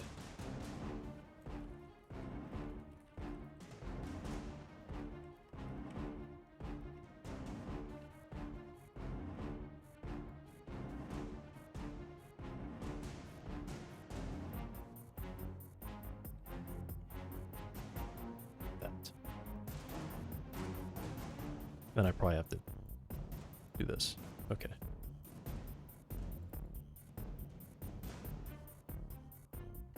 Now it works.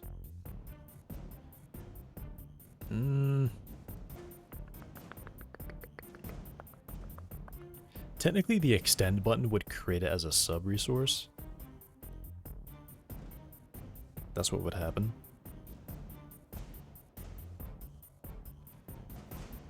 All right, I guess let me try this one. So I click load, save and load.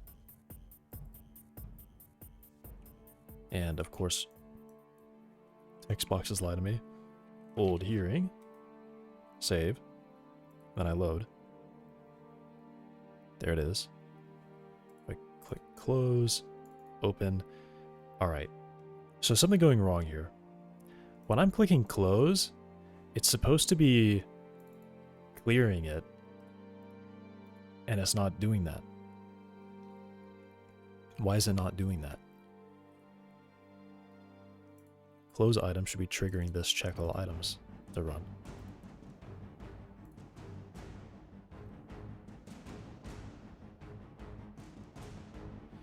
Xbox is lying to you. Yes. They always do.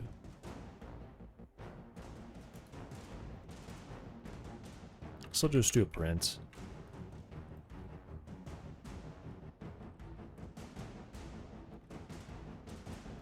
Checking all items.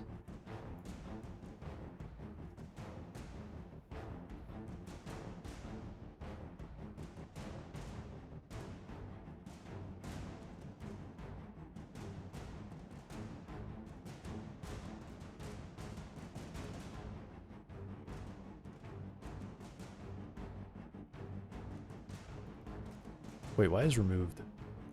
While first or removed. Okay.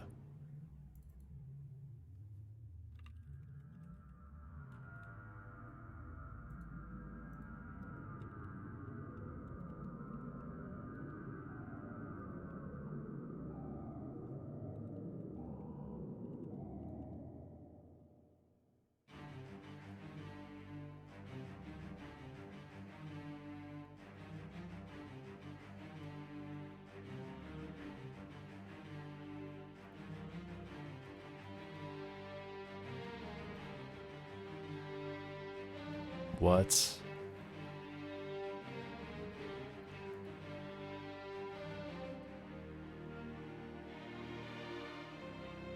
Okay.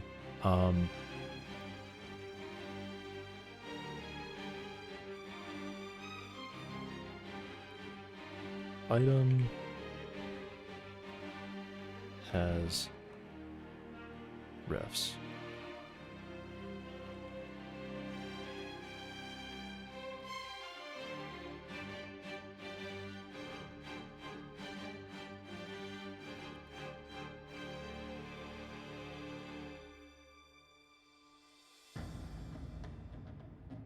Item has 4 refs. Wow.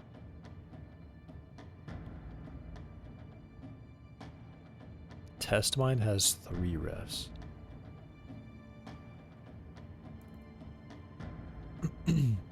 Why 3? Should only be referenced in all items. Who holds onto this?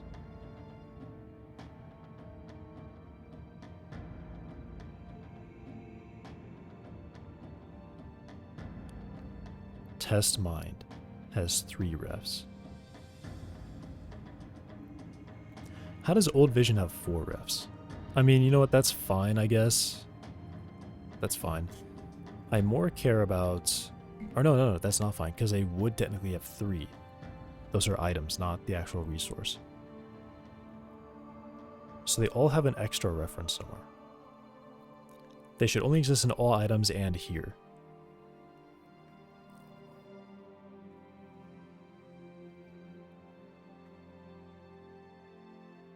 Why? What is the context of that line? Huh?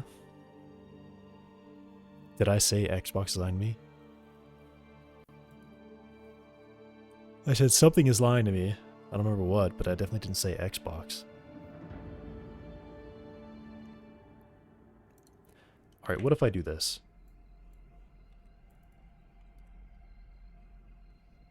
What about now?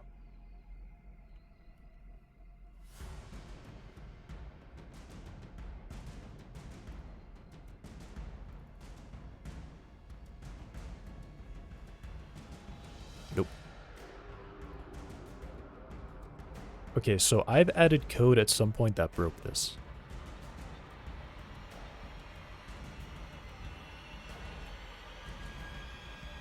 Oh, wait, I think I know what happened.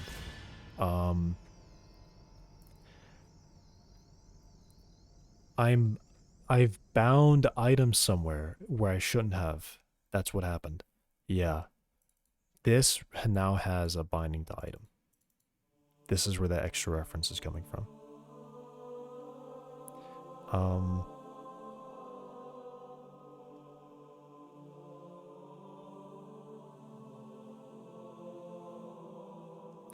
Can I make it so this doesn't make it a reference?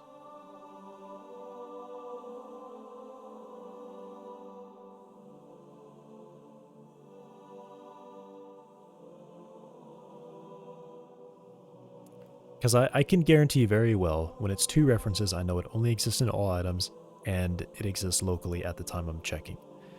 If it's any more than that, I can't actually be sure where the reference lies.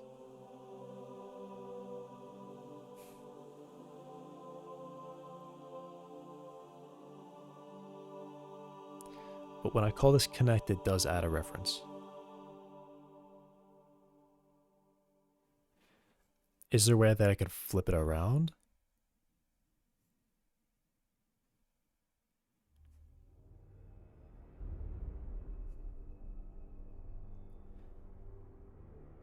maybe...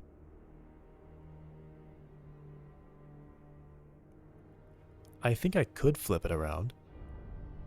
I probably could.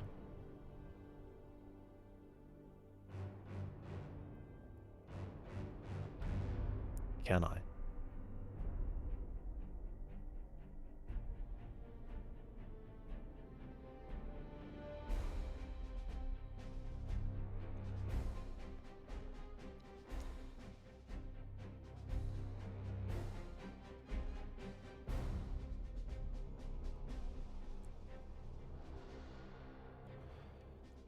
When the editor changes something...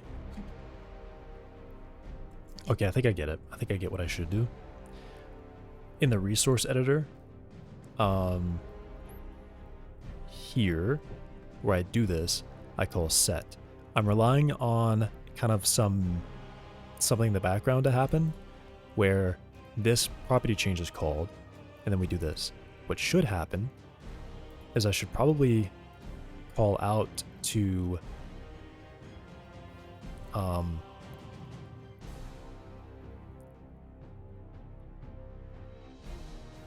I should probably get the item and call a method on it instead.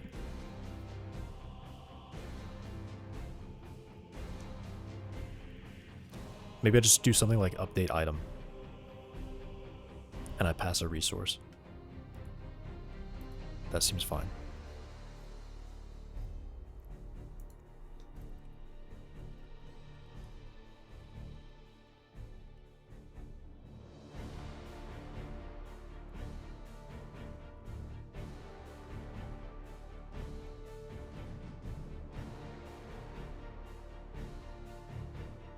But I don't want to create anything. So I just want to search for all items. And if I have it.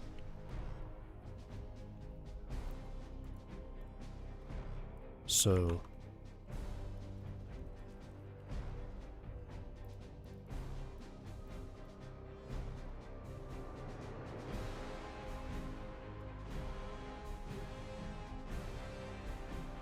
then I would want to do all of this.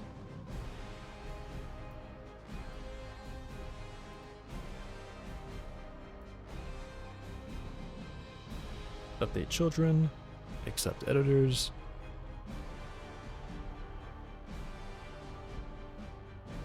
And yeah. I'm just gonna double check that this is all definitely correct, right? Just call update children, get resource names, get or add item, resource get, sub resource name. Yeah. Okay. So now I don't need this binding.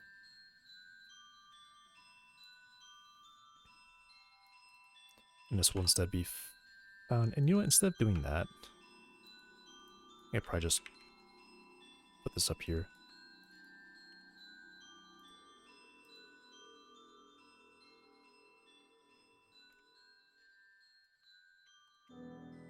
So in resource editor, I can just call like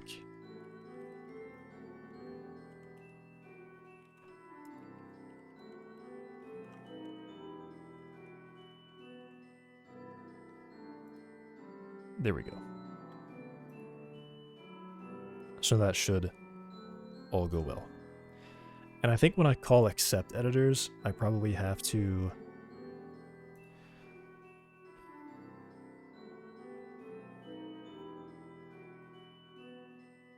yeah, how do I edit? How do I update this label, right?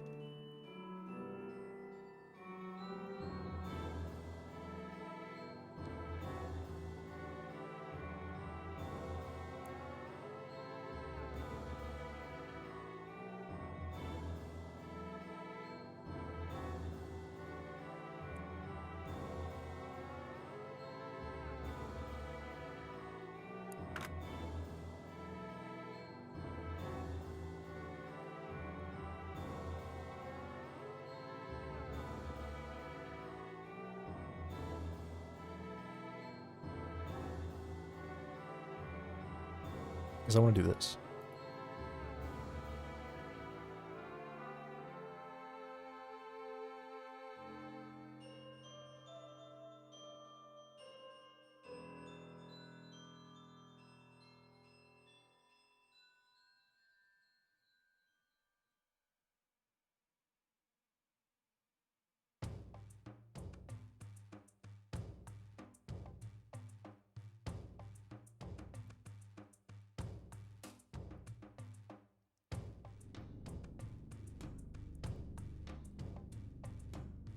Should I make this resource override container its own scene?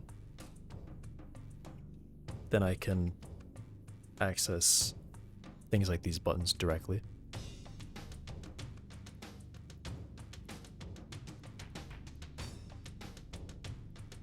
Maybe I do that.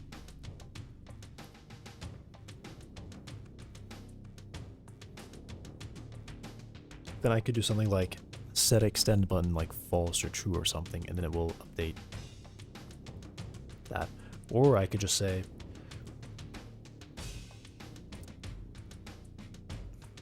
update resource and pass it the new resource, and it just runs through all of this stuff.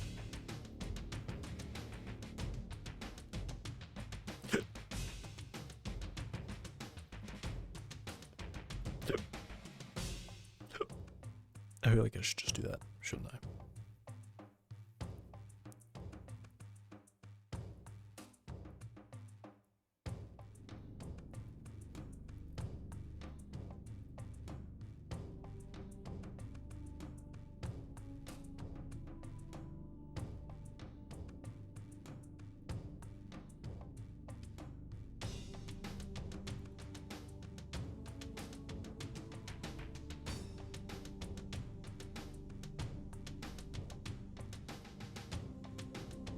Maybe.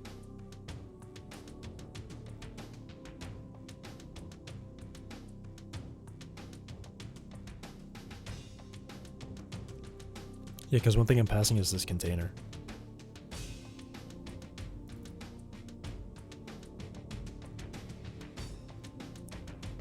Okay, I think I do that. I'm gonna go get lunch. I'm gonna get lunch first. I'll be back in a minute.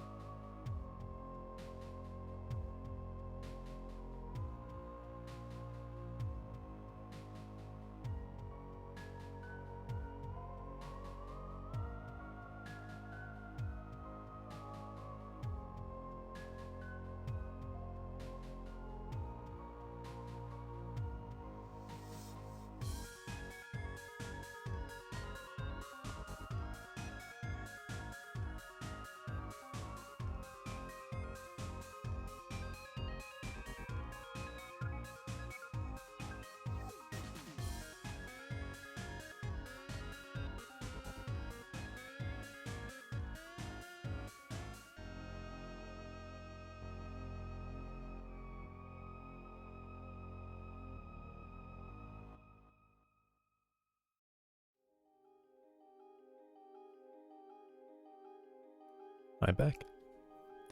I've got food, and I'm going to eat.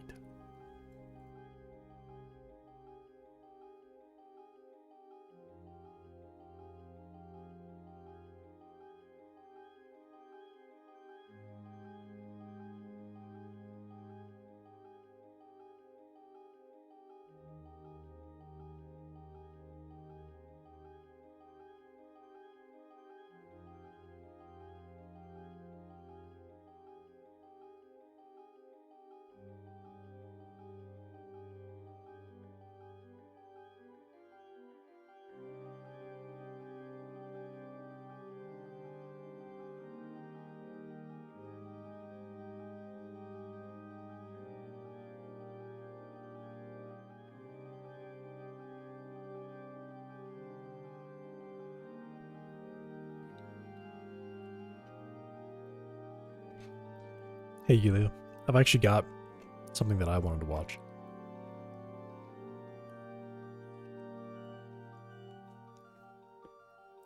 God Black Ops 7 trailer? I'm sure I have, but I'm not really interested in that game, so. But this one, I think this just got, like, recommended to me or something. So I was like, yeah, I should watch this.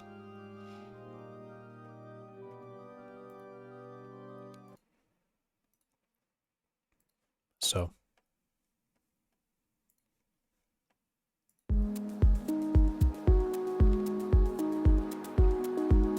I'm assuming it's going to be a bunch of things together. Yeah. I'm not going to really have much time to look at. Critique anything, I guess.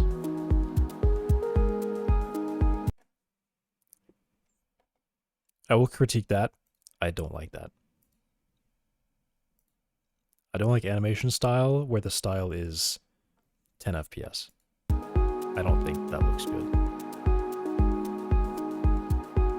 It's an interesting style, but I don't think it's a good style.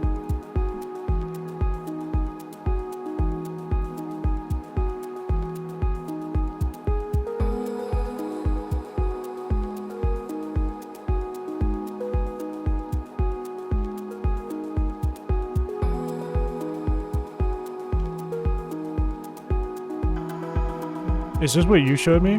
This is. Definitely is, right? He's just flying around with the sword.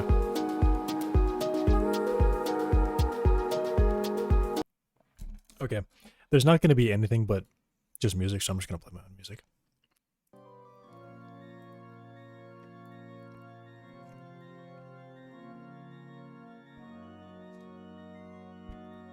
Well, that looks really good. A lot of detail. By detail, I mean like high poly counts, textures, things like that.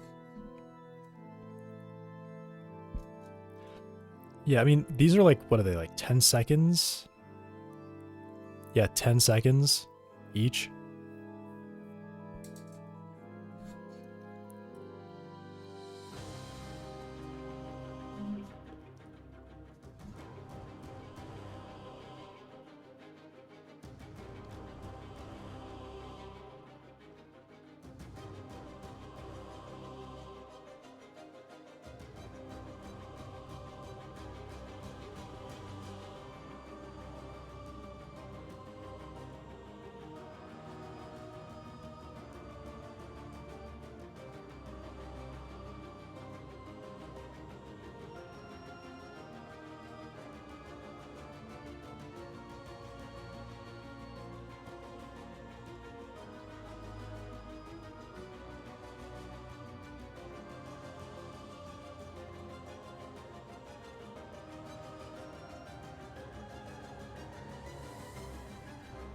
Yeah, that one in the middle was just like,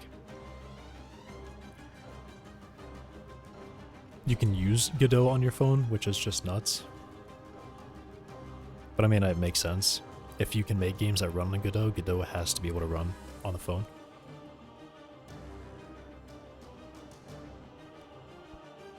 Alright, wait a second. I'm really interested in this one. What was it? There was this game where you are playing like you're basically like a nanomachine in someone's body, and you're trying to destroy diseases.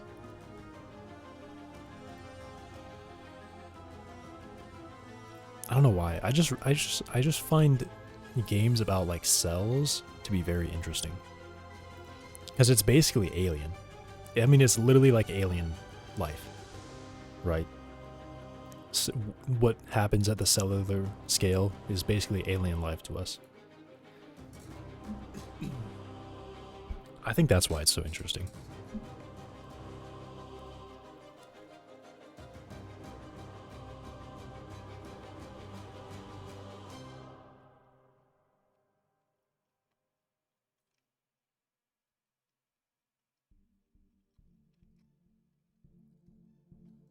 Spore cell stage is really boring, though.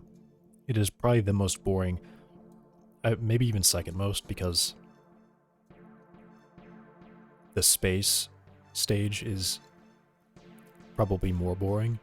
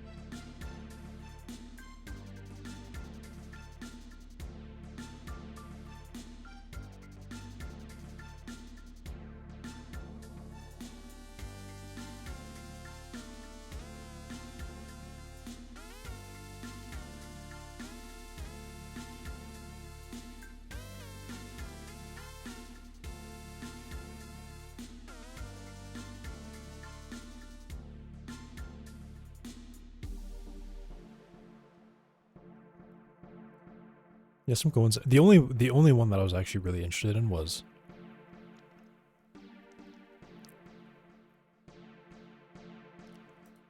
this one. Maybe because it was an Xbox game. It was some like Xbox arcade game, I think, that had you, like I said, you were like some nanomachine destroying diseases in a body.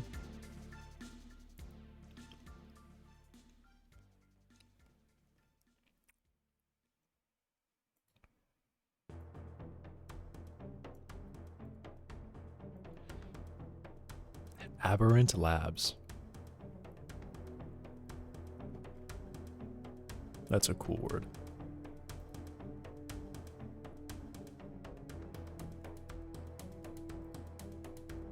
How much? Demo.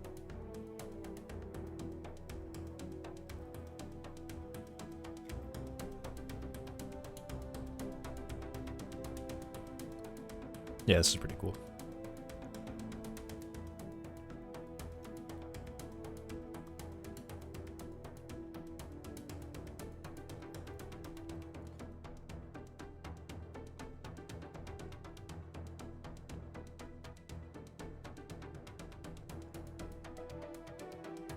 Dude.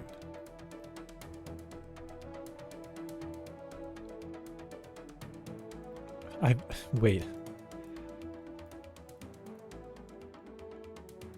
I feel like I've never seen such a short list of requirements. 64-bit, a GTX 1050. I feel like that's kind of high. There's obviously a lot of particles, but feel like that's kind of hot.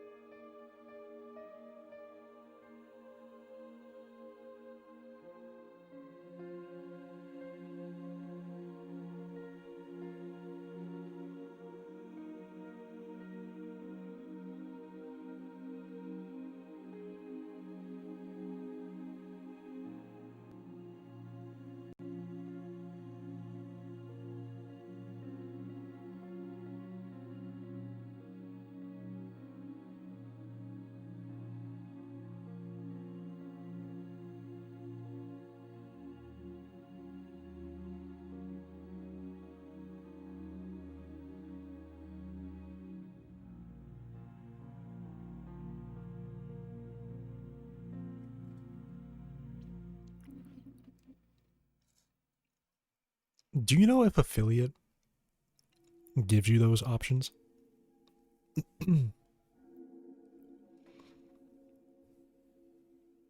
I'm like a week, probably getting close to 2 weeks overdue for that.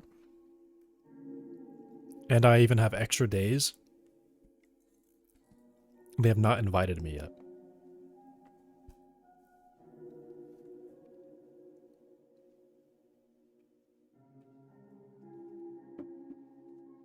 Are they just lazy? Do they hate me?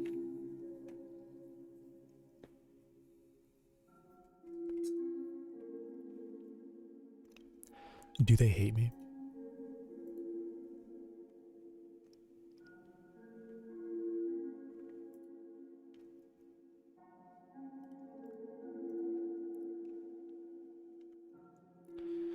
Yeah, I'm at 6. I'm at 6 days, and the minimum is 4. And they're just supposed to like send you an invite. They say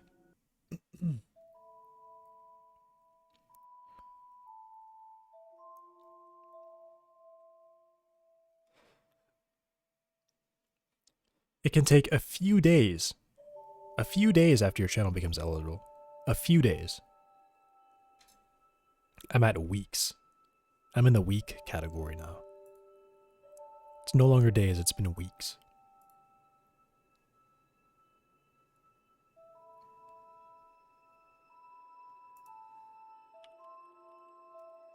Do I need to contact them? Do I need to like send a support ticket to get them to look at my channel?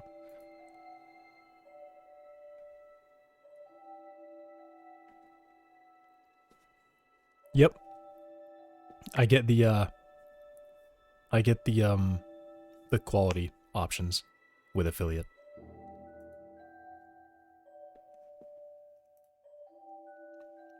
Yeah, I think I'm gonna send that. I'm gonna try to find like submit a support ticket or something. It's been more than a few days.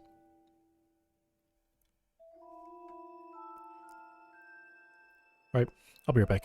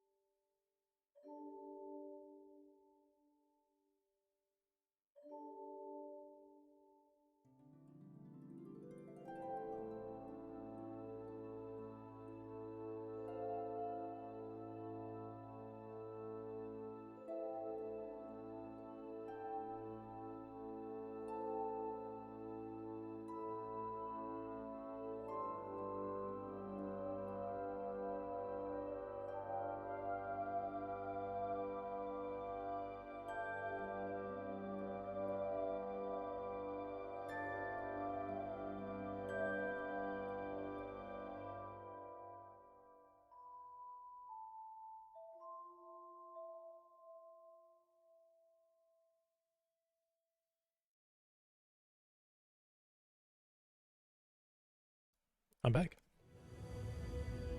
Okay. I can probably close these. Actually, let me.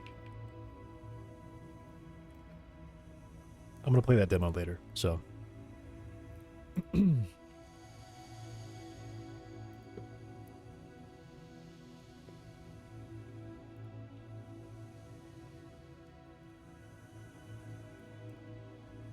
Cool. Okay.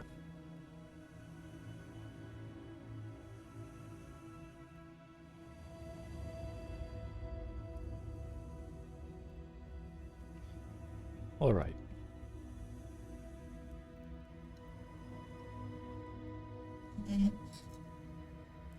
Yeah, so I was going to make this editor its own scene.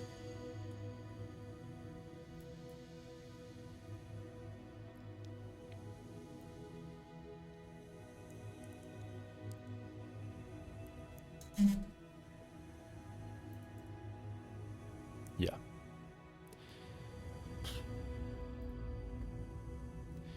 Have I modified it already? I'm sure I have, right?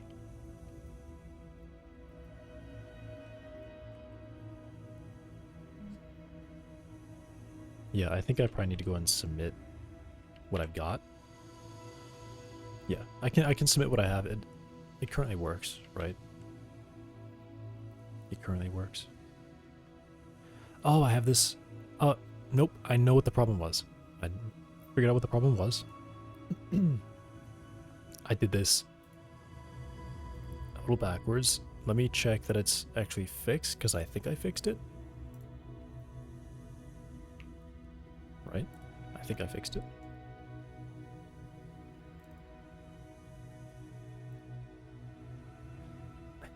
5 refs, you say? Weird. Weird how that value went up. Alright.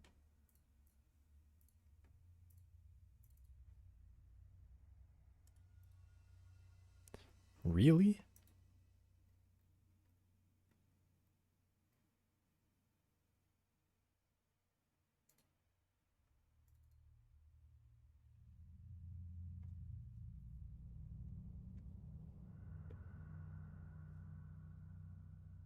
How?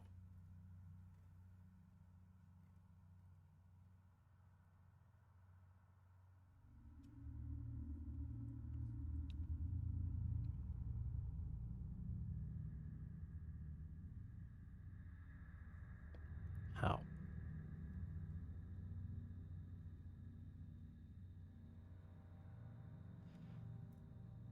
I'm gonna reload the project. I think there's probably some like weird reference somewhere. That's my guess.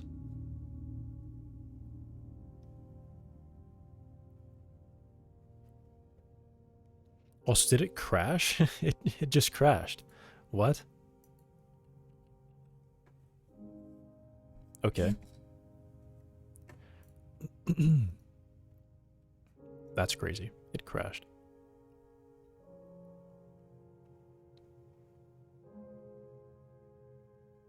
Don't open it.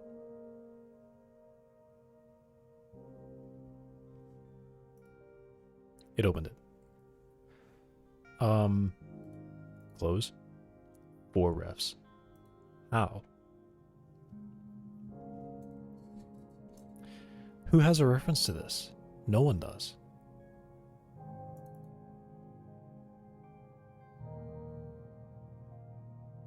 No one has a reference to this.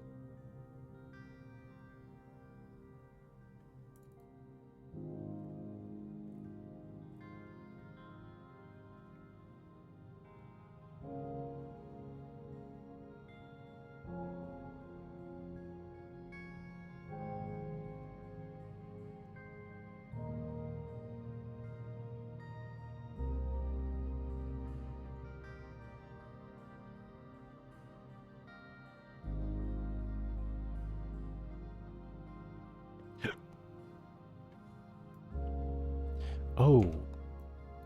What? Wait. What? Hang on. Hang on. Is that why I had 5? Because I did that dumb thing. That might be it.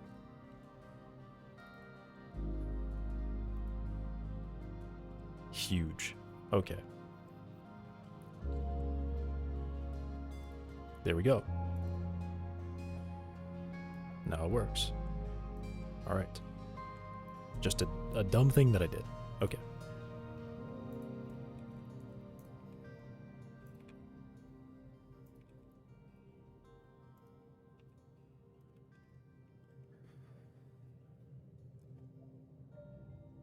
Oh, but it should. Okay, I mean it's good. It's good for now. It's good for now. I'll let that out.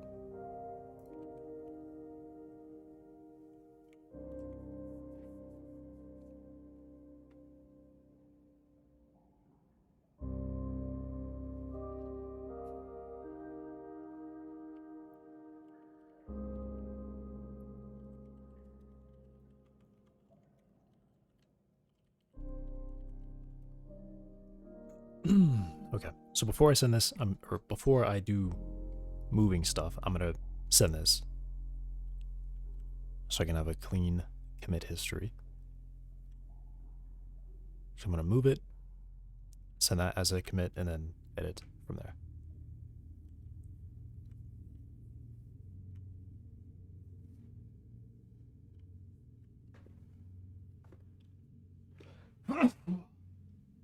Whoa. Also, what is this change? What is that? That's very silly. Here too? Wait, what's going on? What? Oh, that is the change. Why did I do that?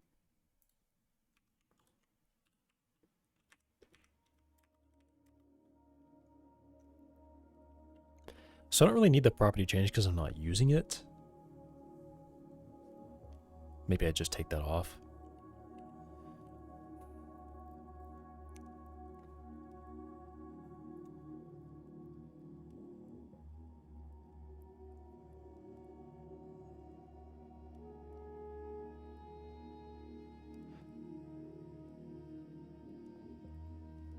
I'll leave it.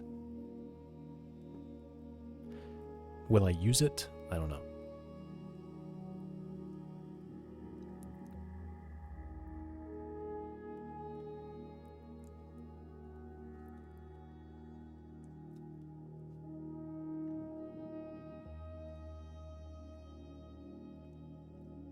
I just had a realization.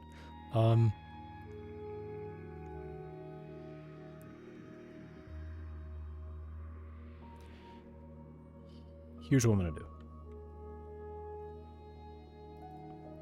Property changed will emit before. Okay, first of all, I emit here.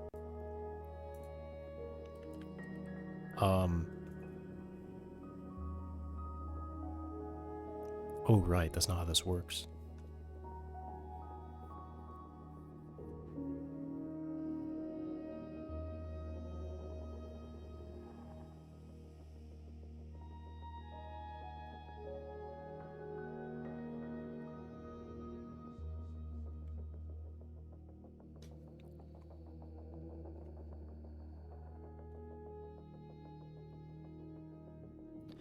I was going to say...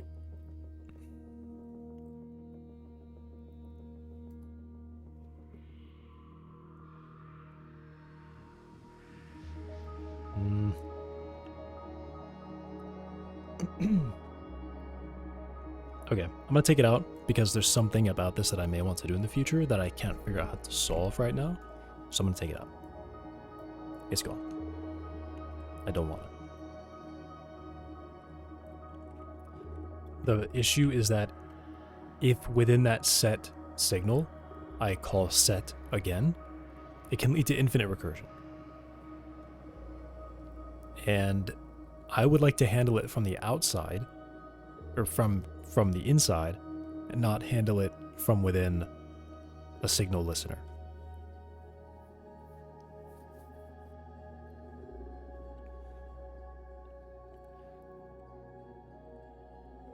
And I can't think of a way to do that off the top of my head, so I'm just going to remove it until I actually want it in the future. Or need it, I mean. Until I actually need to be able to do something like that.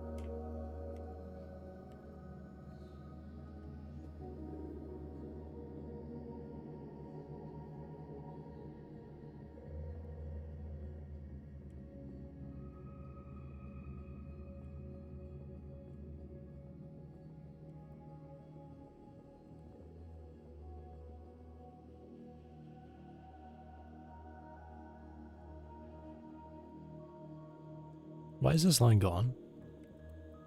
If they're the same.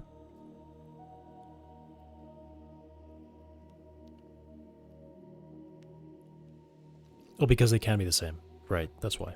Okay.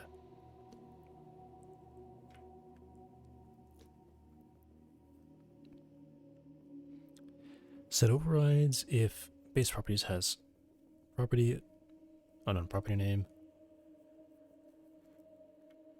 Okay.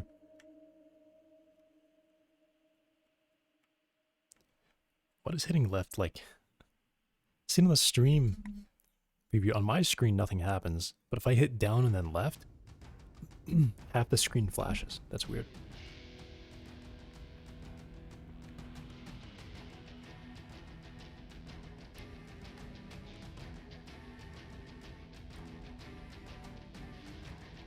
Okay.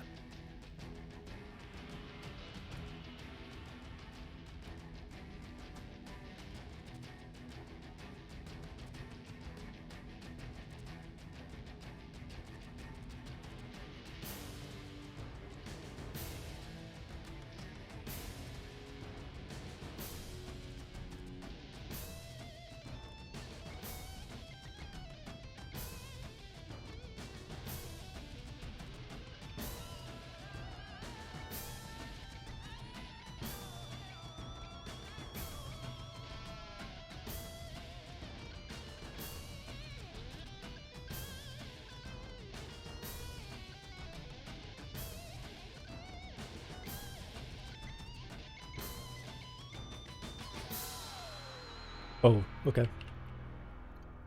I wasn't liking how this looked either. I was thinking this was dumb for some other reason, so here's what I can do. I can block signals, unblock signals,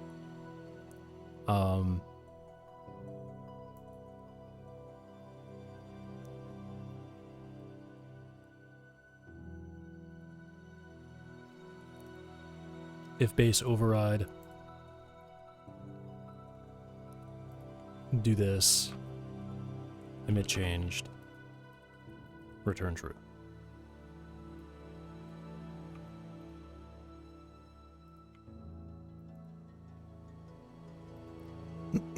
Otherwise, I do emit changed, bool deferred, return false.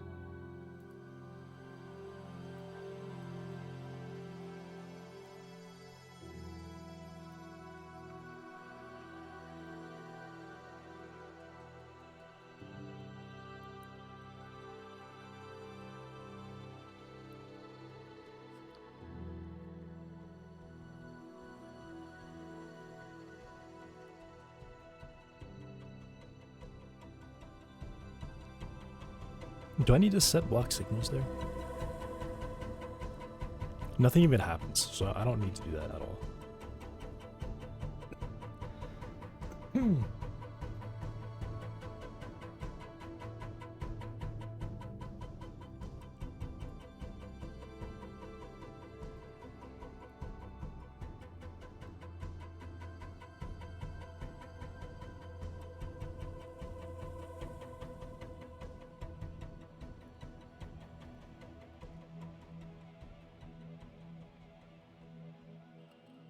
Nah. You can buy on Amazon for free. What? Buy what? Anything? I can buy anything on Amazon for free?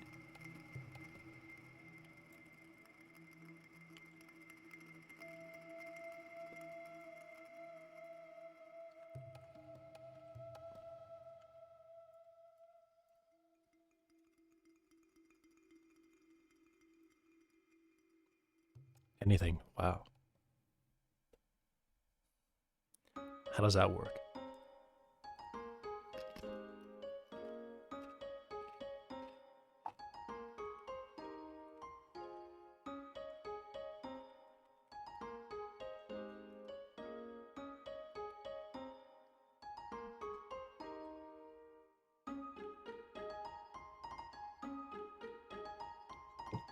Huh?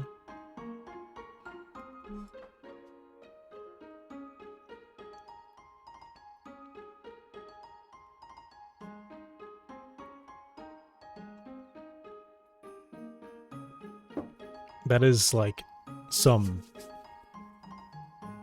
crazy thing.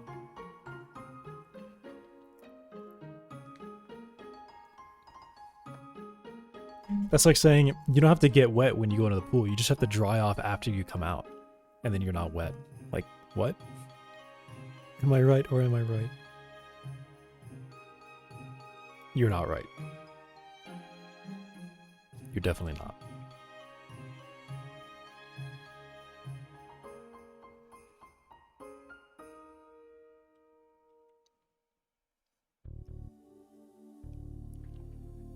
You don't have to eat food, you just have to put it in your mouth, chew it, and swallow. Like, that's what you said.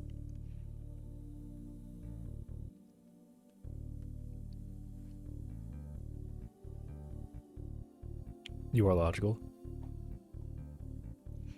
You don't need to buy your groceries, you just have to swipe a credit card.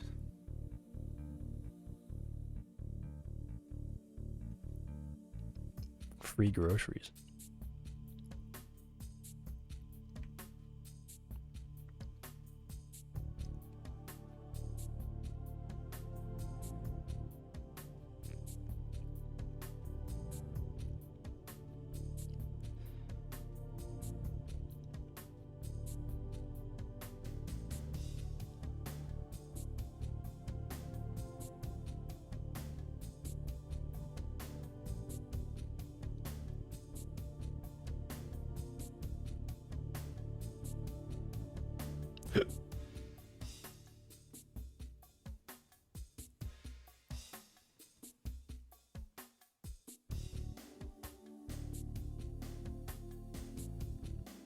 Why did I do that?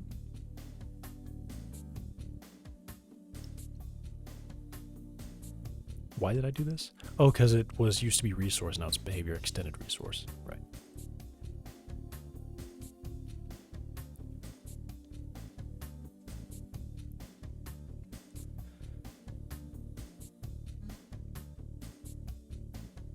Yeah, like...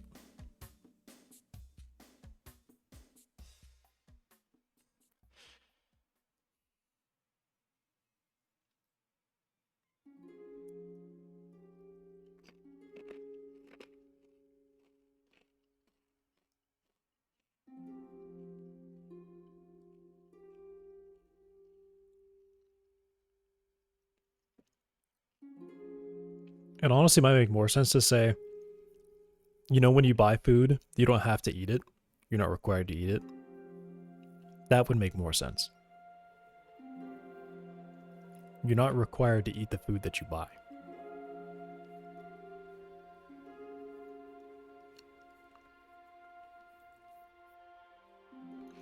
I gotta get rid of that print.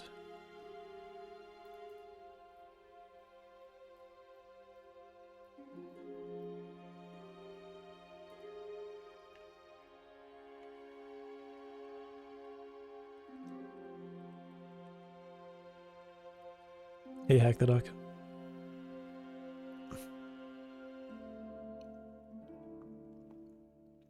How's our fave zombie dev doing? Favorite? I'm doing alright.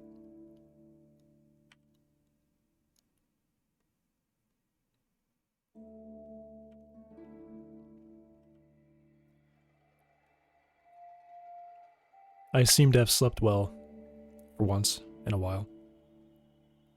So.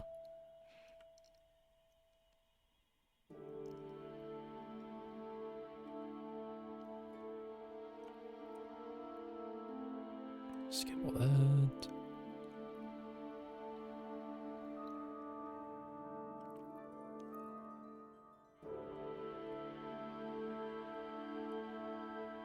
Okay.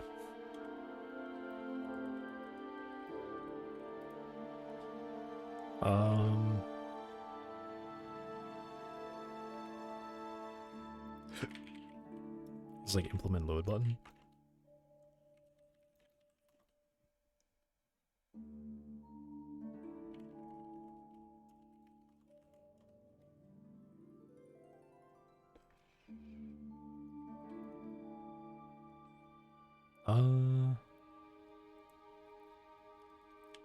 Can now load other resources for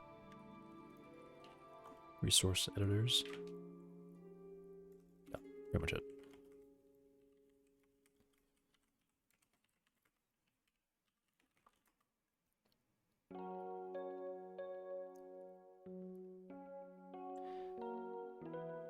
Okay, now I want to move this.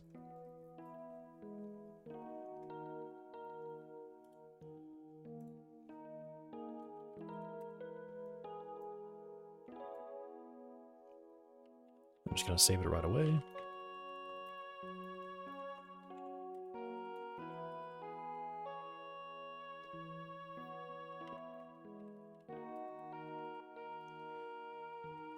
I think I've moved this resource editor in and out of this file like twice now. Because I know I put it into resource and then I pulled it out and now I'm putting it back.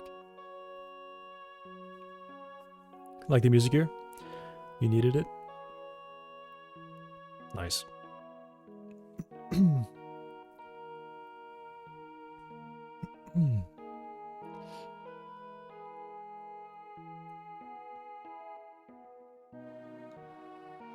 Yeah, I try to keep all the music chill, although I definitely need more. I'm running out.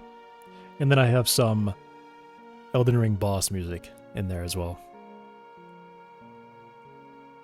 Move resource editor to own folder.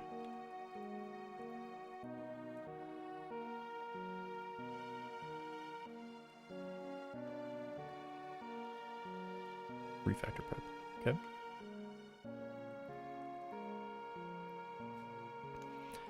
Do you happen to have a Vulkan 3D renderer in it? Doesn't Does Godot support Vulkan? Doesn't it do that? It does.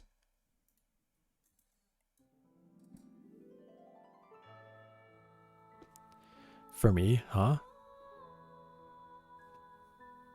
No. Writing my render. That is probably one of the hardest things to do for a game. Is to set up your rendering. Most game engines are literally just to dodge doing a renderer.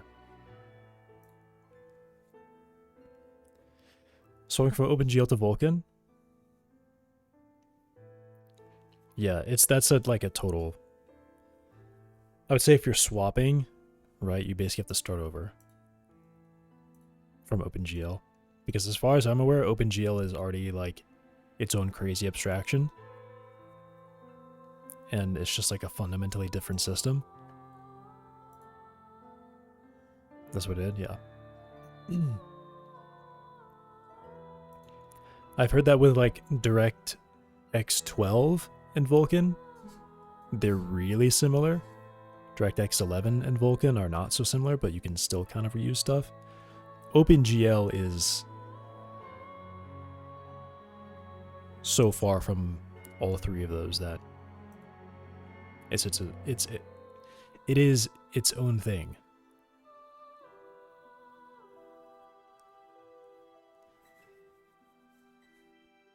Not even have a window rendered.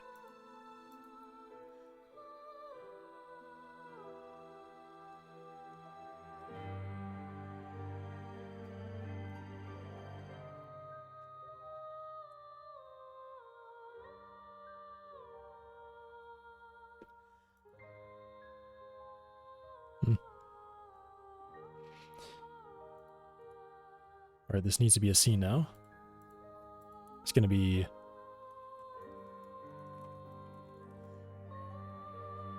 resource editor. I'm gonna recreate all this. So it needs to be an expandable container.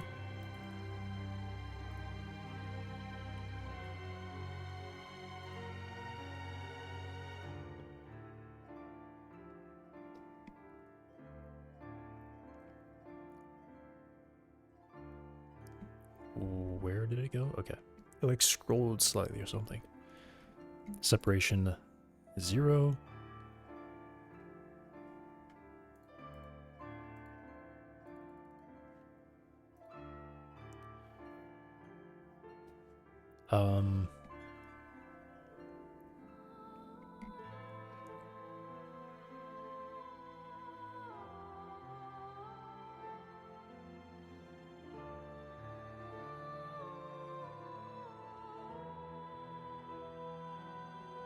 The title bar is a bit...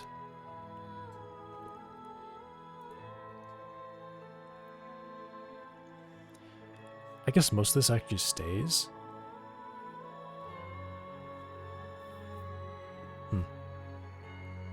Well, I mean, the real thing that I wanted was just to have it as a scene. Do I really need it as a scene then? Yeah, I do. Yeah, I do.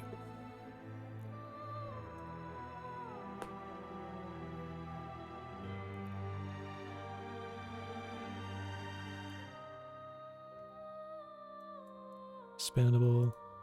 Want to load that one. Is it going to let me do this? Yeah. Okay. This is abstract for what? These.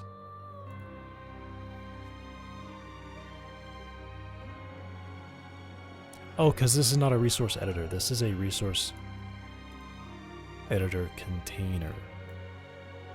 Wait, so move that back. Wow, this file is moved around so much. Okay.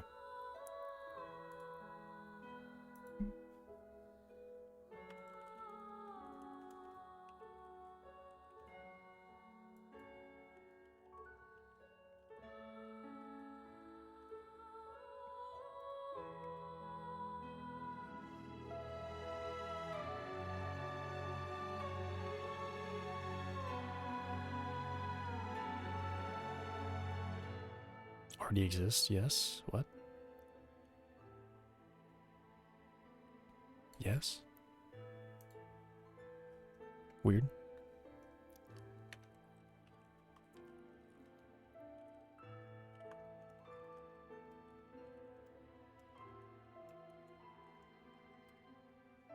Okay.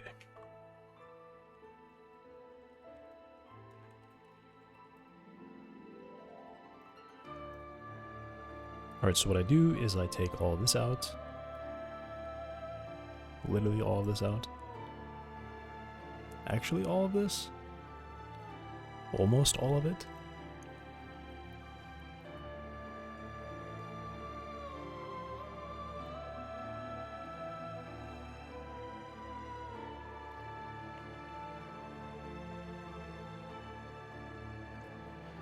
So container already exists, I don't need to do that. And yeah, I think this doesn't happen here. We do take sub-resource. Okay, so this stuff would go somewhere else.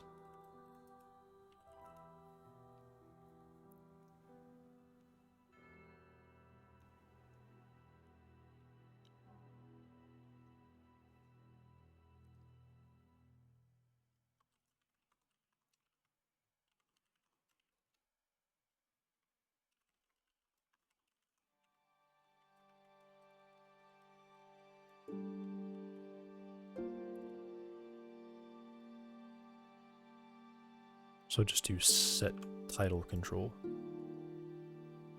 Why is title bar highlighted like that? Why is title bar highlighted like that?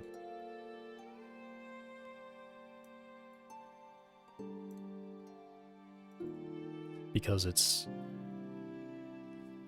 literally there. Title. So I don't need to do add set title thing. I can just do title.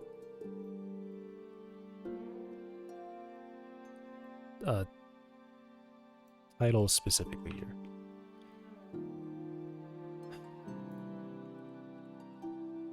What the?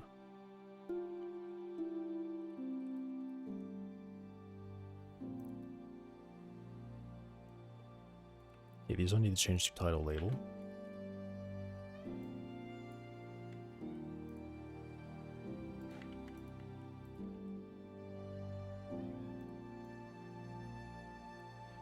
And then don't need that. Although maybe I do need that. Because do title bar add child title in the ready. So I have to do ready first.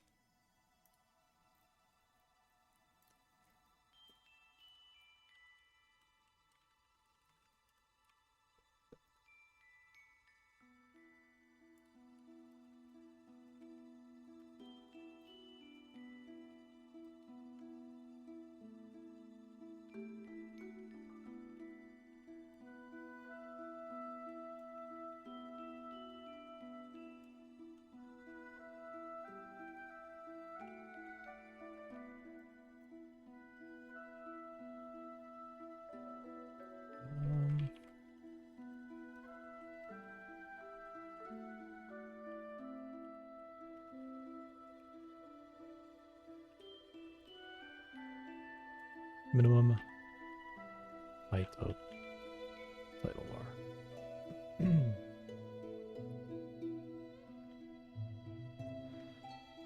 So I don't do that.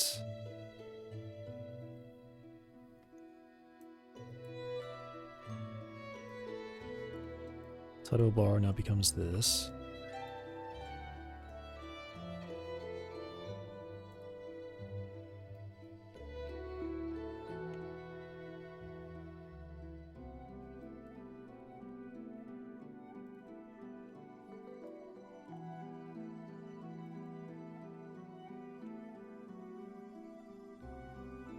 Okay. Now title bar. This would actually be title label. This is all title.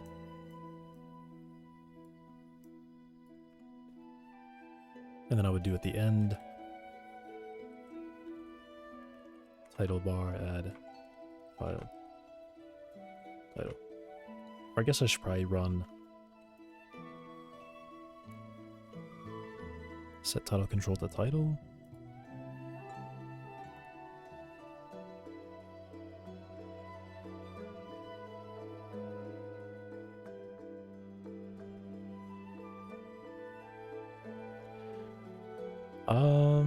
No, I just call title bar add job is what I do.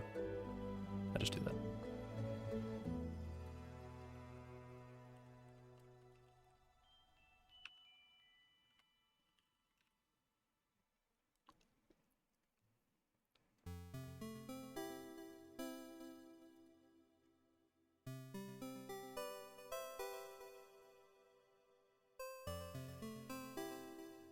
Okay.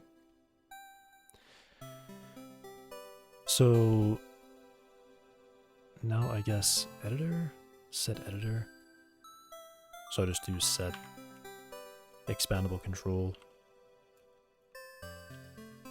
editor. That's all I do. And then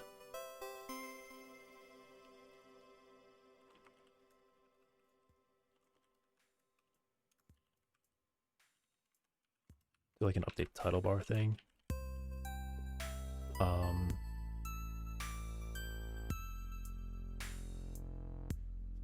So I need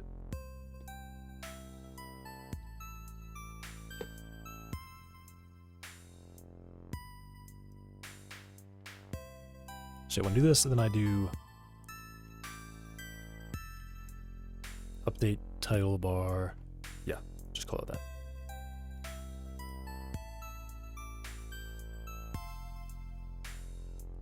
And I guess I can keep a reference to the editor.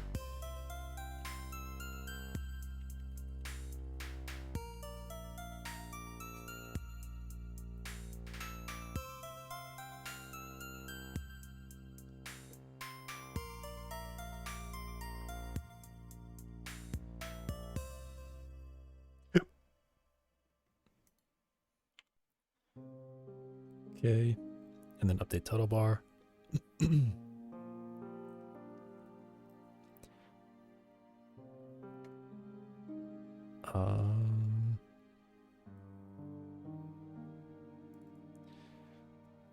Main resource get property name.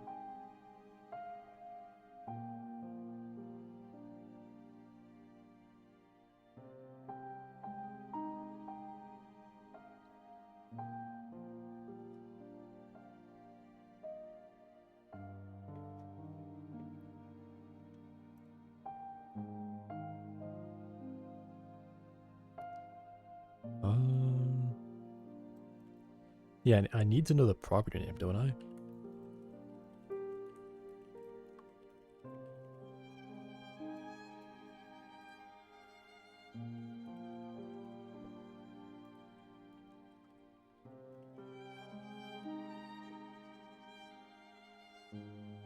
And I guess I need the main. I already have the main resource because it comes from editor.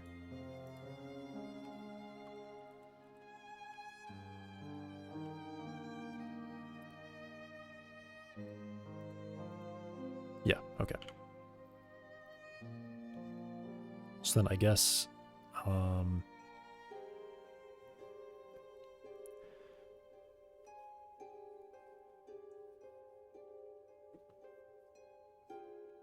I don't use, yeah, I shouldn't use main resource for anything. Okay, I guess I do.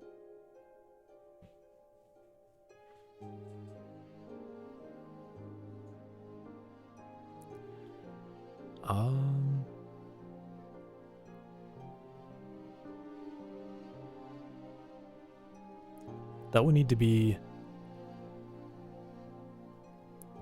because all this really is, I mean, I have it here. Yeah, I have it here, which means I have to set it on that. Okay.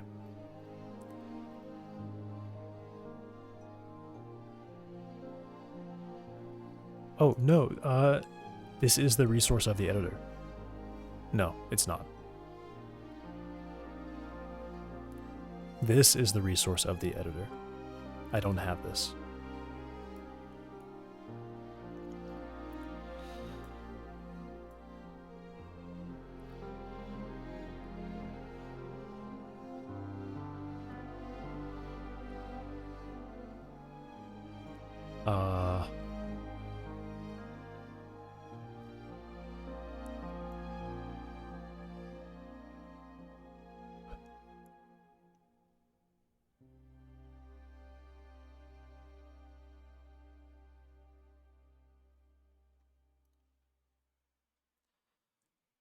Makes up, so I have the resource,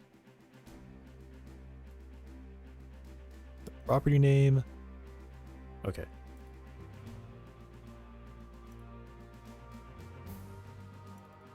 And this gets me the editor.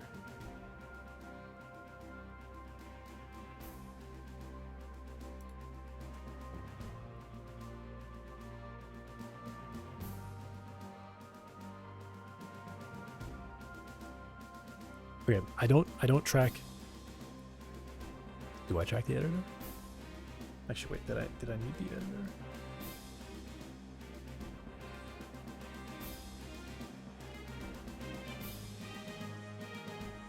I'm losing it. I'm losing it. I'm crashing.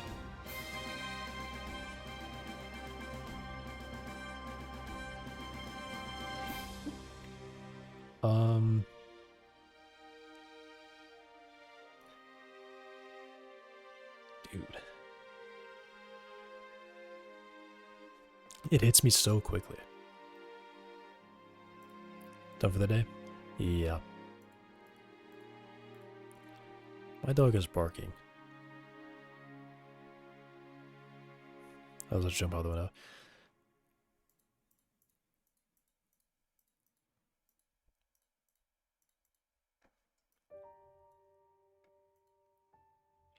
I've tried it like twice to make a renderer, and I gave up after like probably a few hours of writing. I was like, alright, I'm just like absolutely lost. I have no idea what I'm doing. So I stopped. Alright, I have to go get the dog. I'll be right back.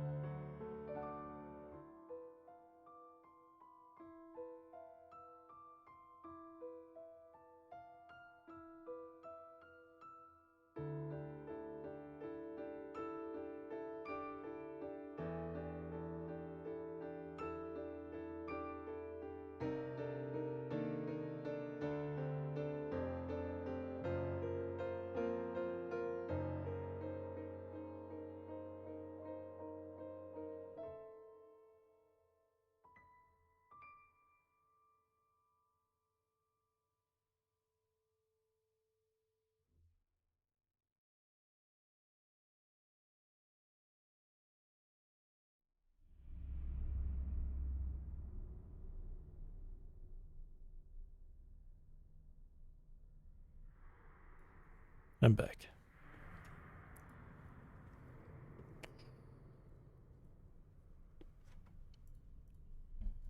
Uh,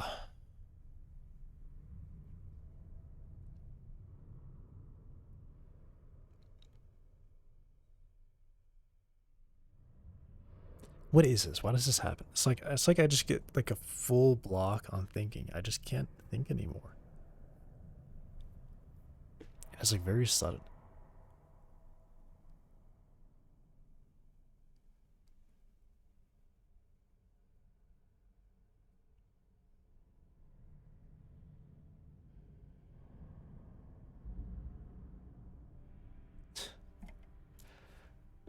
Alright, the dog is still barking. I'll be right back.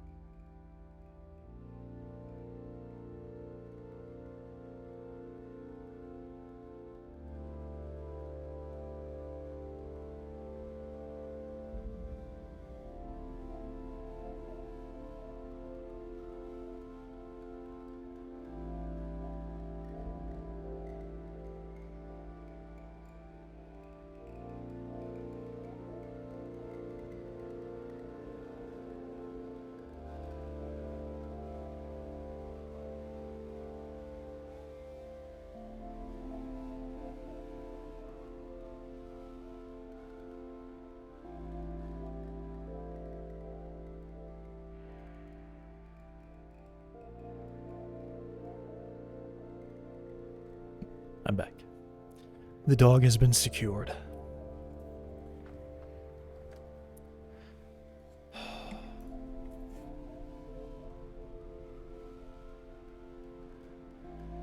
What was I doing?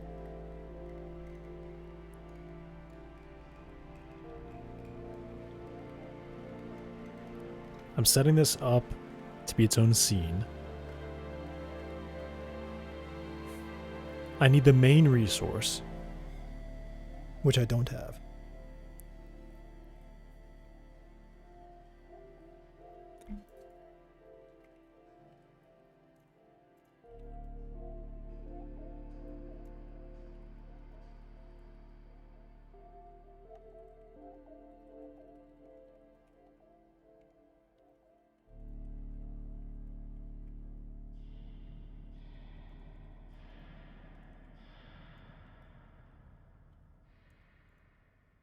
Okay.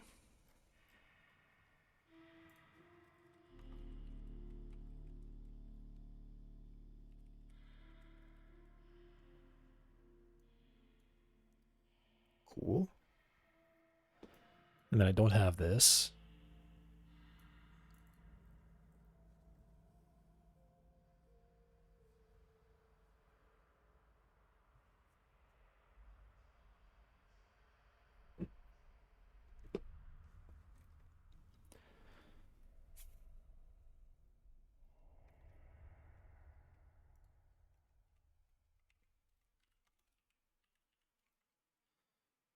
Button. Extend. How many times do I gotta hit enter to get a new line? Let's count. 1, 2. Okay, only 2. Your button new?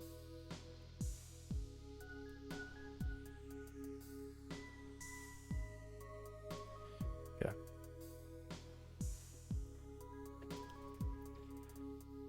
All right.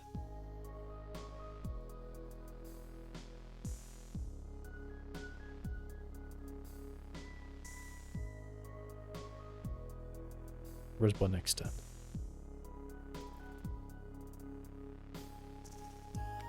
Why is it way up here? Why is it way up there?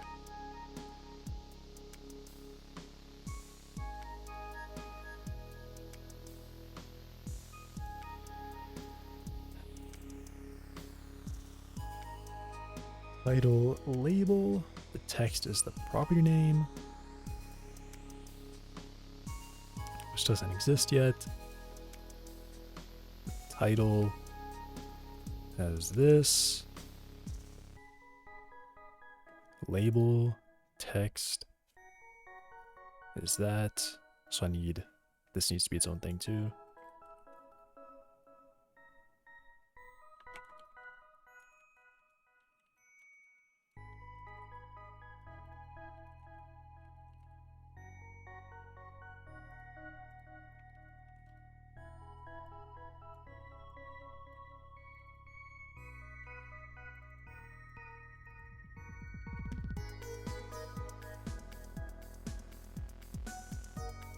Okay.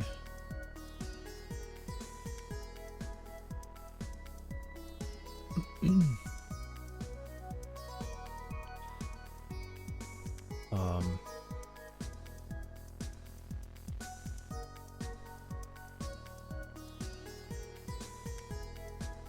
Big title bar for either one of those.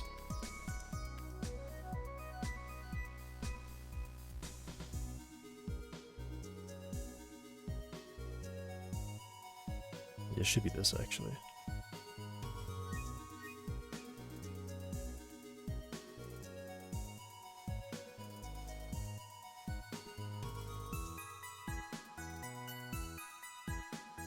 And then the editor doesn't actually do anything, so. Does it? No, I don't think so, because we're always just referring to our own. We're referring to this value in any functions that I call. But here, when I do this, I need to definitely update the title bar. Go to bed, have a good night. Have a good evening. Yeah, you too. Sleep well.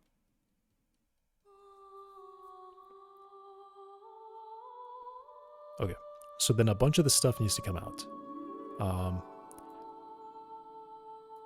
I know that this one is going to be an edit. An edit thing. Wow.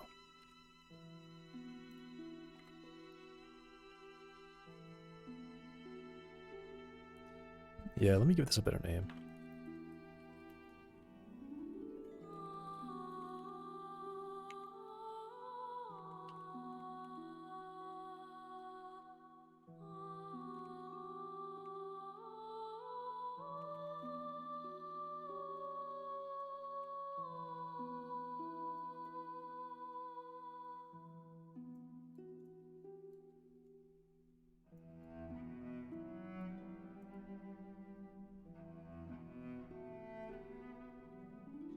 Then I kind of want to do some other stuff here. I'll wait. I know what I want to do because I just remembered it. So I know I will remember it again. I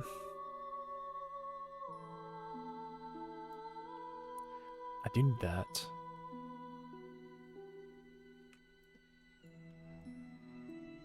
So I guess I check.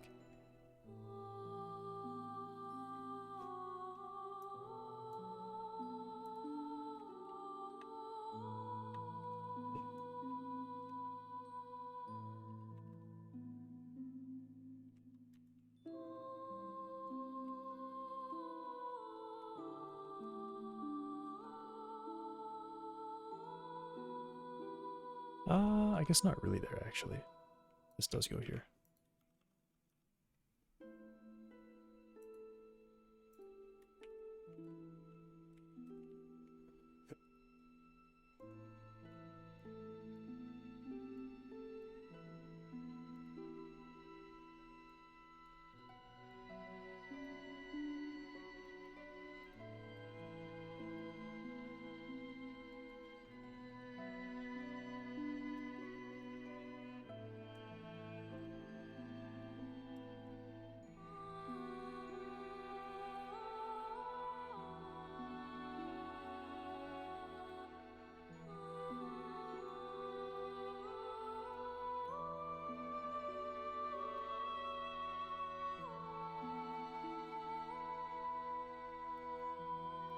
Okay.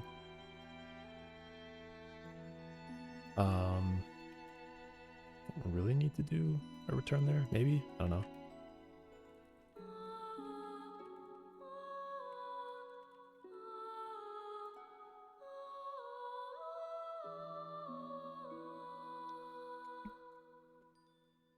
All right. And then of course I would also have an override button.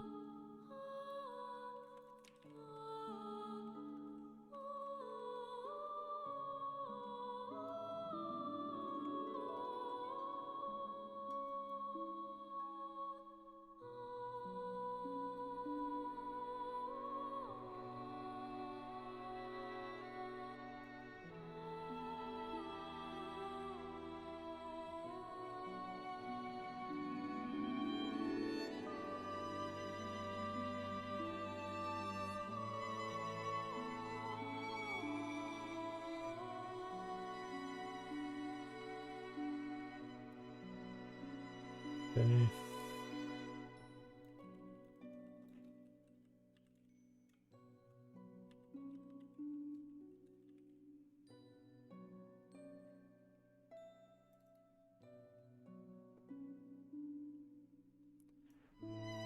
I will add it. I'll just have it hidden, I guess.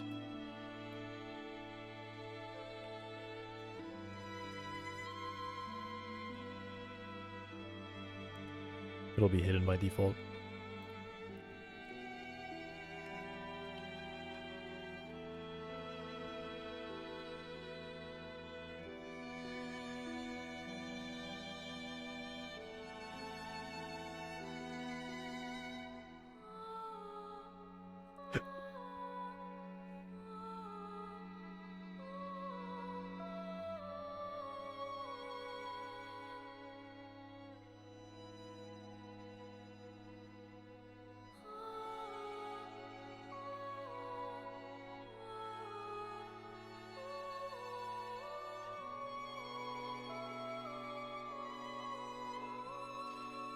Does title have separation? 8.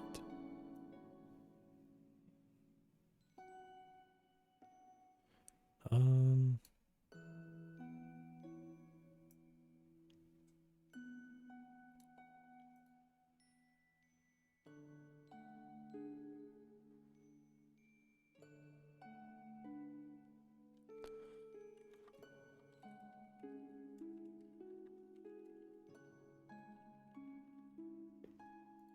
I'll do this.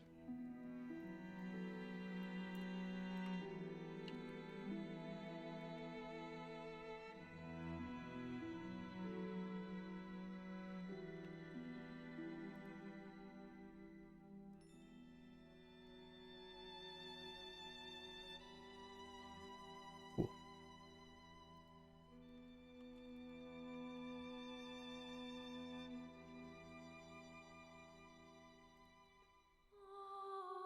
Just so I can have like a good gap between the ride button and like the toggle thing.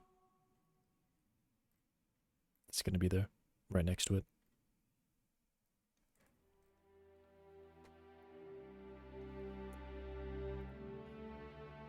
Okay. Now here is where I basically cut all of this out. Oh wait, did I move this again? I did move it again. Move it back. Just move it back. And rename this to container.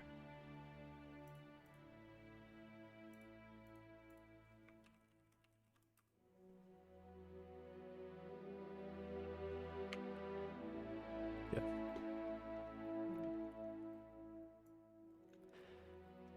And then all of this is cut.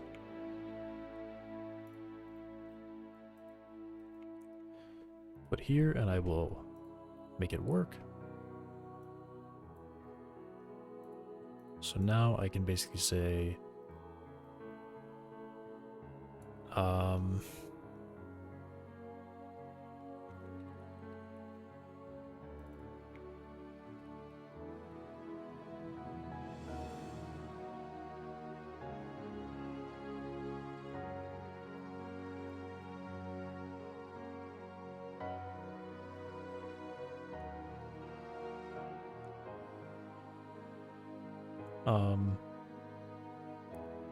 I think I have to do static, right?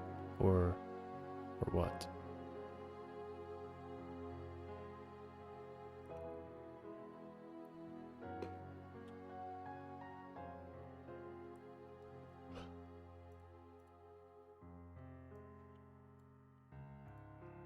That. Because when I load this, requires that to load, which requires this to load, which won't exist yet. Is that what... That's what happened before, right? I had like a cyclical thing. Actually, no, because this one doesn't extend that. So we're good.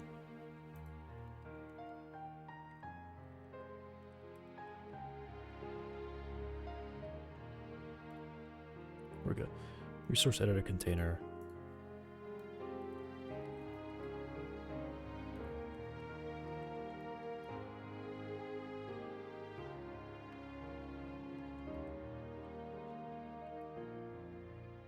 Instantiate.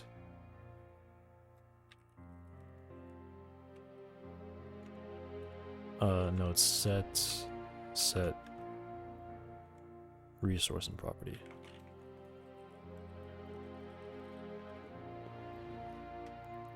Also, like, what does this even do for me? Does that even do anything for me that I can't just do myself? I guess it instances it. Yeah, I guess it is the instance, right?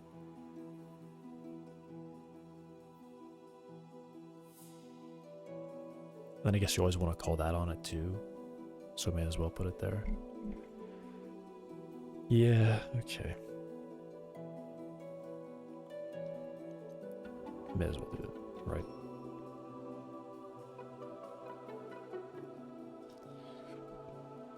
Now, we actually want to do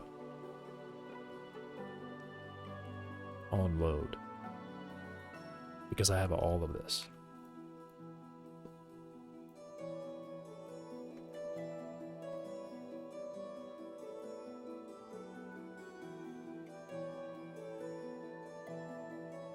I have everything. Resource type I don't have. That's fine. Where does resource type come from?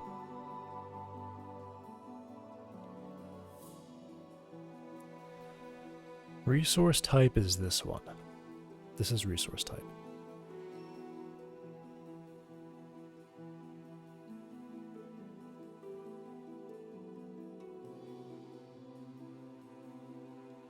Which is just resource script global name.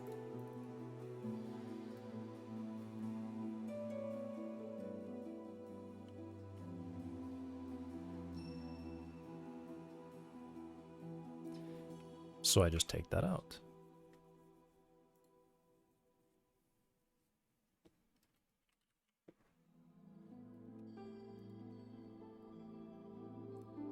On load should take nothing at all. This would be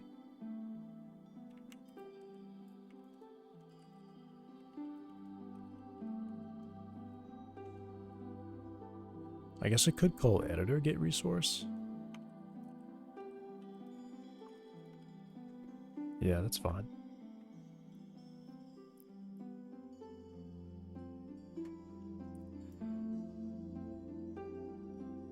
And do the same thing here.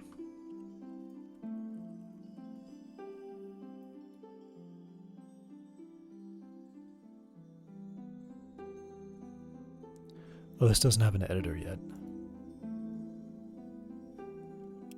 Man. Okay, just do that. You know, I'll just have a method for myself to get the resource.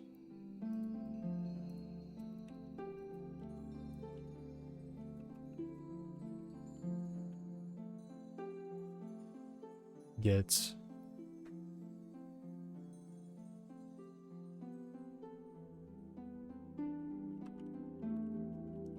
property resource.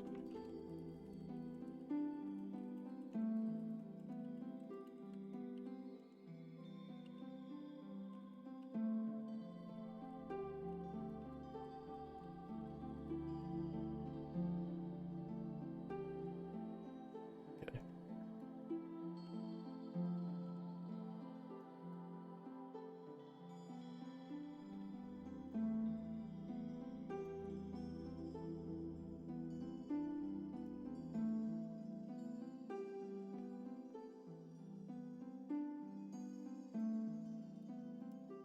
It should return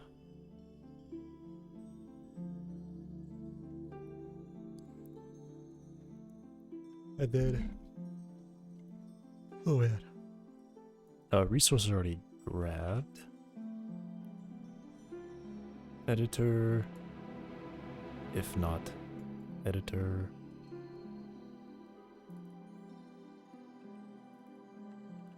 Type name. Go back to SDL.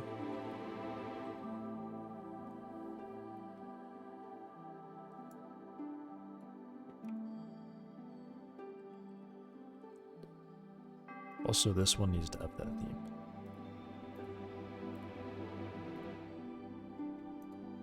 Here we go.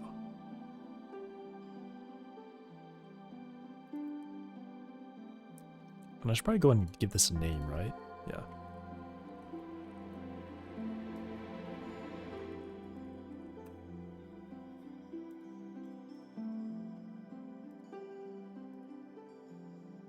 There we go.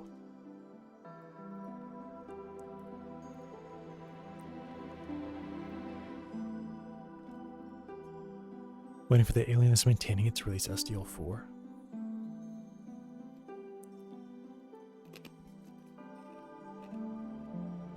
What?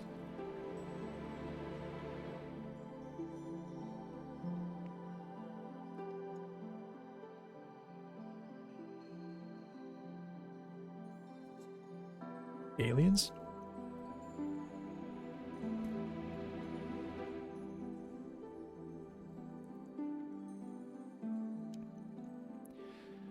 Right, so then all of this should be the same at this point.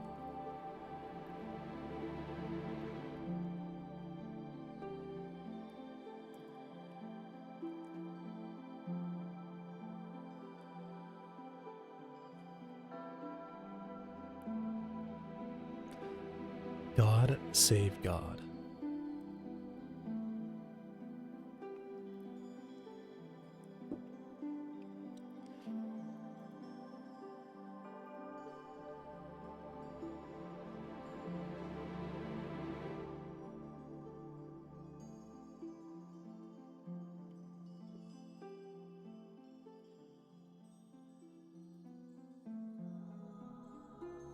I'm about done. I'm really close to being done for today.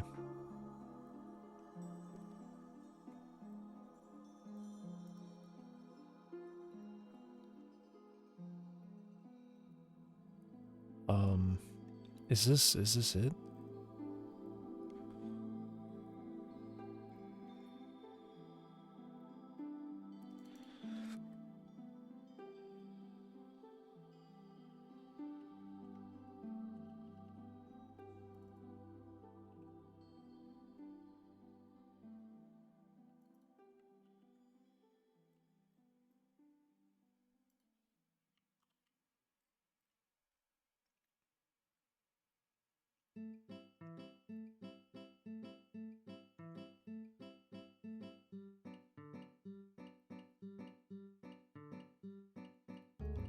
Resource editor does this.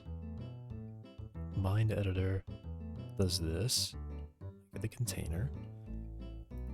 Then I do container set editor.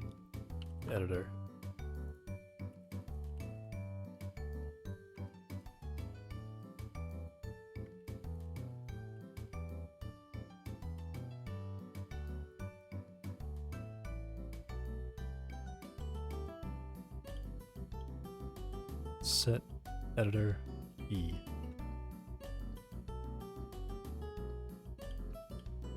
Set editor.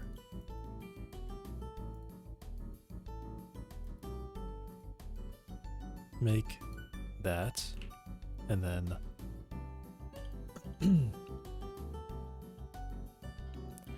do I go back to on ready?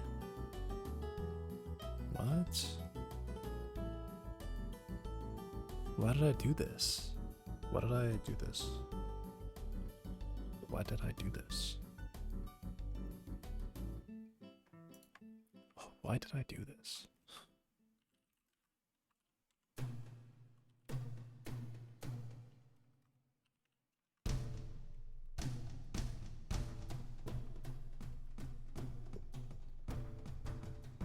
Why did I do this?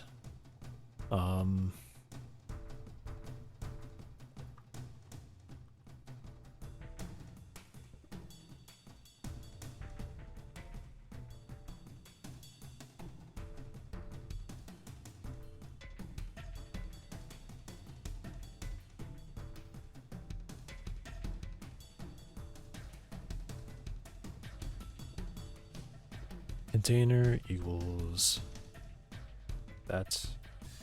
Add child.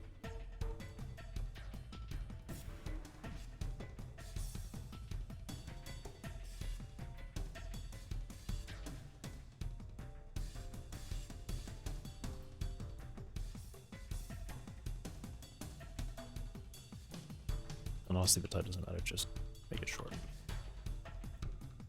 And I don't even need to do anything. I can just do that. And that'll update it right there. Give up and pull. What? Push? You mean?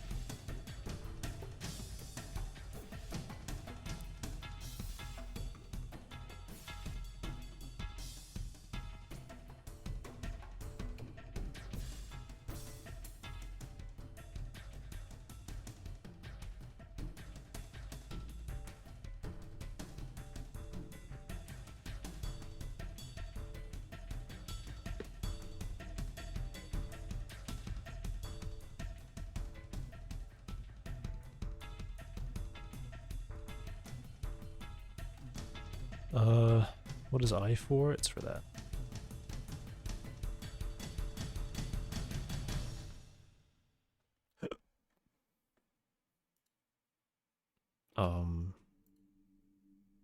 Set resource property, update title bar. It does all this stuff.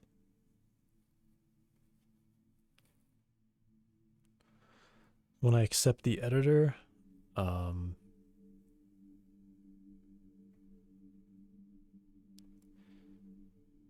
I guess I should also call update title bar.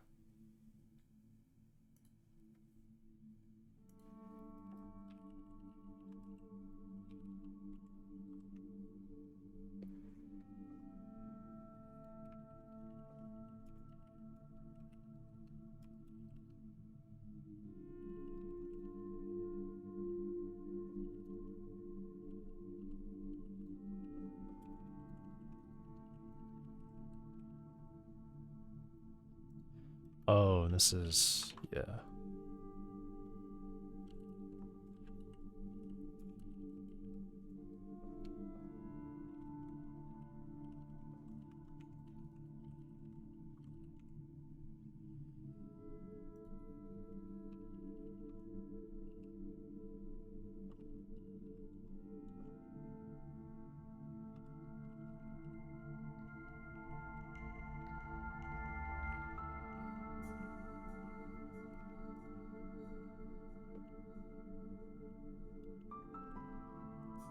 Cool. That will call update title bar for me. There we go.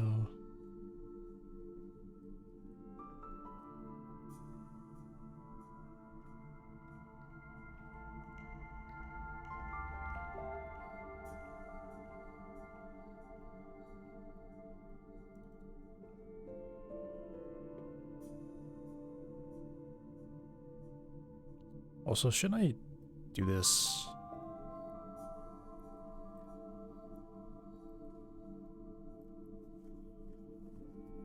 Shouldn't?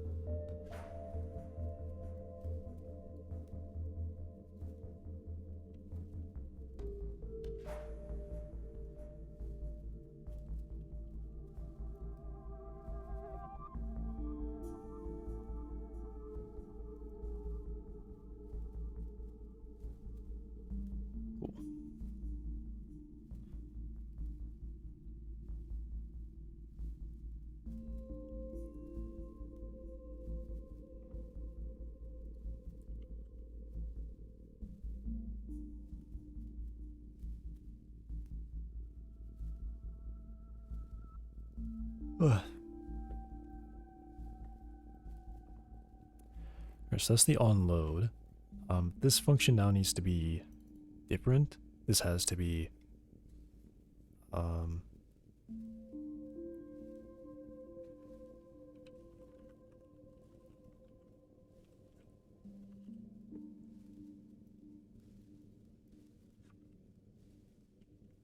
onload resource property, which takes a path. And we already have all that information. So this is simple. Main resource property name. Simple.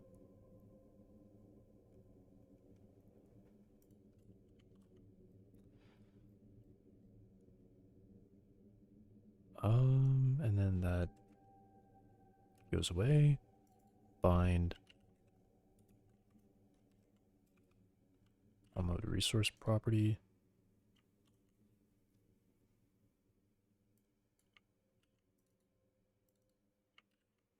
Type name.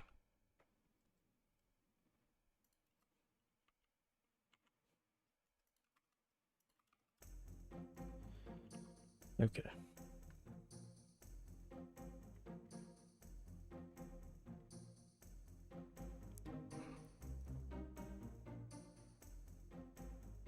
Does everything work the same way now? We just hit save and then reload project, I guess.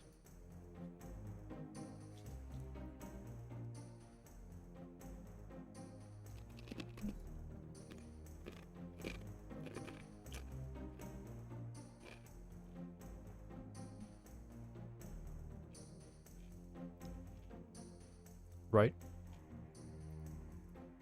No, that's correct.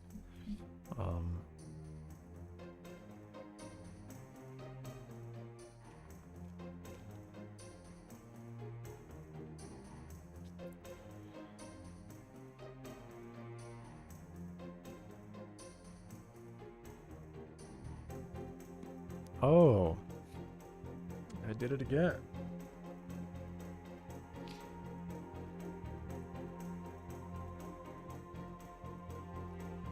Damn it. Damn it. I did it again.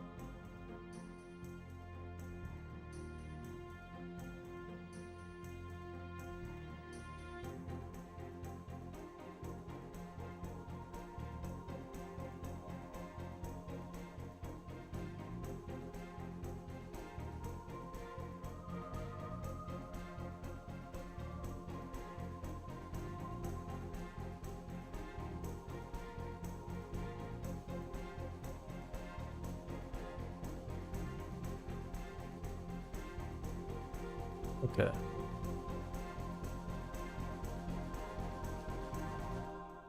Summon a property to key with value string on base object nil. 113.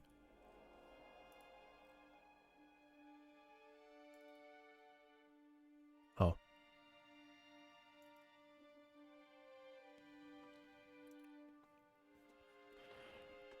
Okay.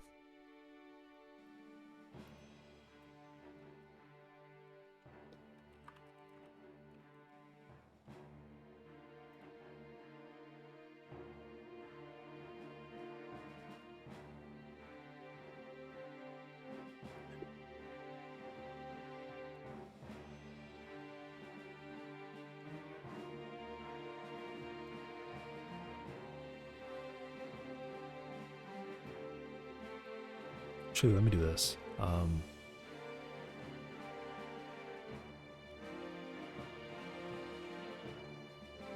No.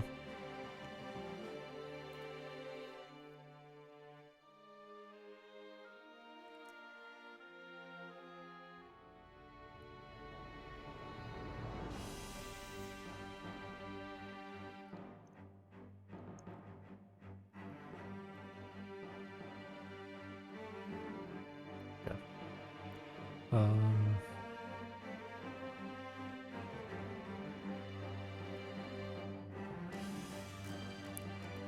How does this get here?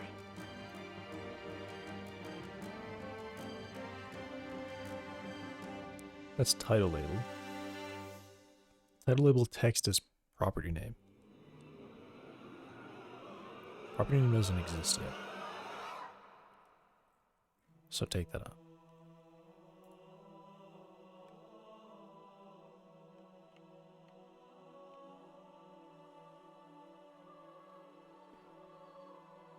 Oh, title label doesn't have...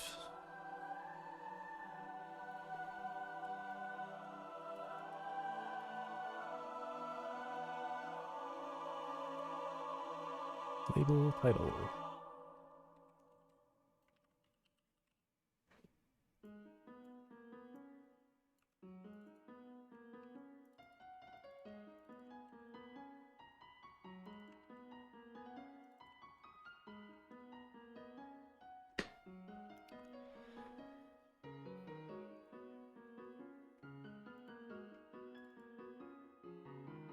Nice. Can I add child to that already has a parent? Funny how that's the same parent. Is it because I'm adding the editor like this? Is that why?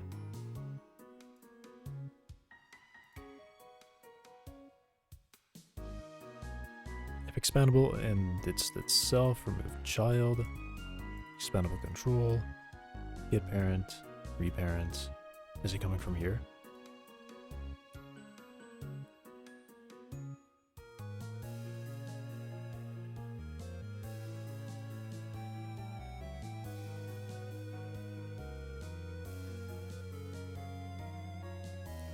Oh.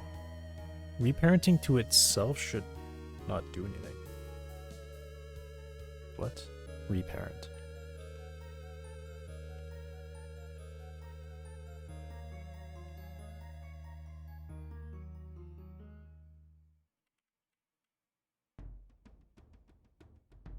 Node reparent.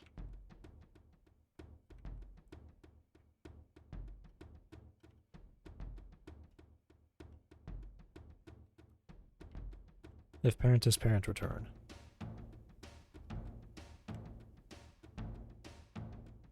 Oh wait, no, this means I'm adding child. Can't add child. I'm calling it add child?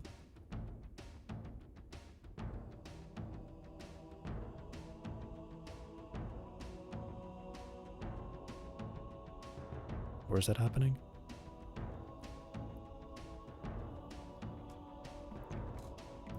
What? I don't believe you.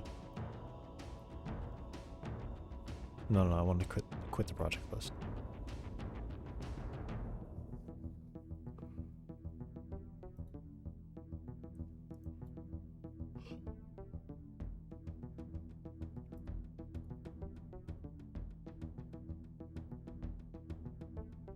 Don't give up. Oh man. What's this? Can't add child. Already has a parent. That means I'm calling add child somewhere. Is it HBox container? Oh, is it this? Oh, it is this. Wait, what? How does title exist?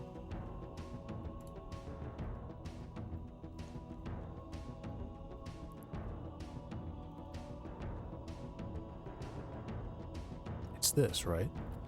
But no, this doesn't run. Thanks for believing in me. Can't add HBox container. Alright. Yeah, there's only one of these that I have.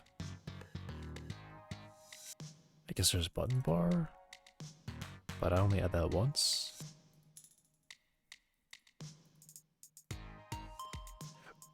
It's gotta be this one, right? So if I don't, let me just check, I guess. Don't call that.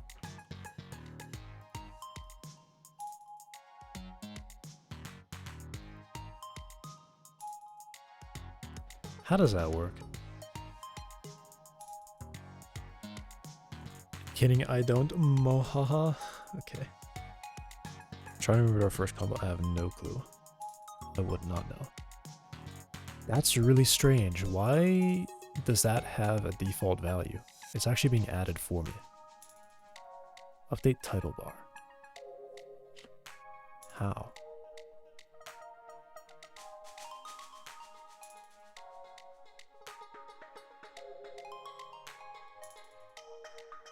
Ready isn't called until I add it to the scene. Does super.ready defer that call until... What?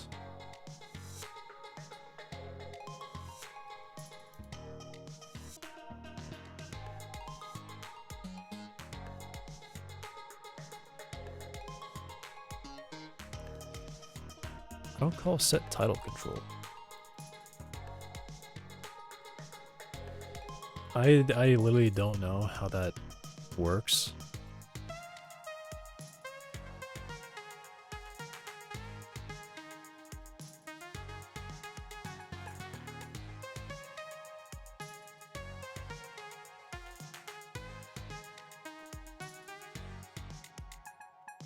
I literally don't understand that at all. That doesn't make sense to me.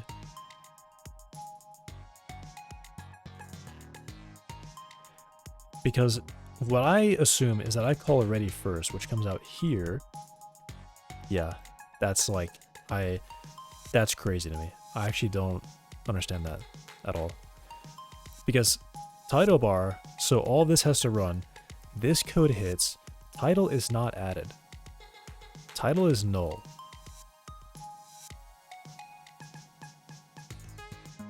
It's almost like, literally almost like what's happening is I call this, and then Godot inserts very sneaky in here.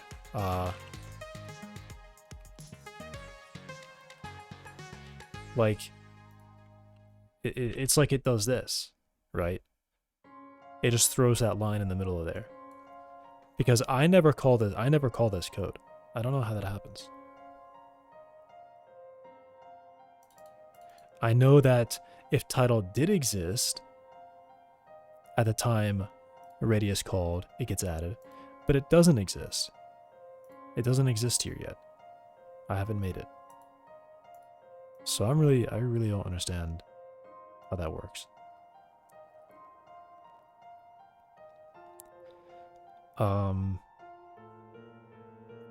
Am I doing this twice? No, I just create it here and then I do it. And then I put it there. I don't know.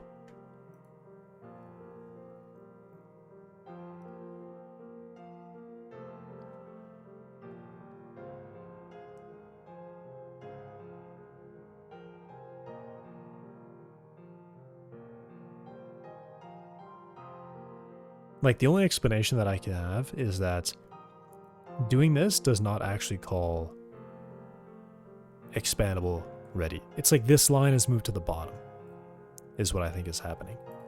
But I don't understand. I don't understand.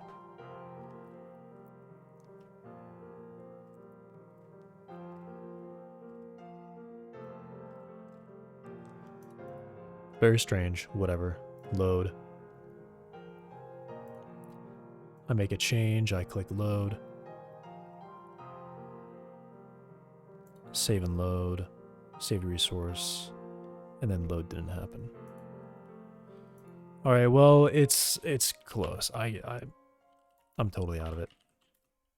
I'm falling asleep.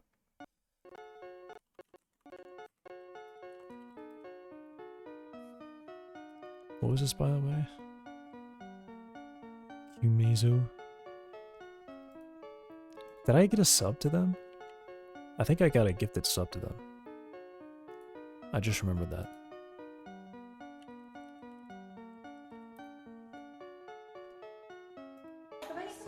Yes, I am. Alright, thanks for auto-playing Twitch. Where do I see that? Subscriptions. Yeah, I did. I went on the stream one time and got a gifted sub from it, apparently. It was one of those offline subs too, like where someone gifts a bunch and then there's like it like gives it to people who aren't even in the stream but like watched it recently.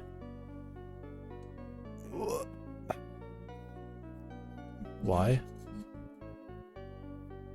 Why am I done with this? I'm just tired. I can't think anymore.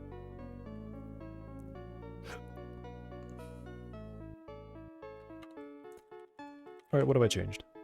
I deleted a ton of that. So now it's just a couple lines. All that's gone.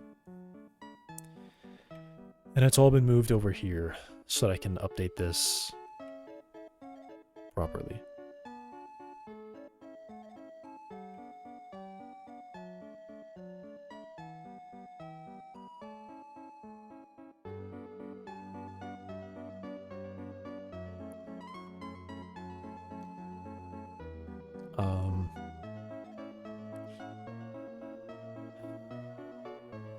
Alright, I'm gonna change that to sub resource names and then do colon equals.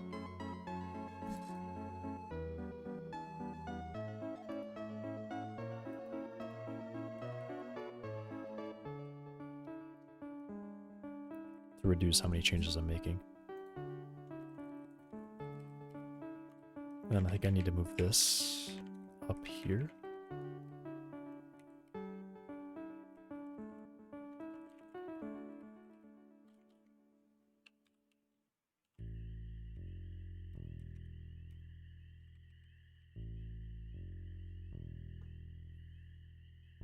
Okay.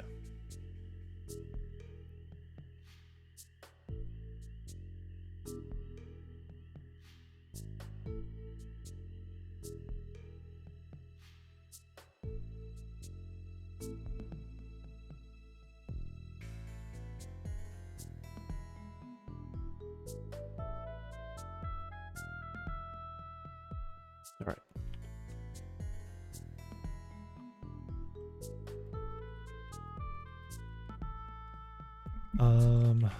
Move or create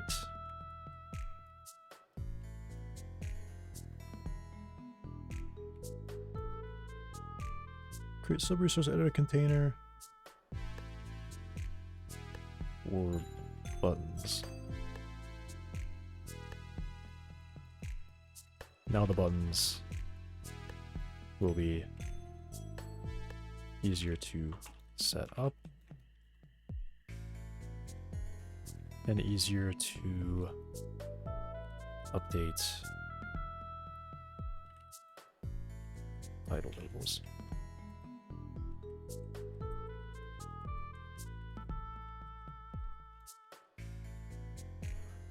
Am I on the right? Good, yeah, baby remake. Of course I am. The files would not be there if I wasn't on there. On the right branch. Alright. That's it for today. That's all I can do. Thanks for watching. I'll be back tomorrow. Goodbye.